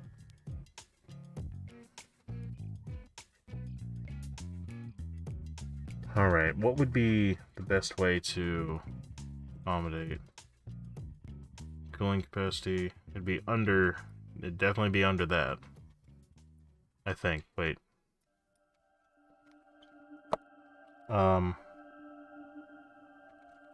What BTU capacity do I need for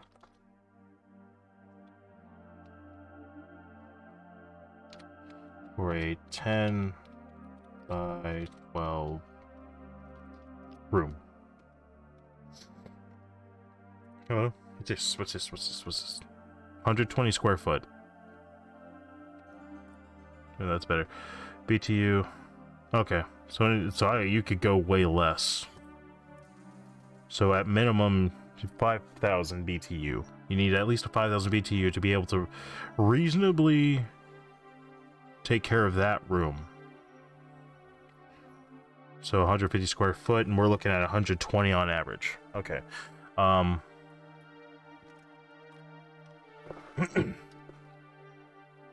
Alright,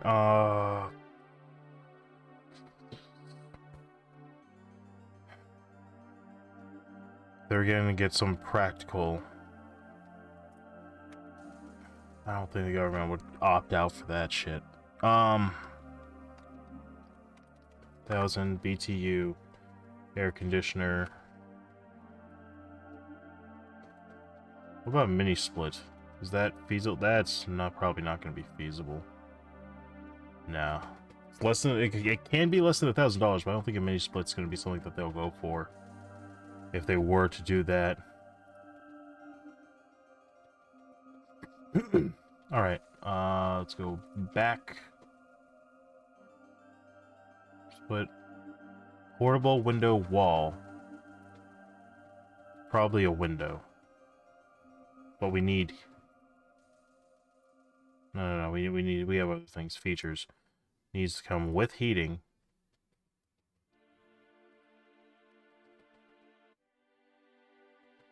Air conditioner with heating. No, air conditioner with heating. What? Okay, so what is this one? It says it has heating. That's probably a good place to start.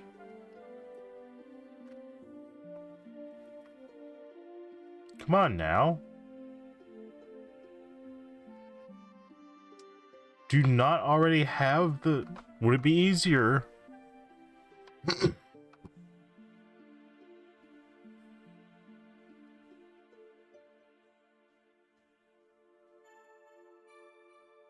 $150 square foot.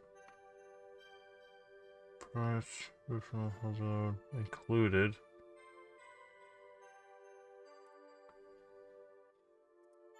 Don't care about noise, don't care about voltage at this point, it would be compensated for. We need something with heating, is the issue. It's fine to stay cool, but it's hard to stay... I would say it's arguably harder to stay cool depending, but... God damn, this isn't helping us. It didn't take us to that thing.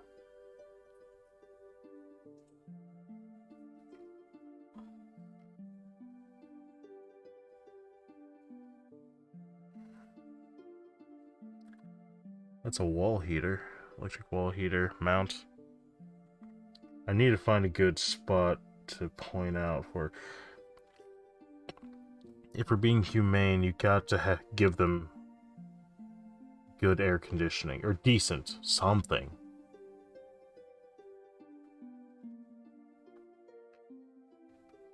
With heater. Does this heat? We don't need the mini fridge anymore. We don't need that.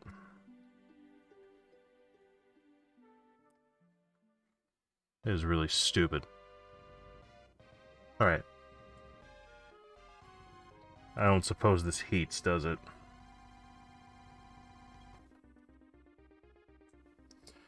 If we can't find one that's doing both...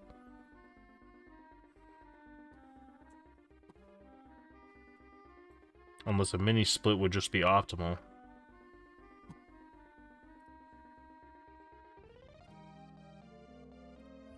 Alright.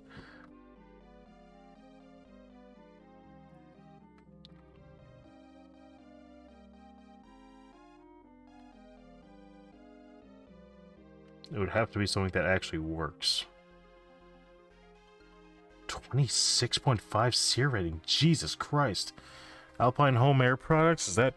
Are they any good? Jesus.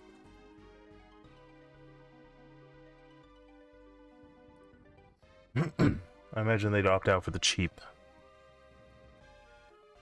Cooling capacity...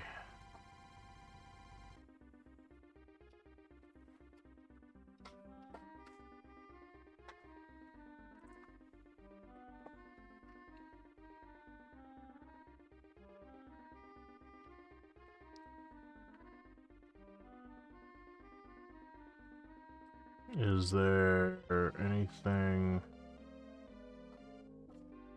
they have that is...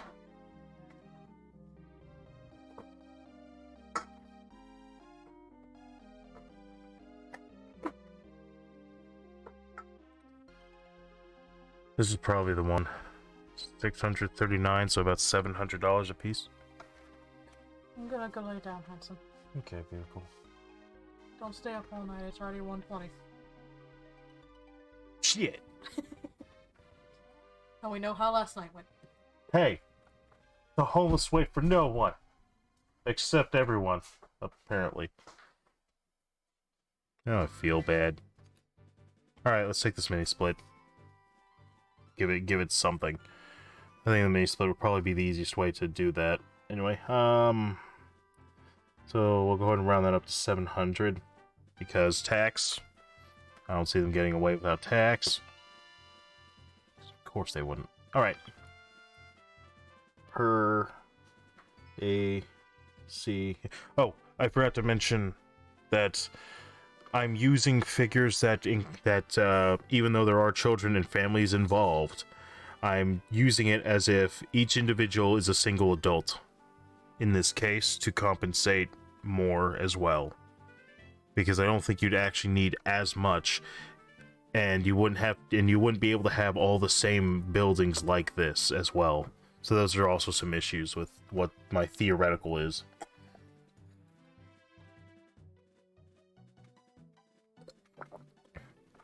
Basically, insert any meme going, you're making a lot of assumptions there. Alright, per AC. Let's math it. Alright, clear. Alright, times 700 and okay. 457,800,000. Oh, hello. Oh, so here we are. Let's start by talking difference between different sides of the issue. I'll start with a lot of the negatives and sprinkle in the positives, as there are a lot to consider. At the surface level, it's going to sound unappealing to whomever has the funds to make something like this happen. They can write off such expenses under non-profit, including all the furniture, appliances, etc., but you can only write off so much. Yes, it could be a government project, but the government continues to go further in debt, of course, and clearly they don't know how to manage funds. Yeah, that tracks. Someone has to either donate land or buy it, and then have to pay yearly property tax. Too many buildings results in more property taxes too. So realistically, this needs to be considered as few buildings as possible. Which is why I think apartment complexes are so popular. Also, it would be an ideal to build vertically, like Huntsville right now. Okay, so I'll have to read. Oh, excuse me. I gotta keep up with this. Build vertically so it is to utilize the square footage of the land, and there is a varying cost involved with adding each new story floor, and it makes pretty much impossible to guesstimate the cost of a building without consulting an architect and builder. There's also the fact that you can't exactly know how many rooms need to accommodate families and how many need to accommodate individuals without extremely accurate figures, of course, making it difficult to determine the room sizes on each floor, and there would obviously be shared community spaces such as kitchens, restrooms, and would lessen the space you would need for each room, but again, don't know how many of each type of room you'd need. There would also be an issue of how to round up, properly identify all the homeless people. I have encountered fake homeless people who make living off of faking being homeless. And that would only get worse if you get such people that were tempted to free or low-cost living. Oh, side note, there would be a central heat AC, so AC units do not need to be factored in. Right, in that case, yeah, it wouldn't be.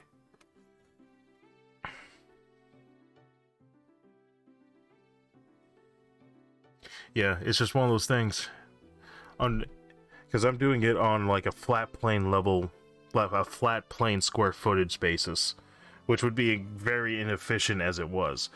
And yeah, with the fake homeless people, you could come up with more, but my brain is frying. Oh yeah, absolutely, yeah, this is a frying nature.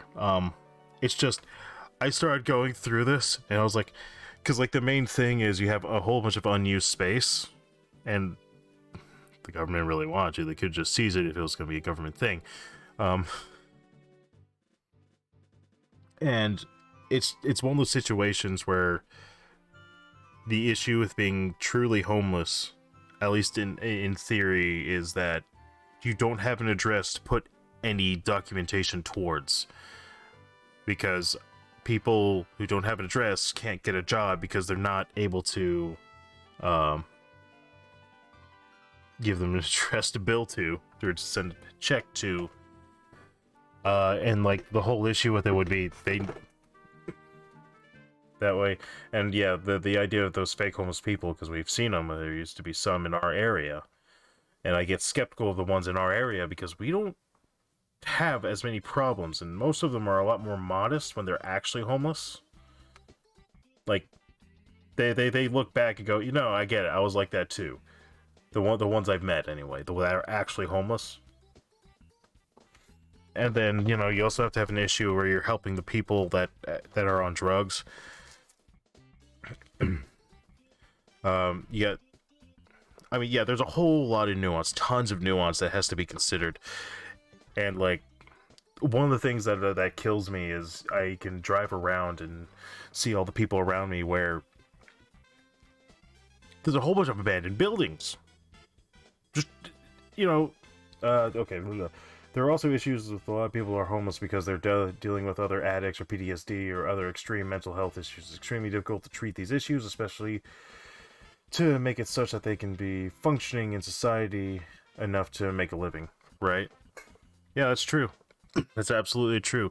This is the what I've got is very basic, very PTSD in particular doesn't have a lot of foolproof treatments. Of course, yeah, no, it doesn't. It doesn't. There's only so much you can do for so many people at any point. But yeah, like I said, this is very rudimentary, simplistic. Like, this is super simplistic on what these numbers are for. It's like, the whole thing is, like, if you're doing something super basic as far as putting numbers to a thing, in fact, let me go ahead and just put these numbers to cost right now at, even if you were to do it like this. Also, does making a building taller... Hold on, how much...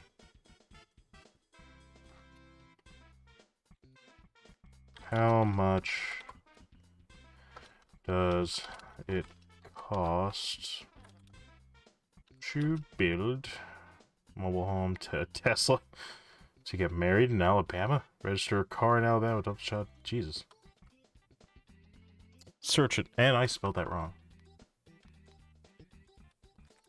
Cost to build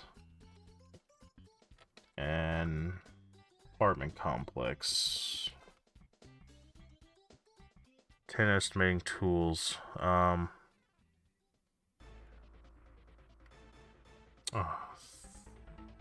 $350 per square foot.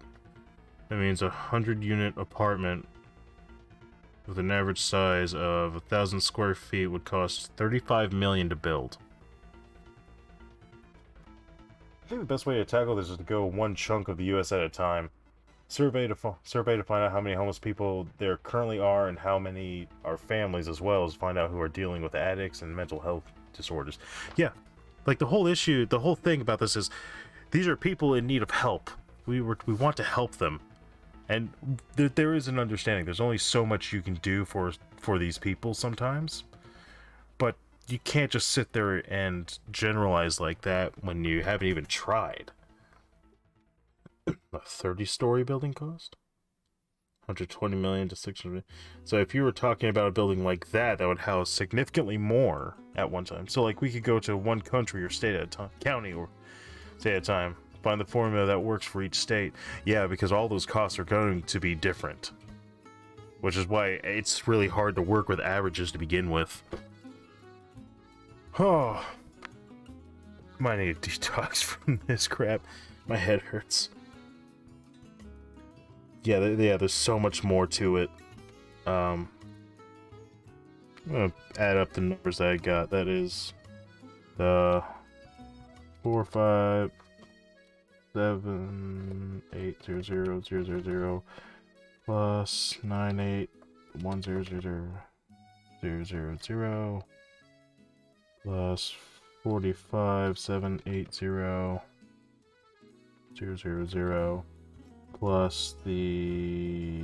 I'm gonna go ahead and do individual. 1, 3, 7, 3, 4, 0, 0, 0 plus 5, 2, 3, 2, 0, 0, 0 plus 3, 4, 3, 3, 5, 0, 0 plus 3, 5, 9, 7, 0, 0, 0, 0 plus 3, 5, 9, 7, 0, 0, 0, 0 plus the collective for the building and payout 30 billion 650 million.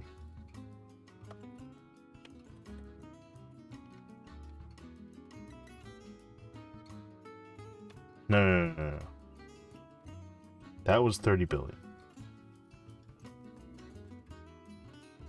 No, it is supposed to be 30 billion. Okay. There we go. Nah, I screwed it up. Oh, wait. Less transportation of homeless to us if the center is in their state. Yeah. 31 billion at that. Because I remember, I think there's people that have done more specific, like super specific things, bit by bit, and where they said that it would be surprisingly cheap, and I want to think it's surprising. I want to think it's a lot cheaper than in comparison to the medical debt, as far as like starting it up. And if you get the people that, for the most part, are well enough off in mind, you can get those people, get them jobs and stuff, and at some point they can start filling in the jobs that were once helping them, where they actually have some empathy. There's also the issue of the addicts will need to all be separate, so that way they don't enable one another, and there would need to be rehab specialists with them, and therapists and psychiatrists for the mental health sufferers. Yeah, absolutely. Being homeless is gonna fuck your mind up. It really is. But yeah, I was just looking at like the George Carlin thing about how much useless golf courses is, and if you were just to take the space of abandoned golf courses, you have more than enough space to move around in at all. I would like to be frivolous and think there's at least one per state, but there's also no guarantee of that, especially not in the windy areas. It's just the idea of how, if you take things at a very basic point of view, because this is because I was thinking about it before I even knew how many abandoned courses there were and about the average acreage and all that jazz, which I'm sure is a wrong figure. If I don't know if golf courses is necessarily talking about mini golf as well, which would be hugely inaccurate in that case. Not that I don't think there's still plenty of other room that could be utilized, not to mention the desirableness of a certain area. It's just something that's been through my head for the past 2 weeks of like, what would these figures look like? And I mean, how much money did we spend on an aircraft that doesn't work as far as the budget? Yeah, that's or only works 50% of the time. Yeah, that kind of pisses me off. I'm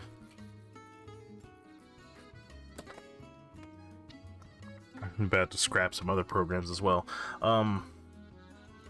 Just in my head, I'm thinking that on ground, it's very complicated. On mass, I feel like it's not the same issue they think it is. Because a lot of people are talking about like, oh, it's going to cost so much, and like, yeah, but if you can reduce the amount of issues by a lot, what you could probably do for a state as a starting point is gather certain people who can help make this happen. For mental health, there's a local mental health association that already doing a lot to branch out and help people with their mental health. For architecture and building reference, I know at least one. To make a non-profit and put it all under, you'd probably want someone business savvy. Yeah, like I said, all of this was theoretical. It was a thought. I don't know how much I'd actually be able to do if I was actually to go for it. This was just things that were going through my head.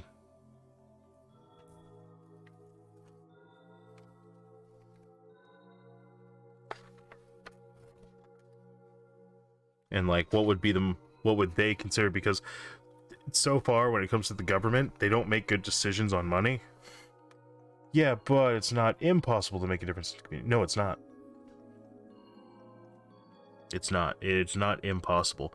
I've done a few things to help people, and I've been very skeptical. I have donated to a few donations and stuff like that. We have donated to donations and stuff that are supposed to help towards some of these causes. If this is something that you're passionate about, it's totally possible. I'm not sure how passionate I'd say I am about it. It's just something that's been on my mind. Because we have 330 million people, I believe. US population.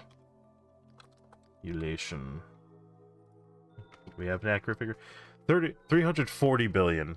41 billion people. As of March Sunday 10. Okay. So the thing that I'm looking at is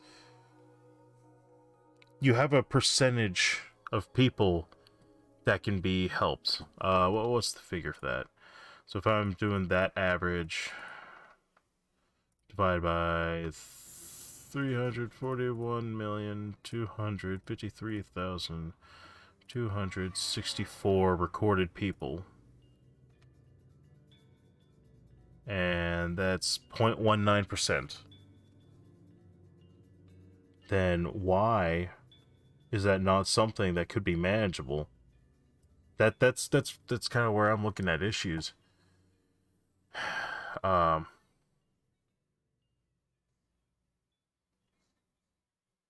It's just one of those things, like, you can't just break off and say a thing can't be done. That's kind of where I have an issue. And the other part is people don't seem to give a shit. I hate that people look down on homeless people. That's something that really pisses me off. The idea that you're looking down on someone when you could very well be in that position. I think a lot of collaboration. Yeah, and actual goodwill from people. I don't know. It's just a thing. Started going through it, and then the numbers started running through. I do think that there is a lot of good people that actually want to, and I think there's more so now than in the past, because now you have certain people dying off that were very self-centered.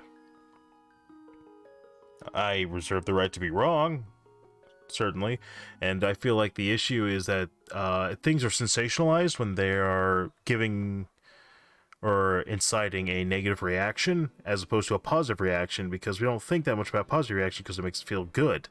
I believe there's a psychological issue of attention to it. If it's good, it's fine. You don't have to worry about it. If it's bad, there's something to do, if you will. So, something like that. Alright, I think I'm gonna chill for a bit after all that mind shit. Certainly keep talking about it. Oh, and the media absolutely sets out to create divide. Absolutely! I wanna be charitable and say that mentalities overall are gonna be better in the future with the way that people are currently growing up, because at least people our age and a little bit younger, it seems like people are more pissed off about what they're having to deal with now that is outside of their direct influence. Whereas, yeah, there are some people that the issue is them, but not everyone. I'm sorry, but if the boss is a dick and gives you a bad tells you, oh no, he's a terrible worker, despite him just never seeing you when you were working well, or something. There's so many scenarios, and I'm not trying to make excuses for people. It's just something about the idea of human decency is like, give them the basics, you know.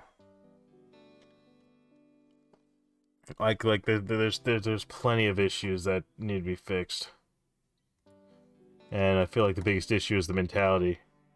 The whole term limits things and like that. I don't want to get political, but I don't like politics. I like trying to keep up with it so I feel like I'm informed, whether I am or not. But I'm kind of getting away from it because I want to try and feel like I'm my own individual who's actually making their own decisions, as opposed to the ideas being branched from someone else directly. Yeah, I want to not feel like everyone is No, what am I saying? Oh, I feel like I'm not thinking through someone else's mind. There we go. I think that's somewhat accurate. Alright. Hey, but it's actually, and I'm in the center. Yeah, I don't like labels because I feel like there are things that, okay, in this you're gonna be super right, super left, or whatever. I don't know. It's it was just a thing that was going in my head for a bit.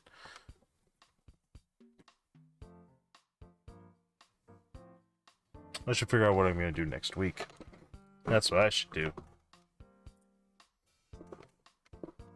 Alright, so I beat Aeon's Past last night, which is a good game and I recommend it.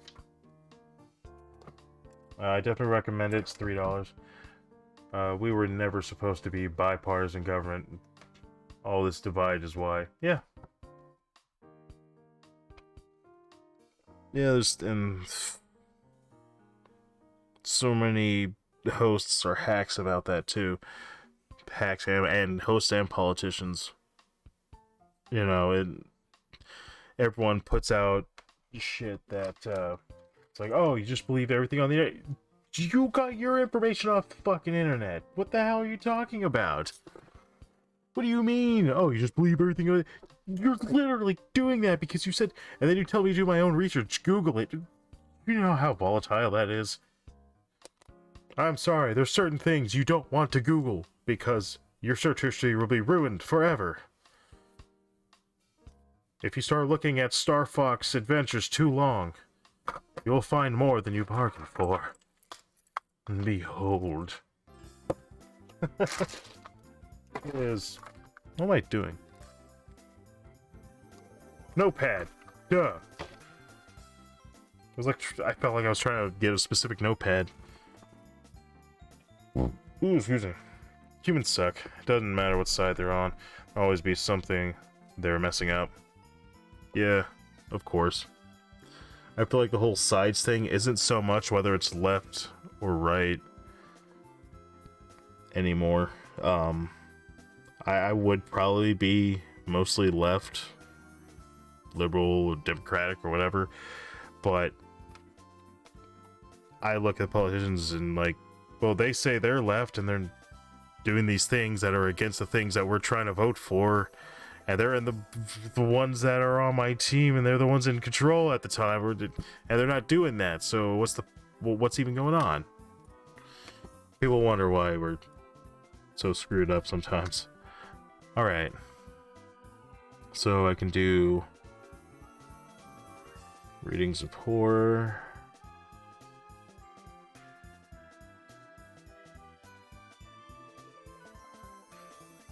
I could do Shipwrecked 64.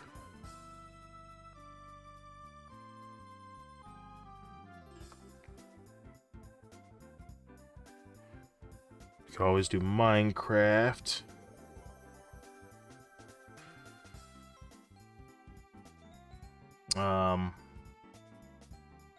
I can try to do Rocksmith, but there's a lot of copyright issues. Suppose I could start up a new thing on RuneScape if I wanted to.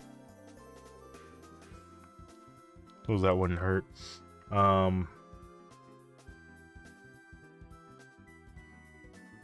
Stardew Valley.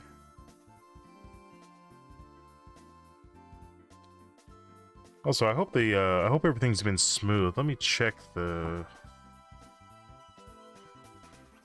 Has everything been smooth? Oh, wow. It's leveled out. Oh no, I dropped 0.001 frames. How dare I guess. No issues going on. Cool. I didn't realize it stayed smooth for the past 15 minutes like that. No, there's a dip. Alright. Cool. At first I was experiencing some issues. Oh yeah, it's nice and smooth. Excuse me. Alright, so there's Stardew Valley. I tried to get a roulette thing working on Streamlabs, but I couldn't get it to function right. So let me go ahead and just collect these all on paper. I could play Terraria, Raft, Fallout 4.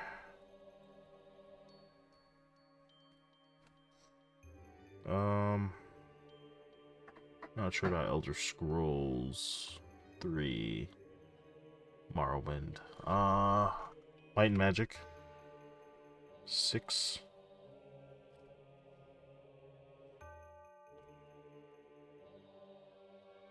Why do you keep putting a J instead of a G on Magic? God damn it.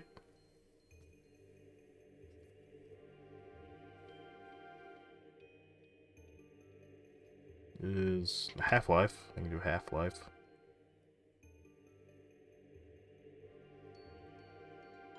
I could do another episode of S&G, but I don't have any other topics right now. And every time I try to, like, okay, I'm gonna do an episode of S&G like I am now, most of the time when there's not something going on, I'm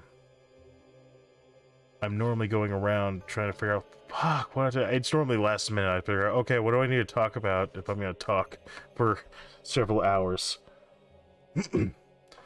I was on that I was on that calculation binge for like 2 hours. I didn't expect that to take a whole section like that. I could play Sonic Adventure.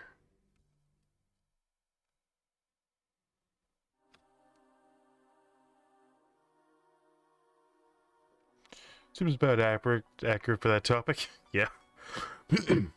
Well, okay, where's my other... Here we go. So yeah, I did have a little outline of things to talk about, so I did my intro. Feel free to ask me questions. Ask for toads. It's a rabbit... It's always a rabbit hole, right? Well, but that's also, like, the point of this show. It's S&G for shits and giggles. It's a tangent show. You start talking about something and keep going on, off, and off. It's sort of like, you know, when you're talking in conversation, and then after, like, 2 hours of talking, you go, how did we even get to this topic? I always love that for some reason. And then I did some update and talked about some personal, closer to personal stuff, but still relatively ambiguous, so we didn't get too personal.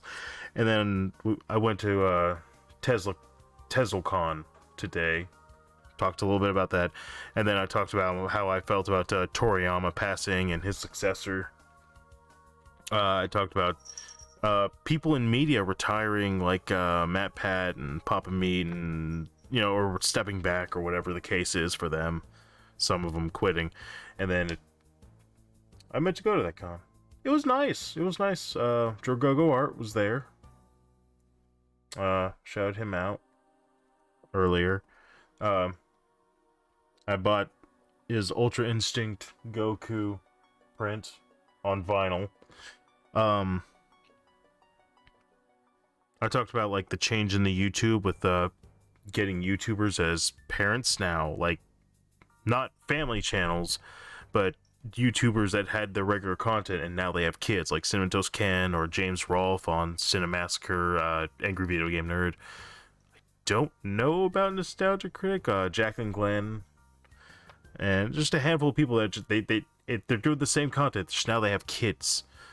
So those kids growing up, and then the overall zeitgeist of how things are changing in regards to like how people are treating bad and good content nowadays. Matt Pat had a kid. Yeah, he has a kid now too, which is also another reason he was stepping back. So he can spend more time with that instead of being at work, you know, 14, 16 hours a day.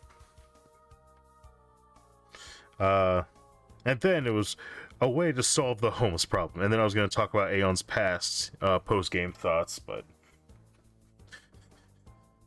things kind of went a little further than I expected.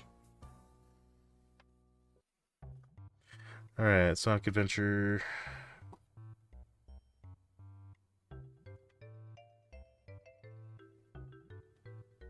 And then there's anything on Super Nintendo. I'm gonna pull up my Steam. He didn't exactly retire, so much as take a step back. Yeah. Yeah, he's gonna be more of a manager now. Geometry Wars, Fall Guys, Amorous, Monkey Balloons, All the Mists, Leaf Blower Revolution, Journey. Thought about this one.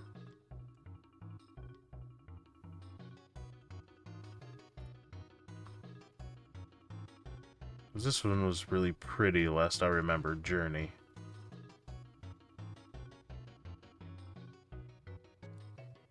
Because it's supposed to be a puzzle game. I remember coming on and I remember seeing that it seemed to be very lucid and very open world, and you weren't necessarily there to do anything,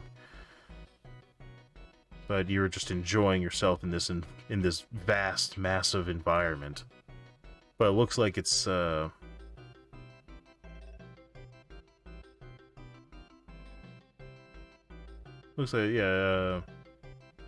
explore the ancient, mysterious world of Journey and soar above, runs, glide across, and discover secrets.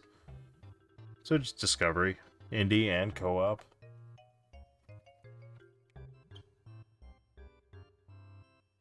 Alright.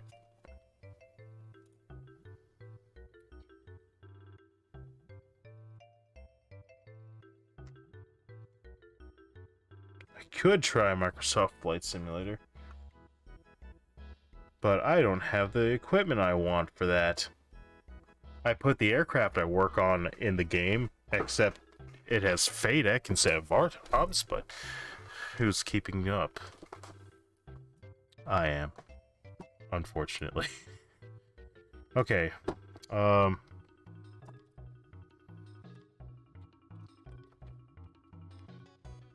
it's not roulette wheel, it's, is it? Random number generator? Random wheel generator, there we go.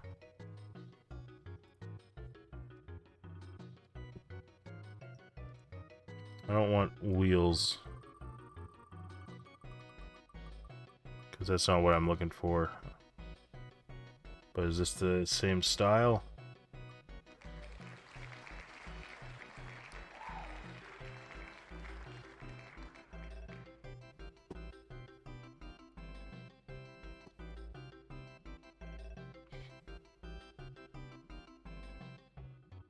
Alright, I have to go to sleep, so I'll catch you on the flip side. Yeah, no problem. I'm just gonna try and figure out what I want. Yeah, here we go, wheel decide, I think. I'm just trying to figure out what to do next week.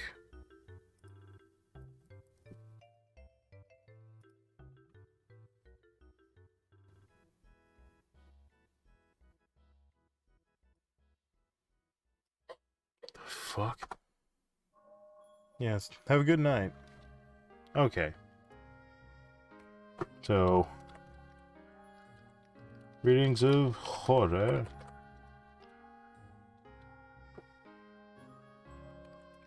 Ship.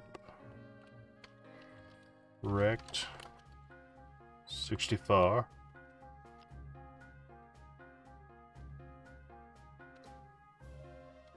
Where's the other choice? The hell? Minecraft. Oh, okay, I see what it's doing.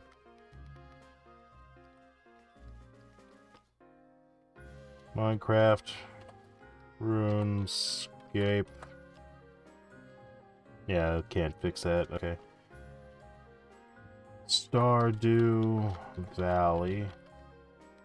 Valclay. Terraria. Raft. 4. Might and Magic. 6. Half Life. S and G.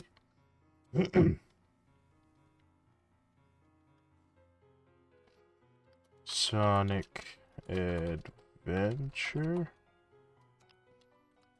Journey. Okay.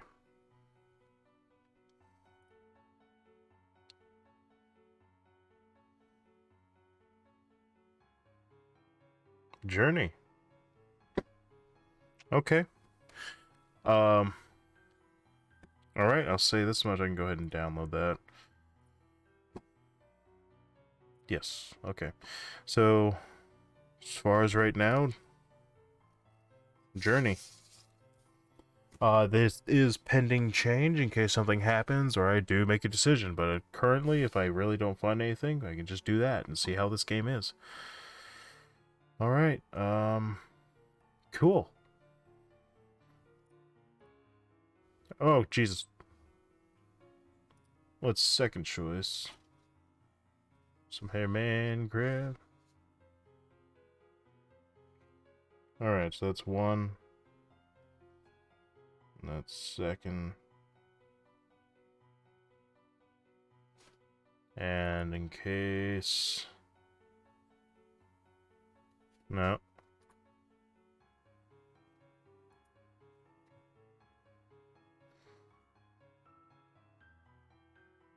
And Stardew Valley. There we go. 3 choices to choose from, I guess. Alright. That works. So thank you all for watching. Feel free to like, comment, share, follow, subscribe, and all that jazz. See my other social medias, such as YouTube, Discord, apparently Facebook, Twitter. You can check out my Patreon. Feel free to donate to my Patreon. I would really appreciate it. I don't know what to do with it. You know. Yeah. Actually, you know what? I want to shout out... Well, I don't know if he actually does anything else now. So I do have one whole patron. And I am absolutely ecstatic about it. I think it's really cool. Hello.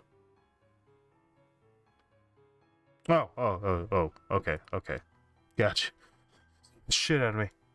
Alright, so, thank you everyone for watching. I hope you all have a great night. We'll see if we can play Journey, Shipwreck 64, or Stardew Valley next week. One of those 3, I guess. We'll see how it goes. So I hope you had a great night. I hope you enjoyed the stream. And always remember, you have potential. Goodbye.